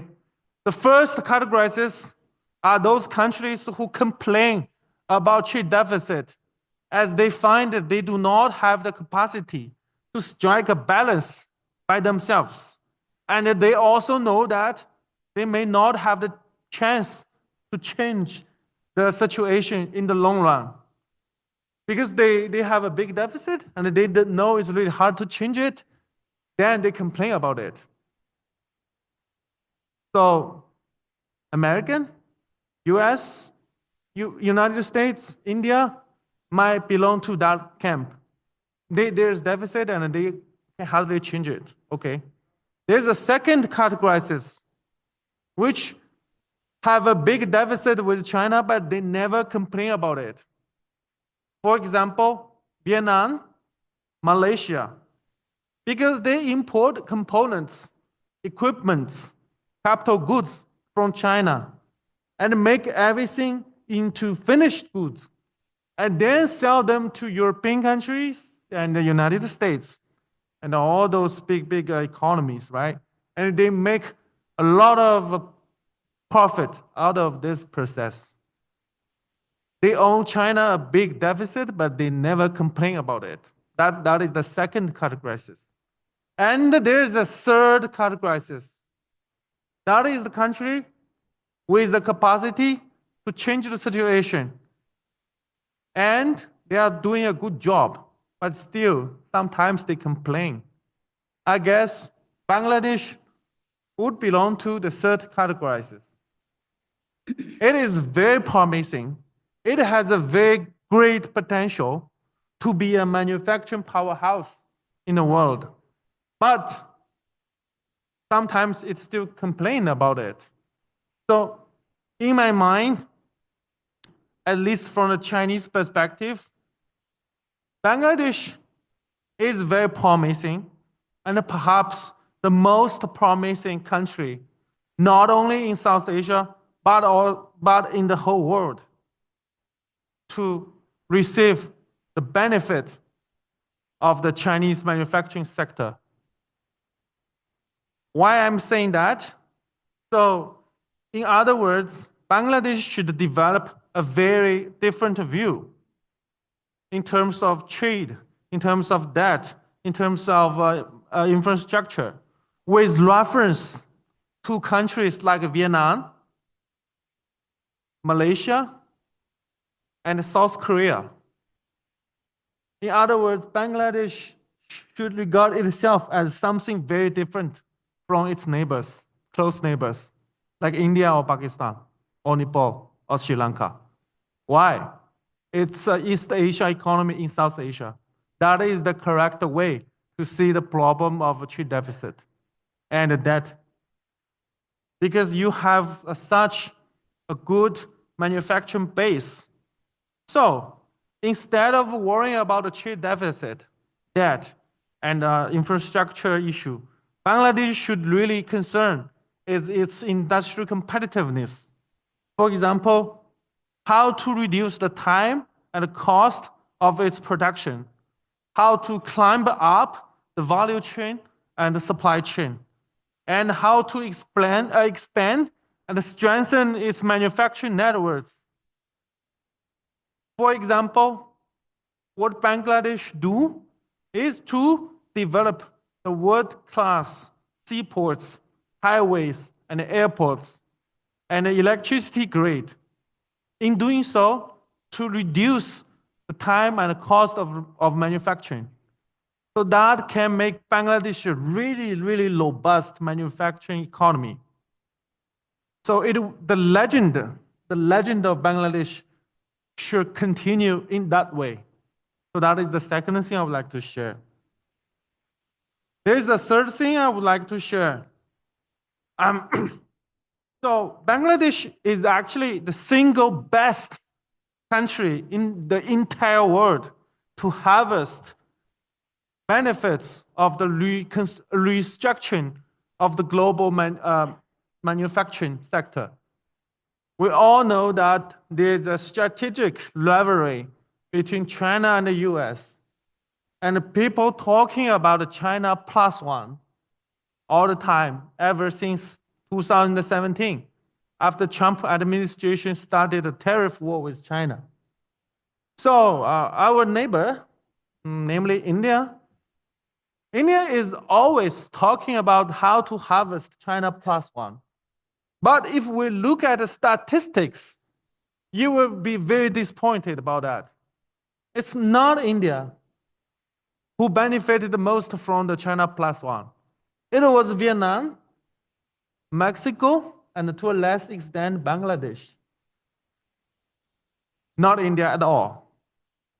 But if we look at the world today, the picture is all again different. I did some survey for Vietnam last week. I find that the labor cost and the land cost went up a lot in Vietnam. That means relocating to Vietnam won't be as profitable as it used to be.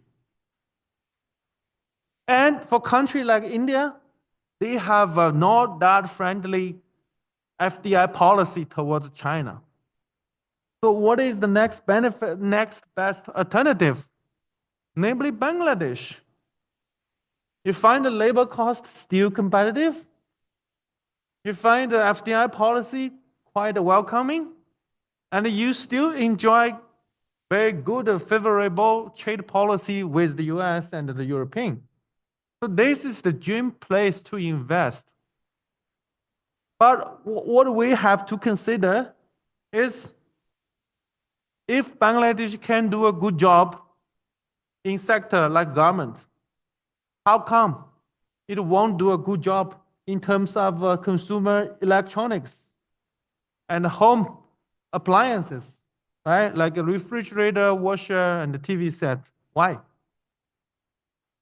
So if you can do in the garment sector, you can also do a good job in other stuff.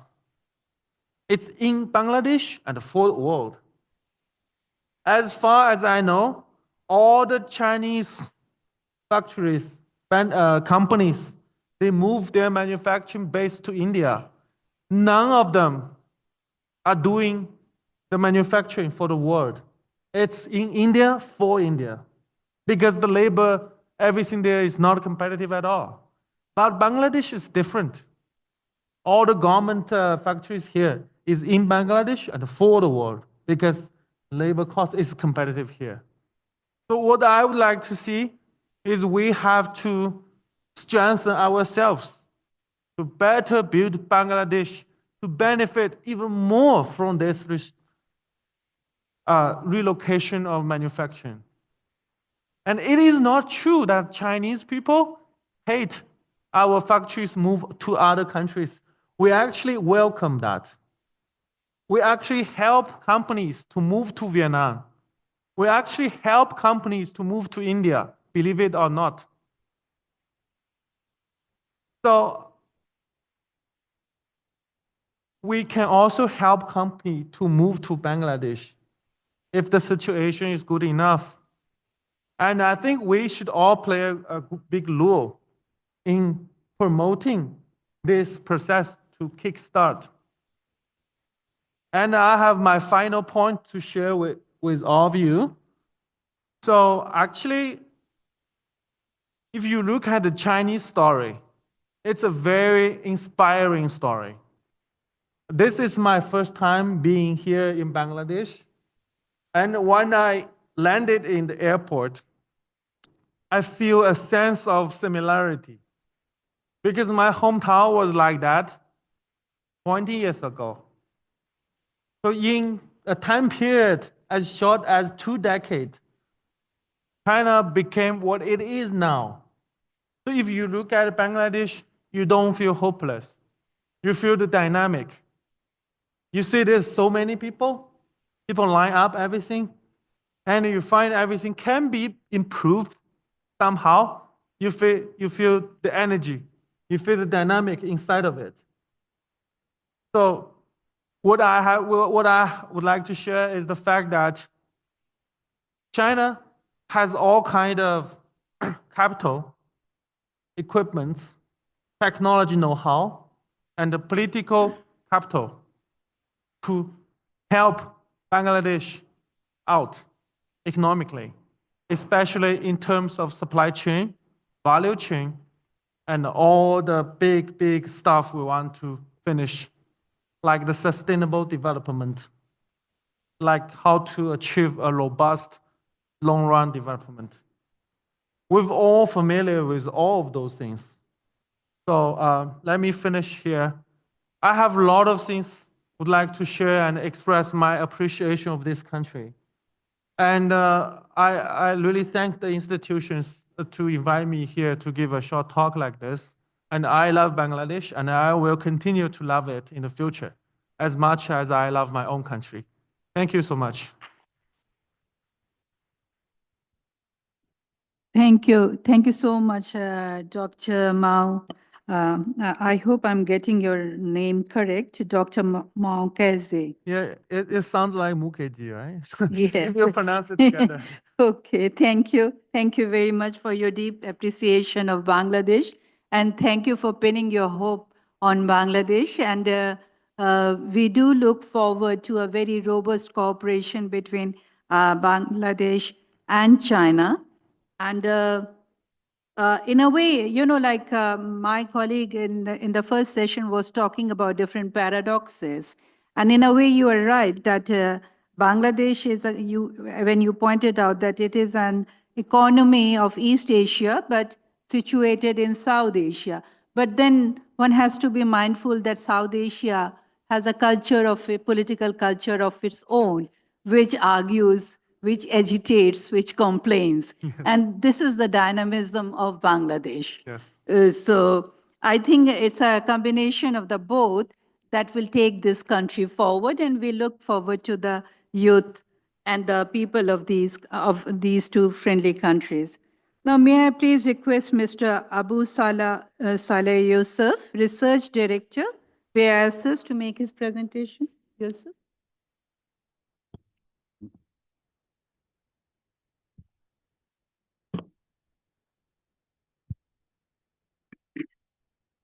Respected chair of the session, respected special guest sir,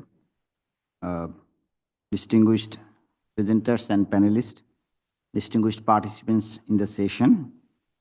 Good afternoon to all of you for this session. My presentation, I would cover mainly one of the important issues which we think that China can contribute for Bangladesh. This is the mediation for Rohingya repatriation. And my argument is that China's contribution for mediation of Rohingya repatriation can give diplomatic and strategic advantage for China, and how that I will discuss. If we see at present, as we all know that 1.2 million Rohingyas are living in the southeastern region of Bangladesh, and we also know about its humanitarian and security burdens. Not only within the camps, the security situation, rather there is a transnational security is also increasing, as well as the relationship between host community and Rohingyas are also deteriorating. In this respect, we also say that this issue is emerging as a regional security concern, not only for Bangladesh, including the Myanmar and Bay of Bengal region can be affected by this region. You also know that there are many Rohingyas are living in the Southeast Asian countries, including Malaysia and Indonesia. So I think in this respect, when we talk about China's contribution in the mediation and in the morning inaugural session, His Excellency Chinese ambassador also mentioned that China wants to contribute for the Rohingya repatriation. I would say that as we know that after the exodus of 2017, China made a three-phase plan. First one is a ceasefire. Ceasefire meant that there would be a mediation ceasefire among the conflicting groups in the Rakhine state of Myanmar. Then talked about the bilateral dialogue to find a workable solution. Bilateral means Bangladesh and Myanmar and China will facilitate it. Third point came to the international community and the United Nations Security Council should give encouragement and support to both the countries to create the necessary conditions and good environment. So this was came in November 2017 from the Chinese side for their way outs how to resolve the Rohingya crisis and for the Rohingya repatriation. In 2019, during the United Nations General Assembly's 74th session, China also made a joint, developed a joint group, Bangladesh, Myanmar, and China, to respond to the Rohingya crisis. First, they agreed to form a joint working group, which is now working.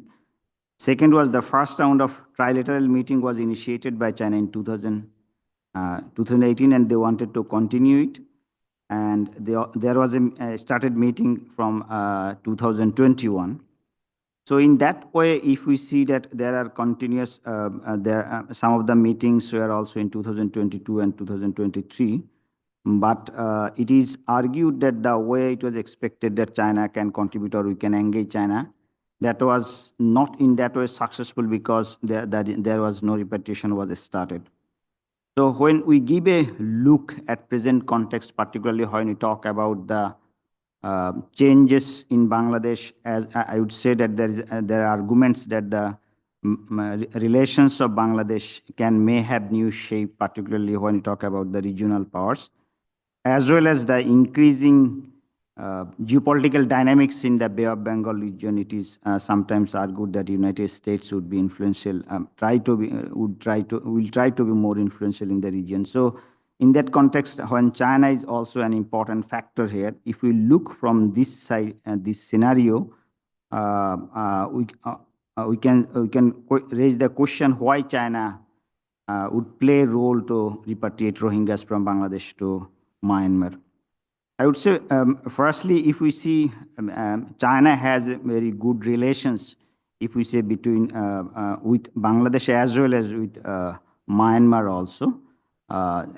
We know that we are commemorating 50 years of Bangladesh-China relations. On the other hand, we know Myanmar also has a very good and deep relations with China since the independence of Myanmar, but it is also argued that before the independence of Myanmar, they had a very good relations. So there was always a communication between Myanmar kingdom and with Chinese rulers. So China can, this is the advantage for China. At the same time, at present moment, if you see Chinese investments in Myanmar and China's influence among all the stakeholders in Myanmar can make China an influential or factor here. Then comes the China's relations in the region, and as we know that China is also an important factor in the Southeast Asian countries, and it is also expected or it is also argued that ASEAN can play overall a greater role for the overall improvement of the internal political issues, or I would say security issues in the Myanmar as well as in the Rakhine state. So from the regional perspective, China can engage all the regional actors also to resolve the Rohingya crisis or to repatriate Rohingya issues. And China's interest in the region is increasing as we know that the increasing geopolitical tussle in the Bay of Bengal creates new avenue or new area for China to act in this region and to engage the countries of this region. So, and at the same time, any kinds of instability will not go in favor of China, rather stability or helping to resolve the existing conflicts may facilitate China to increase its capacity as well as its, I would say, influence in the region. China's partnership, I would say, within the framework of BRI as well as in other investments, China's partnership are also increasing in this way. So I would say that considering this scenario, China can play a very important role to resolve Rohingya crisis.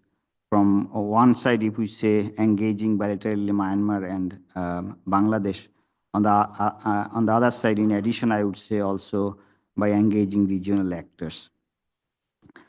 And then I would say that what can China do really to resolve the China? There are arguments that China can play, but what would be the framework and how China will influence or engage the actors in this region? We can say that there is a diplomatic maneuvering may be the first, if we say, to influence Bangladesh, the actors within Myanmar. But I would add that it is argued that China has very good connections with all the stakeholders in Myanmar. So if China want to engage those actors, China has that capacity. And considering China's relations with Bangladesh as well as its relations with Myanmar, and for its interest, I would say, strategic importance of the Rakhine State of Myanmar, China can play a vital role, particularly if we see China's most of the investments and science infrastructure are in the southern part of Rakhine State. So the stability in the Rakhine State would be very important, and China can use that diplomatic effort. As I have mentioned earlier, the regional and international forums, I would say that if, in addition to ASEAN, there are many forums like SICA, Shanghai Cooperation Organization, or multilateral organizations like the UN. So China can help to promote this issue or to take the issues into international forums, and at least China can maneuver in many ways international forums to take Rohingya issue at the center or at the focus to resolve the crisis. It is also argued that China can help to create situation or environment in the field level to ensure repatriation of the Rohingyas. It was said that 3,000 houses were constructed in the Rakhine State of Myanmar for the repatriation of Rohingyas. But at the same time, if we see in the field level, in both sides, Bangladesh and Myanmar, China can facilitate those areas to convince all the stakeholders to create an atmosphere where refugees or Rohingyas can return in their country and can get safe shelter in this region, in their homeland. Last but not least, the humanitarian responsibility. If as a emerging power, I would say as a emerging recognized global power, and as a very important power in the region, China's humanitarian, if China can use its humanitarian responsibility, that will increase China's image, and China will also, it will help China to influence international system or regional forums to enhance the humanitarian issues and to facilitate the repatriation of Rohingyas. What would be the outcomes of China's, as I have argued that how, at first, that how it would give diplomatic and strategic advantage for China if China can contribute in the repatriation of the Rohingyas. I would say that it will increase China's image in the region, as it is also said that if anyone tries to influence international system, it is not that always hard power is effective, rather the issues of soft power as well as its image building is also very necessary. And the repatriation, if China can facilitate or mediate repatriation of Rohingyas, it will enhance and increase China's image in the regionally, which will give China diplomatic and strategic advantage. And China's relations, as we know that China is very much, I would say that if you see recent Chinese policies and foreign policy priorities, you will see that China wants to deepen the relations with the countries of this region. I think this will, if China can contribute in the Rohingya repatriation process, this will deepen its relations with the countries, and it will increase confidence of the countries of this region that China can mediate, and it has influence, and it also takes the responsibility to respond to the humanitarian crisis. It will enhance the image of China as a responsible power. I would say, if we say pragmatically, when China talks about its BRI or other projects, greater BRI projects as well as Silk Road routes, so China needs to engage these countries, and China need to improve the relations. And I think on a pragmatic level, if China can help to mediate this issue between Bangladesh and Myanmar, it will facilitate China to be more stronger power and to influence in this region. And in this way, I would also add that this will very strongly deepen or increase, or it will create a trustworthy partnership or friendship between Bangladesh and China, because it is one of the major security and humanitarian problem for Bangladesh, and it is also a security challenge for the region. So if China can contribute for Bangladesh to mediate Rohingya repatriation, I think it will enhance trust between Bangladesh and China. I am also aware that when you talk about China's contribution, how to deal with the, I would say that other stakeholders, if I say United States, West, and India. I think if China contributes in this humanitarian crisis or tries to mediate this, to resolve this Rohingya crisis, other stakeholders will also come forward to resolve this issue, because that will emerge, that will create a situation where all the stakeholders will feel that they have a responsibility to resolve the crisis, and it will be also connected with their image and influence in the region. So in that way, I think that it is by engaging China or by connecting China, the other stakeholders can also contribute, and it would be a converging effort, because when you talk, it has a regional security concern. This is a concern for all the stakeholders in the region. I would conclude in this way that the long-standing relationship between Bangladesh and China, as well as Myanmar and China, I would say that suggests that China would play a very important role or to ensure the repatriation of Rohingyas from Bangladesh to Myanmar.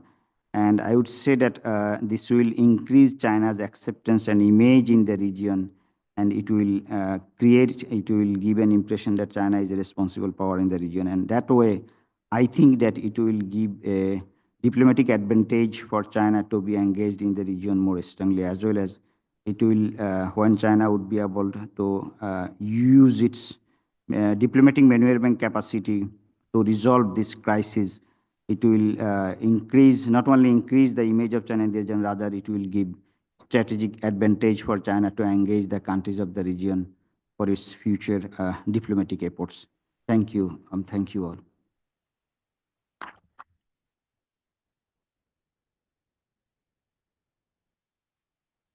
Thank you.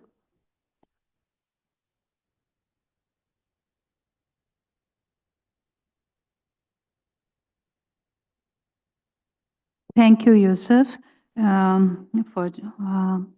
Actually, the Rohingya issue is a burning issue for Bangladesh, and as our foreign advisor in the morning also pointed out, and he was very candid about it, that Bangladesh believes that China can play a more active role in resolving this issue.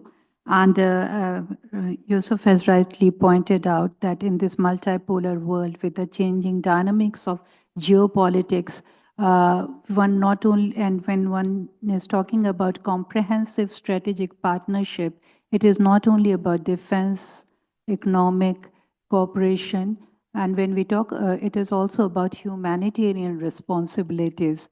And we look forward to an era or a future where humanitarian considerations would take an upper hand to pure state-centric issues. And this is also a very state-centric issue, because after all, the Rohingya issue, if it prolongs, and it has already created a security problem not only for Bangladesh, but also for the region as a whole. So we look forward to a sustainable solution where Rohingyas would be able to go back to their homeland when I say homeland, homeland in its wholeness, with dignity and security. With that, may I please now request Dr. Wang Zhu, uh, Associate Professor from Peking University, and Dr. Muhammad Safiqul Islam, Professor, Department of Political Science, University of Chittagong. Presentations is you are going to.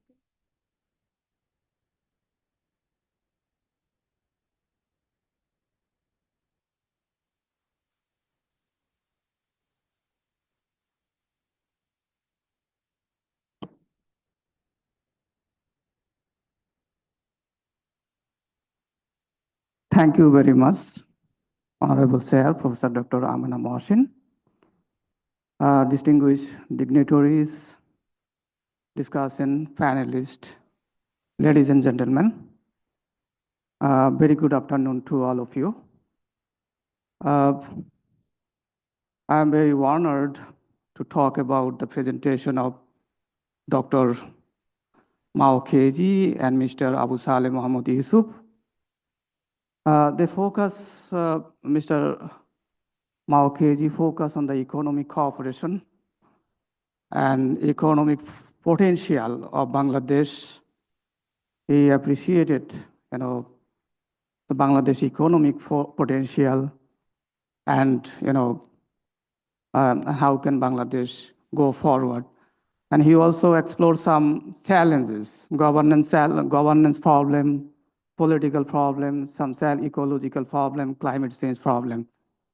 And other paper presenter, Mr. Abu Saleh Muhammad Yusuf, discuss about the Rohingya issue, and because of Rohingya issue may create regional security concern, and how China can play very important role to resolve this Rohingya crisis, Rohingya problem.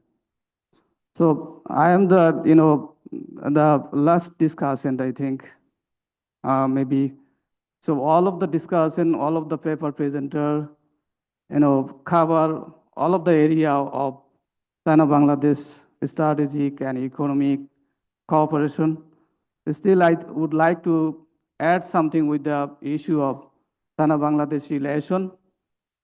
In 2013, China has adopted peripheral diplomacy in order to establish closer relation with the neighboring countries and to establish peace and stability in the region, neighboring region.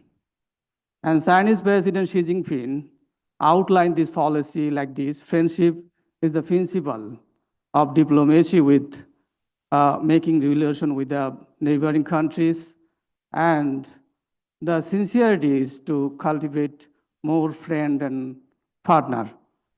So their cooperation, China's cooperation with the neighbor, would based on mutual benefit and close network of common interest. So Bangladesh is close neighbor to China. It is about 100 kilometers far from the western border of China. And Bangladesh has border with the Myanmar, and Bangladesh has border with the Northeast India. This, these two region is important.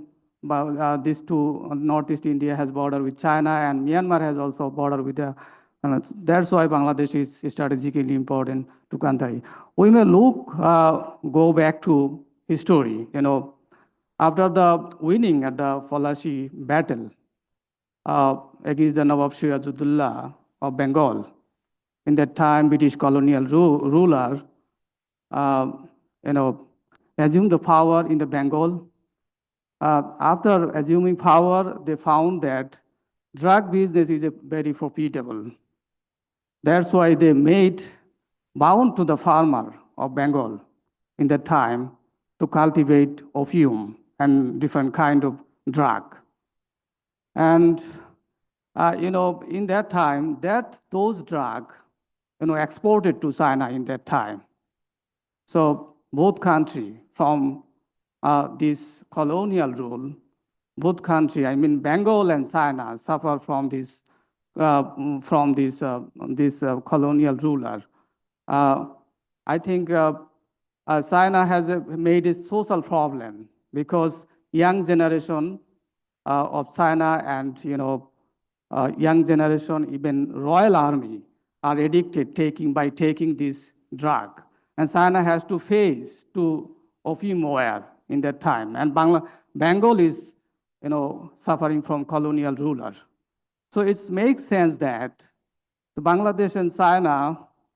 Bangladesh is very strategically very important country to China, and China is also a strategically important country.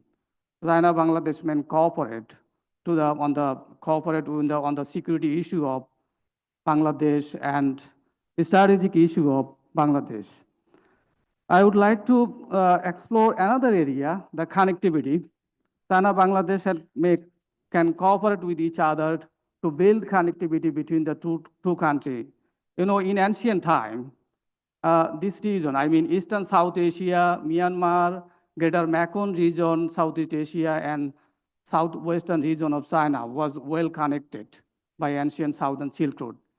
In that time, the ancient trader, did their business, by using this trade route. But in modern time, in technological age, we don't have this kind of connectivity, this kind of road and railway high communication between southwestern China and Bengal and between Myanmar. So China has already proposed, BCIM economic corridor as a part of China's Belt and Road Initiative. But however, given Indian reluctance, the BCIM economic corridor cannot be materialized. So I think China, Bangladesh can think about alternative option.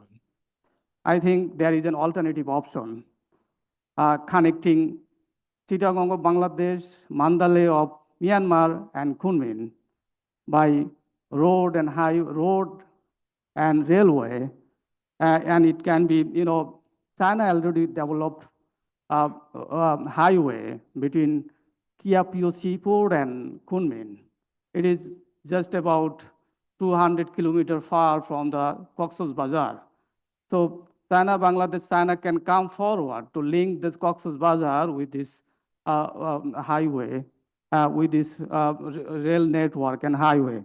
And it can be extended to Thailand, Singapore, Malaysia, and it also can link to the greater connectivity of Greater Mekong region. I think if it is possible, if it is possible to connect it, Southeast Asia, Greater Mekong region, Bangladesh, I think other countries, including India, will also be interested to join this connectivity. So although we have some challenge because Myanmar ethnic conflict is going on in Myanmar, and there are some issues between Bangladesh and Myanmar, especially Rohingya issue. But I think if China come forward, if China can cooperate, it is possible because China have some influence and leverage on Myanmar. China can, in this way, this connectivity, China can open its southwestern China and can link to the Bay of Bengal and also link to the South Asia through the Bangladesh, because Bangladesh is located at the end of South Asia and beginning of South Asia. So I think Bangladesh also have a great network, and Bangladesh have a great market. Bangladesh will connect it to the Greater Mekong region, southwestern China, and Southeast Asia. So like a European country, I think it is this region will be well connected.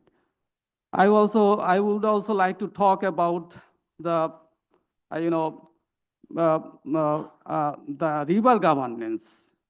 River governance. River governance can be a area of China-Bangladesh cooperation. Bangladesh suffering from water shortage in the winter and spring season, especially the northern part of Bangladesh are going to be a desert. And in the, since the summer and rainy season, Bangladesh facing the flood because of heavy rainfall happened in the Northeast India and Himalayas area. So I think China have experience to, control the river, land erosion on the bank of the river, and China have experience to face the natural disaster, this kind of flood. So China can cooperate in this area, and as we know, the China show interest in Tista project, but Bangladesh and China can cooperate with this, this area. And other area is, research area. Research between on the issue of China-Bangladesh can be one of the area, because we have little collaborative research between China and Bangladesh, and exchange of knowledge, exchange of research and joint research, collaborative research can be one of the area of China, Bangladesh, and Chinese scholar and Chinese professor can come forward to collaborate with the Bangladeshi scholar and Bangladeshi academician, and they can explore this area. We can connect it. Academician can be connected with each other, and people also be connected with each other. We can know each other. We can share our knowledge with each other. I think I would like to conclude here. Thank you very much. That's all.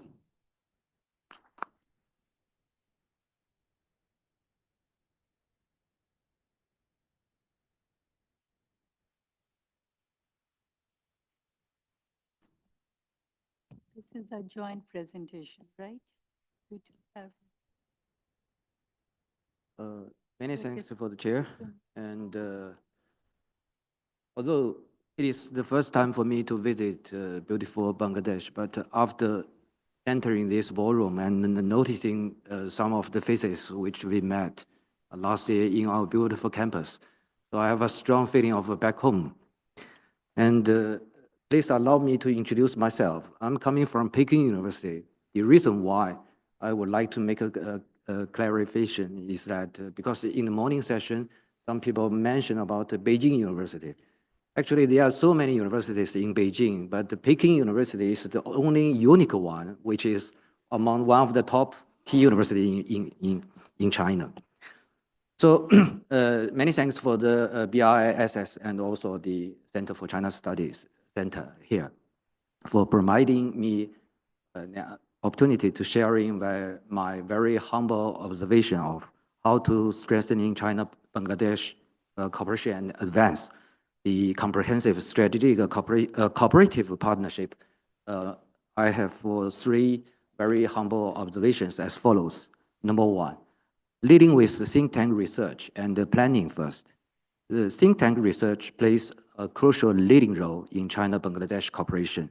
It timely facilitates visits and exchange between specialized institutions and also research institutions and functional departments on both sides regarding macroeconomics and also industrial policies, conducts in-depth field investigations and research to jointly discuss ways to strengthening regional cooperation, enhancing consensus on cooperation, and through think tank collaboration provides intellectual support and policy recommendations and decision-making reference for both governments.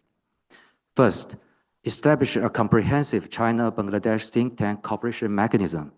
China and Bangladesh can set up official or unofficial think tank cooperation mechanisms, encouraging joint research and scholar exchange between think tank institutions of both sides, sharing research findings and experiences. Second, conduct macroeconomics and industrial policy research. Carry out in-depth studies and comparisons of the macroeconomic policies and industrial policies of both sides to identify potential areas for cooperation and the challenges that may arise. I'm very much honored to be, because we had invited, our university had invited both the advisor for economic in this morning session and also the chief advisor now in Bangladesh to have delivered a very important speech, a keynote speech in our campus. So we would like to welcome you all again there. We think that conduct in-depth research and analysis on key areas and the difficult issues of China-Bangladesh cooperation, because we have already come across some of the issues of that, and providing practical and feasible policy suggestions or recommendations and solutions for the governments of both sides. Third, formulate cooperation plans based on research outcomes of the think tanks. Both sides can jointly develop cooperation plans and action programs, clarifying the goals, contents, and methods of cooperation, aiming for recognition and support from both governments. Fourth, promote policy dialogue and exchange.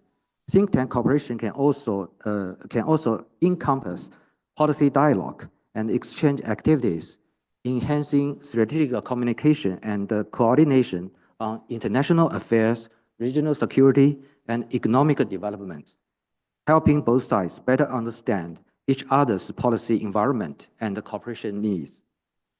Number two, expanding cultural exchange to broaden cooperation mechanism. Culture and people-to-people exchange are important bond in China-Bangladesh cooperation and a key to enhancing friendship and mutual trust between the two sides. Strengthening people-to-people exchange can deepen the understanding and friendship between the peoples of both sides, laying a solid social foundation for cooperation. First, establish educational exchange platforms, encouraging universities and research institutions in both countries to carry out our teacher-student exchange, academic seminars, joint education programs, promoting talent cultivation and knowledge sharing. Second, organize cultural festivals, art exhibitions, film screenings, literary forum, support exchange and cooperation among folk art groups and cultural institutions, enhancing the understanding and appreciation of each other's cultures among the people of both countries. Third, encourage local governments to establish sister city relationships. We have the Kunming to Jita, right? Sister city relationship, right? Promoting the exchange and the cooperation in local economy, culture, education. Local cooperation can provide more practical cases and experience for bilateral cooperation, we believe. Fourth, carry out youth leader training, youth forums, and volunteers service, and other activities encouraging young people from both sides to exchange ideas, share experience, building friendship, and cultivating a new generation of forces for future cooperation. Fifth, strengthening cooperation in scientific research, technological development, and innovation. As when we talk about the digital era of development, we need this sort of the cooperation between the two countries. Promoting exchange among researchers and the technology experts. I personally sincerely hope that maybe next dialogue or next this sort of the activity, we could invite some special experts working on technology or through scientific and technological cooperation, promote joint progress in high-tech fields between the two countries. Last but not least, number three, aiming at industrial cooperation to promote industrial docking. Industrial cooperation is an important component of China-Bangladesh cooperation, and the key to achieving mutual benefit and a win-win result for both sides. Through industrial cooperation, broad market space is provided for both sides. I think my Chinese colleague, Dr. Mao, just fully illustrated about the real need of this sort of the cooperation, and promoting the industrial upgrading and the transformation, enhancing the economic strength and the competitiveness of both sides. First, establish a China-Bangladesh industrial cooperation mechanism. Both sides could set up regular high-level dialogues and working-level liaison mechanisms to facilitate timely communications on cooperation matters and resolve issues that arises during the cooperation progress. Second, carry out industrial docking and complementary cooperation. Strengthen cooperation in fields such as apparel manufacturing, agriculture, tourism, energy, and infrastructure. I think in this morning session, many of the participants or the speakers have not yet come across about the tourism. On the coming flight to Dhaka, we saw lots of the Chinese tourists are very eager to visit Bangladesh. And also promote industrial integration and upgrading, and foster high quality economic development and achieve mutual benefits and win-win results. Third, enhance cooperation in industrial chains and supply chains. Encourage enterprises from both sides to integrate upstream and downstream in the industrial chain. For instance, China enterprises can participate in the raw material supply and the product sales links to Bangladesh textile, for example, textile industry chain. Both sides can jointly establish an efficient logistic distribution system to reduce sort of, let's say, transportation costs and improve the responsiveness and the flexibility of the supply chain. Fourth, strengthen talent cultivation and exchange of professional technical personnel to provide human resources support for industrial cooperation. Both sides can cultivate compound talents familiar with bilateral trade rules and proficient in both languages and cultures through scholarship, vocational training, and internship programs. I'm very happy to share one information with my Bangladesh friends. Now in China, we have more than 10 universities which Bangladesh language and culture as a major subject. So lots of increasing of this. And lastly, I think intensify policy support and environmental construction. Governments could introduce corresponding policies to support industrial cooperation, such as tax incentives and financial support, and provide necessary legal and administrative service for enterprises, jointly creating a favorable business environment. So lastly, let me express my sincere thanks and also my warm welcome. I hope to welcome you all in our beautiful campus with a lake and a pagoda. Yeah. And let me conclude with my last sentence. Please forgive me my poor Bangladeshi language. I wish China-Bangladesh friendship be whole to be whole. Thank you.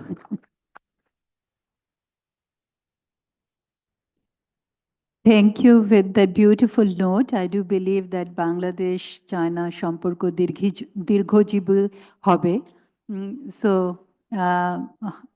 it's already 4:35. We were supposed to wind up at this moment, but we have had two very good presentations and a very good panel discussion by two distinguished panelists. We would like now the floor is open for questions and comments. We'll just, for the sake of time management, because we have a special lecture by our additional Foreign Secretary. So before that, may I please, I have two names over here, Dr. Ashraf Alam and Mr. Abu Sufyan.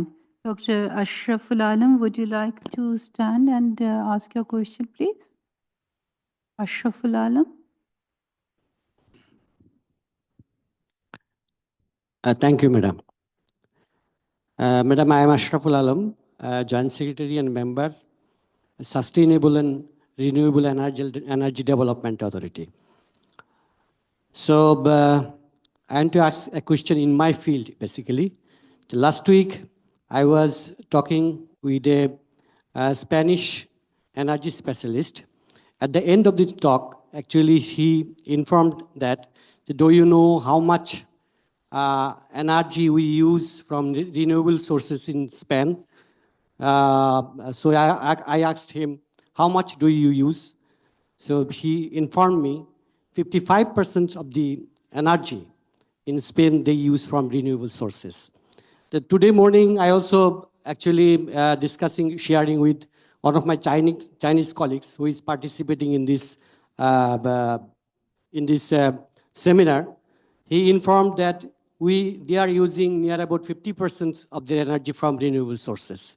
But how much energy we are using from renewable sources? This is actually not mentionable. Up to now, we are using actually 2 to 3% energy from renewable sources.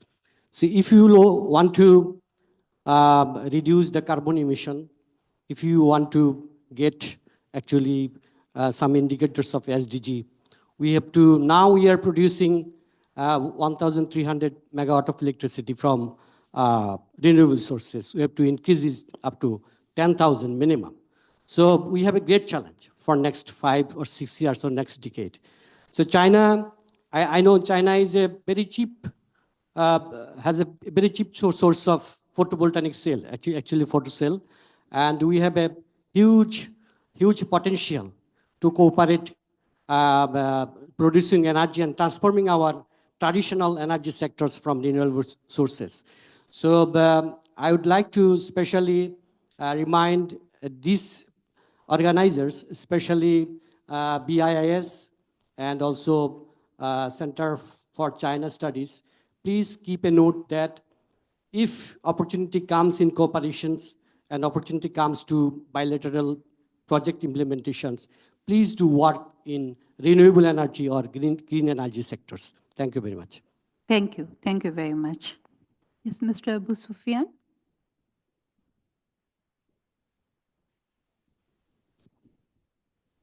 Assalamu alaikum, and very blessed moment.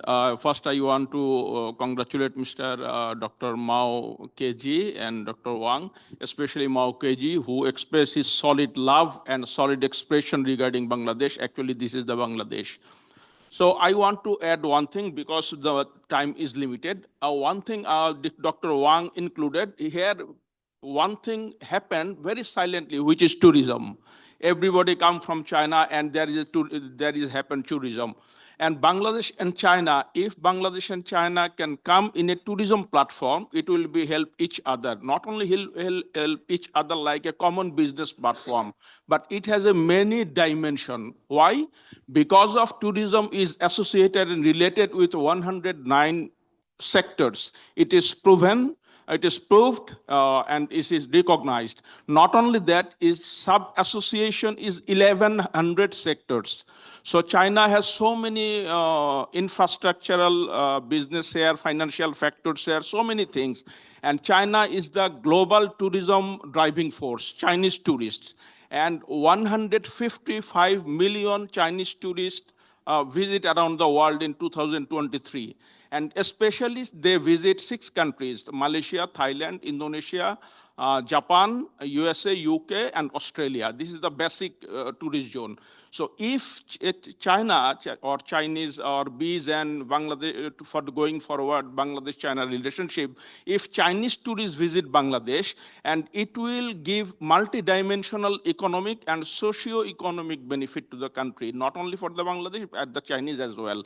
Because Bangladesh, it is really untapped country. What Mr. Mao Zedong showed is underappreciated, underrated, even untapped. Bangladesh has a unique, Bangladesh is called actually the unique delta of 7 tourist attractions.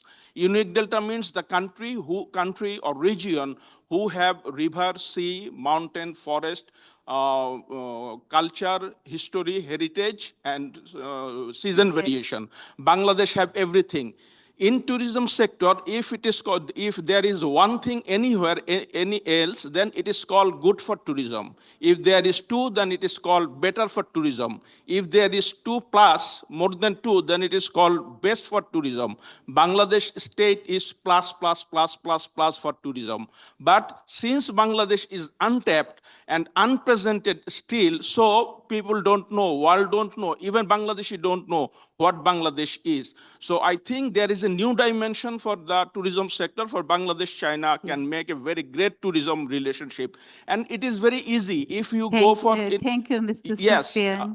just 1 minute, I will take it. It is very easy. You can start with knowing how there is a site, it is called Jiangsu. If we can be added in the Jiangsu apps, it is very easy to start the tourism. So it is very easy, no investment, nothing else. Just connect it. Thank you very much. Thank you very much. That's a very important point. May I please request Professor Zhang Jia? Okay. I'm sorry if I'm getting the pronounced wrong names. Okay, Chair, thank you very much. So I'm Zhang Jiadong from Fudan University. Because in session 1, I participated due to time limitation, so I missed one very important topic about Rohingya people. So I want to say several points, comments for this issue, and as a response to our Bangladeshi friends. I think for this issue, I want to say 2 parts. The first part is, what do we think about it? So this is a legacy of colonialism, not caused by modern Bangladesh, not caused by modern Myanmar. It is remains of history. The second part I want to say, in every country, and from developing country to developed country, from China to US to any other country, and the issues relevant to ethnic, to religious issues are very sensitive, are very difficult to resolve. So this issue is not a simple issue, it's very complicated. The third point I want to say, actually, there are many similar problems in Myanmar's border areas. For example, in northern Myanmar, border area with China, lots of minorities without Myanmar citizenship. Even some Chinese, they cannot get Myanmar citizenship. It's very interesting. So then what to do? There are no simple solution to this kind of issue. And I don't think it's a good way just to criticize anyone, any country. So I think the first point I want to say, Myanmar's stability, it is very important. Every time when Myanmar government is stable and the minorities is also enjoy peace and development. Every time Myanmar in conflicts, internal confrontation, so many people like to play minority card, and minority will be harmed very much. What's going on currently? So the second I want to say, I think the relationship between Bangladesh and Myanmar will be very important. So without a good relationship, it would be very hard to governments, to countries, to talk about this, to negotiate about this. So personally, and I encourage Bangladesh governments to talk with Myanmar governments to build a much better relationship. That should be much easier and for us to see a good solution. Thank you. Yes. And Professor Imtiaz. Thank you. I just want to continue with the Rohingya issue. I enjoyed Yusuf's presentation. 2 things, I think, and I'm taking the advantage because there's so many Chinese scholars. 2 things. One is, I think, we misconceptualize Myanmar. Myanmar has never been a classical Westphalian state. Myanmar always had fragmented sovereignties. It's in a classical Westphalian state, you have one sovereignty, like Bangladesh or India, sovereignty is one. But Myanmar always had fragmented sovereignties. Out of 135 communities, at least 8 to 10 communities have proto-sovereignty. Some have their own flags, they have their own military, even 1 or 2 have their own currencies. So I think the problem that the international community did was to see Myanmar as a Westphalian state. So I think it's time for us to look into the fragmented sovereignties if we want to resolve this issue. Now that brings me to the second one. I understand the humanitarian issue that Yusuf flagged, but I don't think it's going to take that much. It's overly idealist to think that the humanitarian approach will work. I think it's time for us to think out of the box. Now, one approach that we have not tested yet is to make Myanmar military and also the Arakan army both interested in repatriation. You see, we are pushing other countries, for example, Yusuf time and again pointed out China's, help, etc. I don't think that's going to work.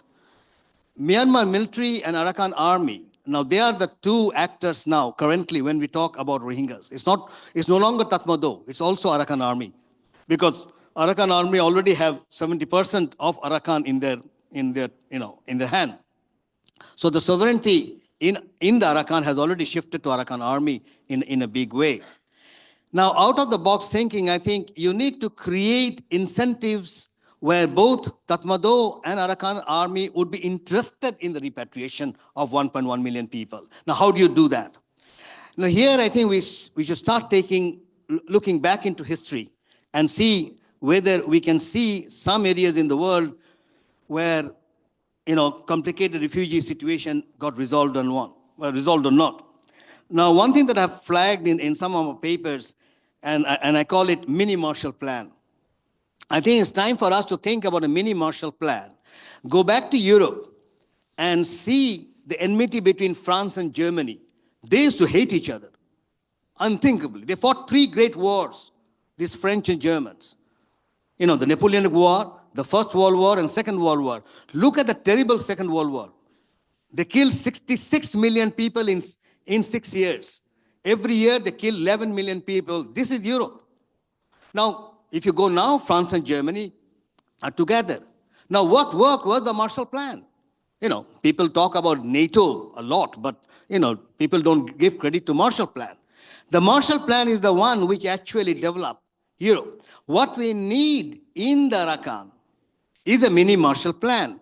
Now, here, stability is very important, I understand, but it's a chicken and egg. Whether you will have stability first and then start the repatriation or, the productivity in Arakan, or whether you want to do the other. I think it should go dialectically together.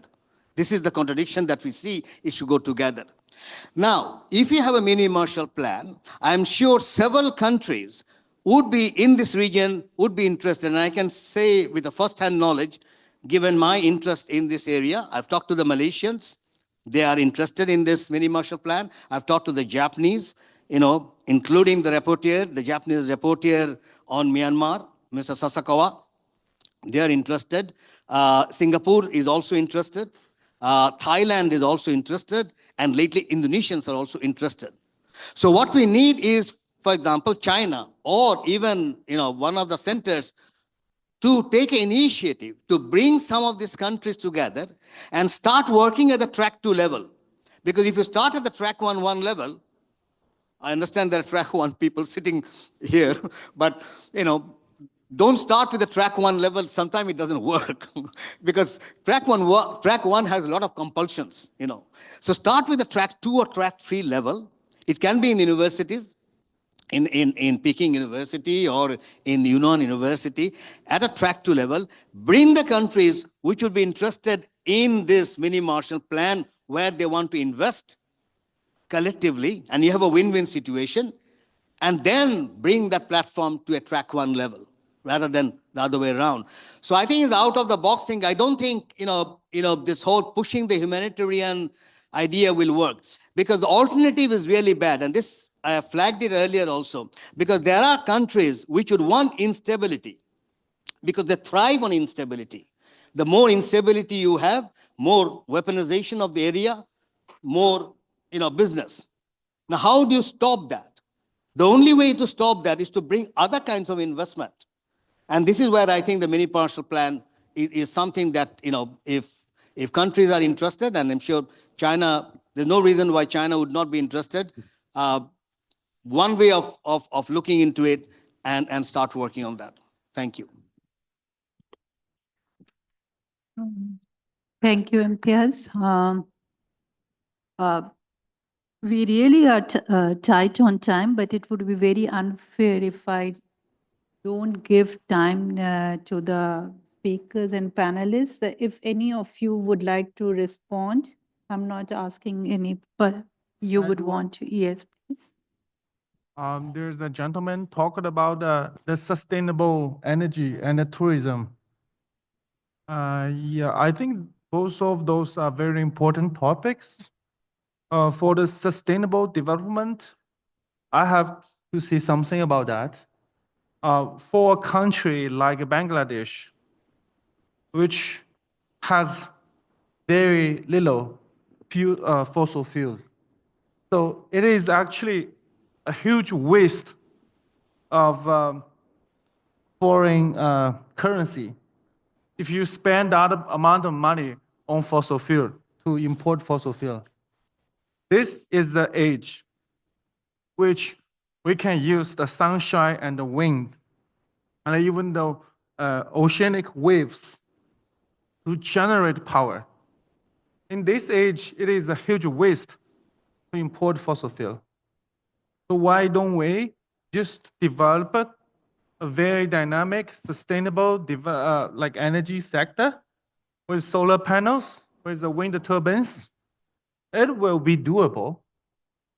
But there's a big but here. Why don't Chinese companies go invest in Bangladesh? First of all, its domestic market is too small. So it makes no sense to invest here only for the domestic market. But how about you manufacture in Bangladesh and for the global market? Will that be doable? Yes, in the long run. That is the plan. But all the transportation facilities here are not in an ideal condition. It's very costly. If you transport all the components to Bangladesh, assemble them, and then you transport out again. So there's in and out.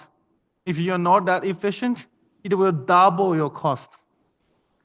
So what we will really appreciate is to give a big push to infrastructure sector to make it competitive to manufacturing in local sites. So if we have that kind of thing, that's 100% doable. You produce solar panels in Bangladesh, not only for Bangladesh, but also for the global market. We, as Chinese, we don't actually care where we produce all those products. It can be in Vietnam, it can be in Bangladesh, it can be in India.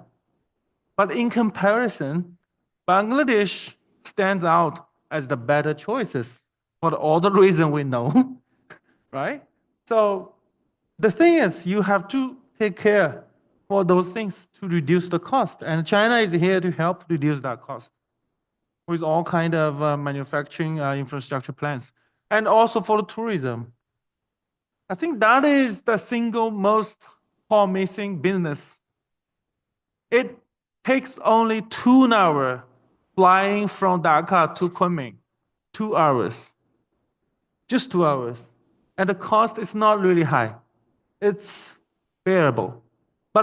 And if you are a Chinese citizen, you go to Bangladesh, you don't actually need a visa. Actually, you get a visa on the airport. So you don't need any documentation to get into Bangladesh if you're a legit tourist. That means there's a big market. But I'm quite confused. I know Bangladesh a lot because I'm a specialist in South Asia study. But if I'm just an average Chinese people, I will have a very limited knowledge about the country. So can we think about the several stories that we can tell to Chinese people why Bangladesh is so good, so great, you guys should come. I think we should all think about that story. I know several of them, right? You have tigers, right? And you have very beautiful national parks, and you have the best fish in the world, right? So you have a lot of story which are untapped.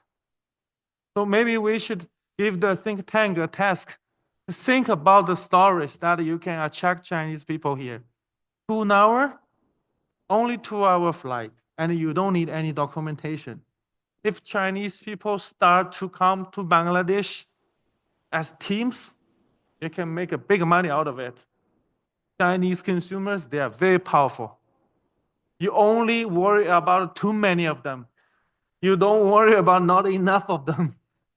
So every Chinese people spend the $1 in Bangladesh, start with billions of dollars. Okay, that's my talk. Thank you.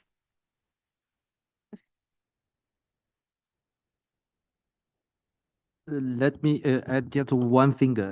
I think in theoretical speaking, we need renewable energy. But my personal understanding is that the people in practice, we need affordable, stable, and sustainable renewable energy. Number one.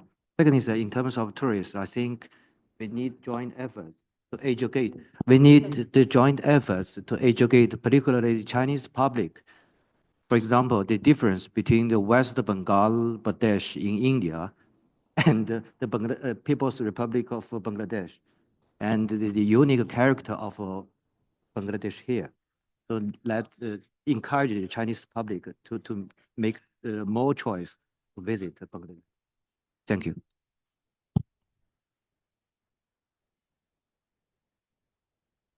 Thank you. Sir, very briefly, sir, I think also when I talk about Chinese help or influence, I think that is also China can influence Chinese military as well as all the stakeholders on the issue of Rohingya issue. But for I agree with you, sir, for a sustainable solution, that maybe all other things had to be addressed. But I think China's role, not only on humanitarian issue, but if we see from a real politic perspective, I think China has very good leverage to influence all the stakeholders in Myanmar. Thank you. Thank you very much. Now we have, now we are almost closing up, but before that, we have remarks by our special guest, Dr. Muhammad Nazrul Islam, Additional Foreign Secretary, Ministry of Foreign. Thank you, Madam Chair and Chairman, BIISS and Center for China Studies representative and distinguished panelist from China and audience, distinguished former ambassadors and professor of University of Dhaka and many people. I missed the morning session because I had another meeting. And our chief guest was our honorable foreign advisor, and also 2 more sessions already held before this session. So I can see that it's on the eve of commemorating 50 years of Bangladesh-China relations. Next year, we will be celebrating 50 years of our relationship. And we know that already Bangladesh-China relationships has been elevated to the comprehensive strategic cooperative partnership. So it encompasses everything. And I very, carefully listened to today's this session's presenter, Dr. Mao and Dr. Wang, and also BIS Research Director, Mr. Yusuf, and 2 panelists, Professor Shafiqul Islam and Mr. Wang. Particularly, Dr. Mao Kezi, he focused on economic aspects of Bangladesh, and he termed Bangladesh in a South Asian economy in South Asia, Southeast Asian economy in South Asia. So it reflects that, yes, Bangladesh has gone a long way, economic way, and it is a pity, and he acknowledged that, China's involvement with Bangladesh manufacturing sector and other sectors, that is not much. And just, I'll not go into details of data, and in the morning and other panelists, they have discussed all those things. Trade figure, between Bangladesh and China, we see that a lot of things we import, 22 billion plus, and we export only, I think, less than 1 billion. So we need to, work on that, how Bangladesh can grow capacity in exporting more items to China. So there is a trade balance. And also FDI figure, given the economic prosperity of China, I don't need to tell about that. And it's known to everybody that China is a world manufacturing hub, and it is becoming, perhaps in a couple of years, it will be the largest economy in the world, outnumbering USA and others. So it is absolutely very well recognized, China's capacity. And given that context, investment in Bangladesh, that is very low comparing. And he was saying that if tourism context, if $1 they spend, it will go up to 1.5 billion. So why not we think about relocating some more industries? Bangladesh is, given the manufacturing hub Bangladesh is becoming in South Asia, comparing other South Asian countries, Sri Lanka, Nepal, and others. And India, obviously, that's a big neighbor. They have a very big economy. But given the Bangladesh's past history and last 50 years, we have gone a long way and yet to further develop. And in that context, countries like China, they can certainly help to grow. And in respect of other some issues, like Professor Shafiqul Islam, he was saying about connectivity, we could not develop that corridor BCI or BCIM, whatever we call it. But certainly he proposed that Bangladesh, Mandalay, Kunming corridor, that, and it can go up to Southeast Asia. And that's in the Asian highways and railway connectivity, that is there. But the political situation in Myanmar perhaps is not right now. But in context of Rohingya issue, China can play a greater role. And Professor Imtiaz, he was telling that it is not only the government track 1, but certainly 2 and 3 could be helpful. So that's, we are looking forward to that. And thanks, Mr. Yusuf, for presenting very, because of paucity of time, perhaps he could not elaborate. But we understand it is not, overemphasizing the role of China in resolving that crisis. And Bangladesh is very much hopeful that, and I think in the morning, Chinese ambassador, he spoke about that. And but unfortunately, not a single one we could repatriate to Rakhine. And suddenly, as Professor Imtiaz was telling, that it is very difficult, and Rakhine is, Arakan army, they are controlling most of the land of that area.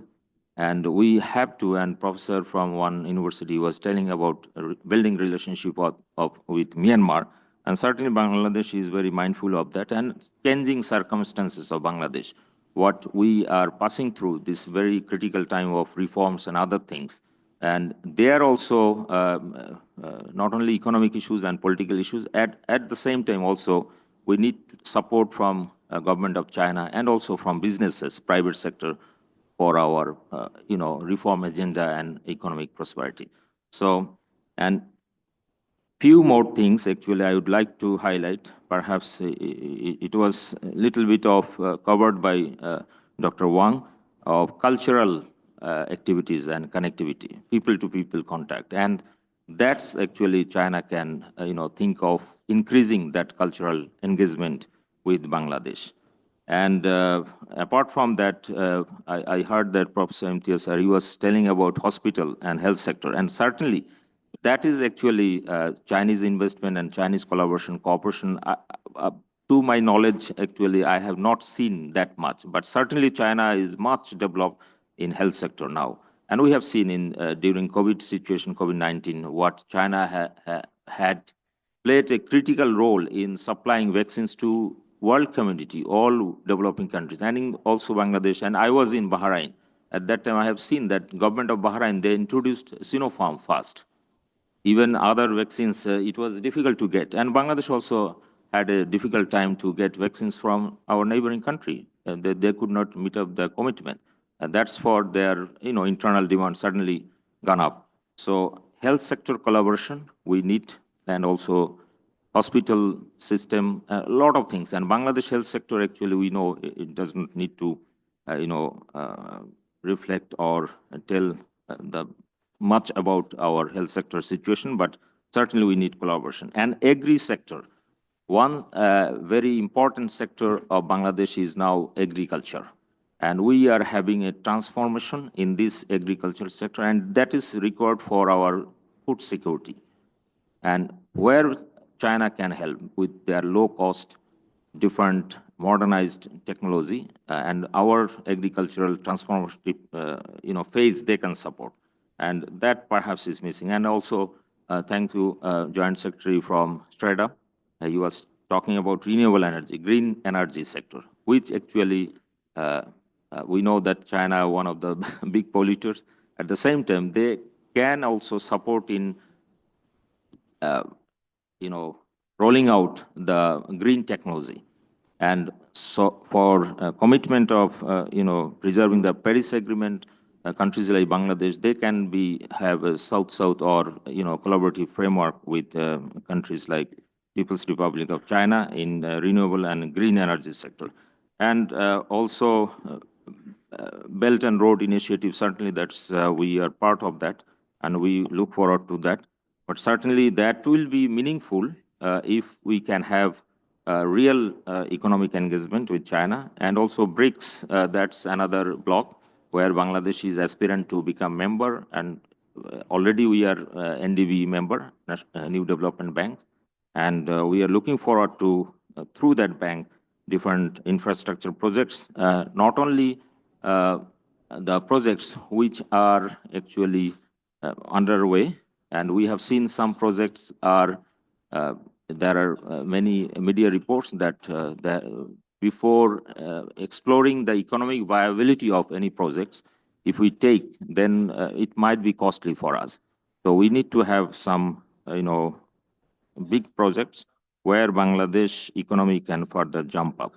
And also Asian Infrastructure Investment Bank, AIIB, where Bangladesh is also member and China is playing a greater role.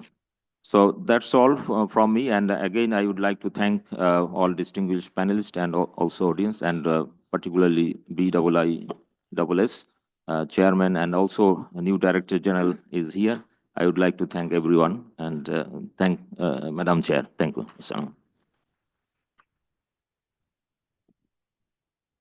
Thank you, Dr. Nazrul. I especially thank you for, not even taking your allotted time. We are coming to the end of this session, and as I pointed out earlier, that this is in fact one of the most important sessions of the day when we are looking towards the future and how to strengthen the comprehensive strategic partnership between China and Bangladesh. And we look forward to a very, a positive engagement between the two countries. And when I say this, again, I would like to reiterate the point which I made earlier, that in the survey that was carried out in 2022 by the Center for Genocide Studies of Dhaka University, which was supported by the Chinese Embassy, 60% of the respondents had a positive image of China. So this is something I think Chinese policymakers should take very seriously. And this is also something which the Bangladeshi policymakers also should take very seriously and capitalize upon it. Because, when we talk about geopolitics and the changing geopolitics and geoeconomics of the region, in a political culture, this is particularly for you, Dr. Mao, that how the political culture matter and perceptions matter. And we Bangladeshis as a people, I mean, for us, perceptions, emotions are very important variables, are factors. So that's why, like I keep on harping on this point that somehow we do not gauge the pulse of the people. And there often is a disconnect, which Dr. Imtiaz was trying to point out earlier, between what is happening between the people at the top and the people at the community level, or people on the street, or general people.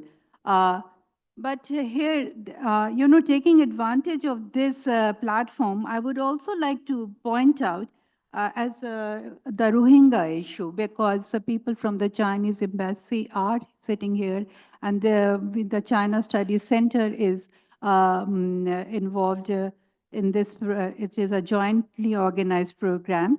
Here I would like to beg to differ with Dr. Imtiaz a little bit, and because after all, Rohingya issue is a humanitarian issue. It is a humanitarian crisis, and I do feel that there is a humanitarian responsibility on a power like China. When we talk about the Easternization of international relations, and we'll say that it's a multipolar world, and China, we look at China as one of the major emerging powers. We do think that China has a moral responsibility there as well. It is not being too idealistic. I would say it is just being pragmatic. And then moving on, we have talked a lot about in this session about the track to diplomacy. We have talked about infrastructures. We have talked about manufacturing. Those are very important and critical issues. We have talked about energy issues. But it is the youth ultimately who will take this journey forward.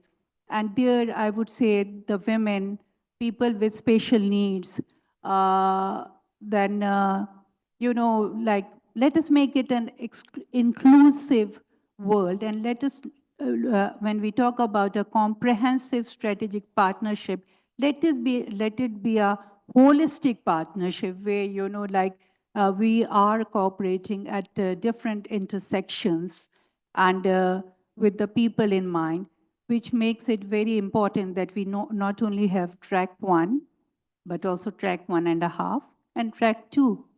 And we also talk about community level people. And I'm sure at one point of time, community leaders, social leaders, as well as political leaders, not only at the top level, but also from the community level, will have engagement with Chinese leaderships. So with these few words, I would conclude. But before concluding this session, which is the end of this, the concluding session, I would like to request Colonel Shahryar Javed Chaudhry, his research director, BISS, to deliver a vote of thanks on behalf of BISS and officially conclude today's day-long seminar. Thank you.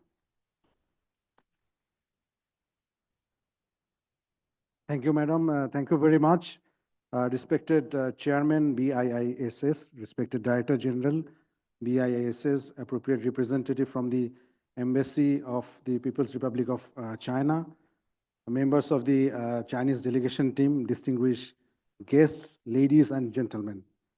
Assalamu alaikum, ni hao, and good evening. So at the end, we are completing this one. So as we conclude this insightful seminar on the eve of commemorating 50 years of Bangladesh-China relation, the titled Bangladesh-China Relations, a Future Outlook, I stand before you on behalf of the Director General to express our heartfelt gratitude to everyone who made this event possible. So first and foremost, we'd like to extend our sincere appreciation to our Honorable Chief Guest, Mohammad Tawhid Hussain, Honorable Advisor for Foreign Affairs, Government of the People's Republic of Bangladesh, for gracing us with his presence and also for sharing his invaluable insights. And our profound gratitude to the special guests. So we'll start with the Dr. Mohammad Nuzul Islam, sir, Additional Foreign Secretary of Ministry of Foreign Affairs, then Dr. Devopriya Bhattacharya, Distinguished Fellow of Center for Policy Dialogue, and lastly, Dr. Yang Jiamian, Professor, Shanghai Institute of International Studies. Now, they are thoughtful words. I'm sure they have given us much to reflect on as we look towards the future-looking relations between Bangladesh and China. And our deepest thanks to our esteemed chairs, speaker and the panelists whose perspective has deepened our understanding of different facet of Bangladesh-China relation. So if I go with the sessions, first in working session 1, we have received session chair, Ambassador Farooq Subhan, and other panelists, Dr. Nila Ranjan Bishwas, Dr. Zhong Jiadong, Dr. Liu Pang, and Ambassador Mahabub Zaman. So our heartfelt gratitude to them that, as they have enlightened us on the impact of Bangladesh's changing political dimension on the regional dynamics. Subsequently, in the working session 2, session chair, Dr. Chong Ju An, and other panelists, Dr. Qazi Maruful Islam, then Dr. Go Na, Ms. Danglan, and Professor Imtiaz Ahmed. So they have flooded us with their mesmerizing insights on Bangladesh's political, economic, and social reforms. Thank you, sir. And in the last working session already, you have heard and they are present here. So I'm sure that they have discussed very lucidly the ways and means that we require to further this relation. And all the working sessions were both thought-provoking and enlightening. Now, regarding the organizers, our thanks to BIISS, as I belong to that institute also, and Center for China Studies, Shanghai Institute of International Studies, who have worked tirelessly behind the scene to make this event possible. So your hard work and dedications are commendable. Now, a few words regarding our sponsor, that is the Embassy of the People's Republic of China. Thank you for the commitment and support. It is because of your continued partnership that we can bring together all the minds from different spheres to discuss such a delicate, time-worthy, and overarching issues. Thank you very much. Finally, a big thank for our audience. Your engagement, participation, intervention, questions, and enthusiasm made the program dynamic and vibrant. And we hope that you will leave with a deeper understanding of the challenges, opportunities, and way forward that lie ahead in our continued cooperation with China. And a special note of appreciation goes out to the InterContinental Hotel, as before I end, and for providing this splendid venue and ensuring a seamless experience for all. So ladies and gentlemen, at this moment, I request all of you kindly to give a big round of applause for our participating, and everyone. So before I end, I humbly request Director General BIISS, sir, please, if you come here and give away the memento to the panelists.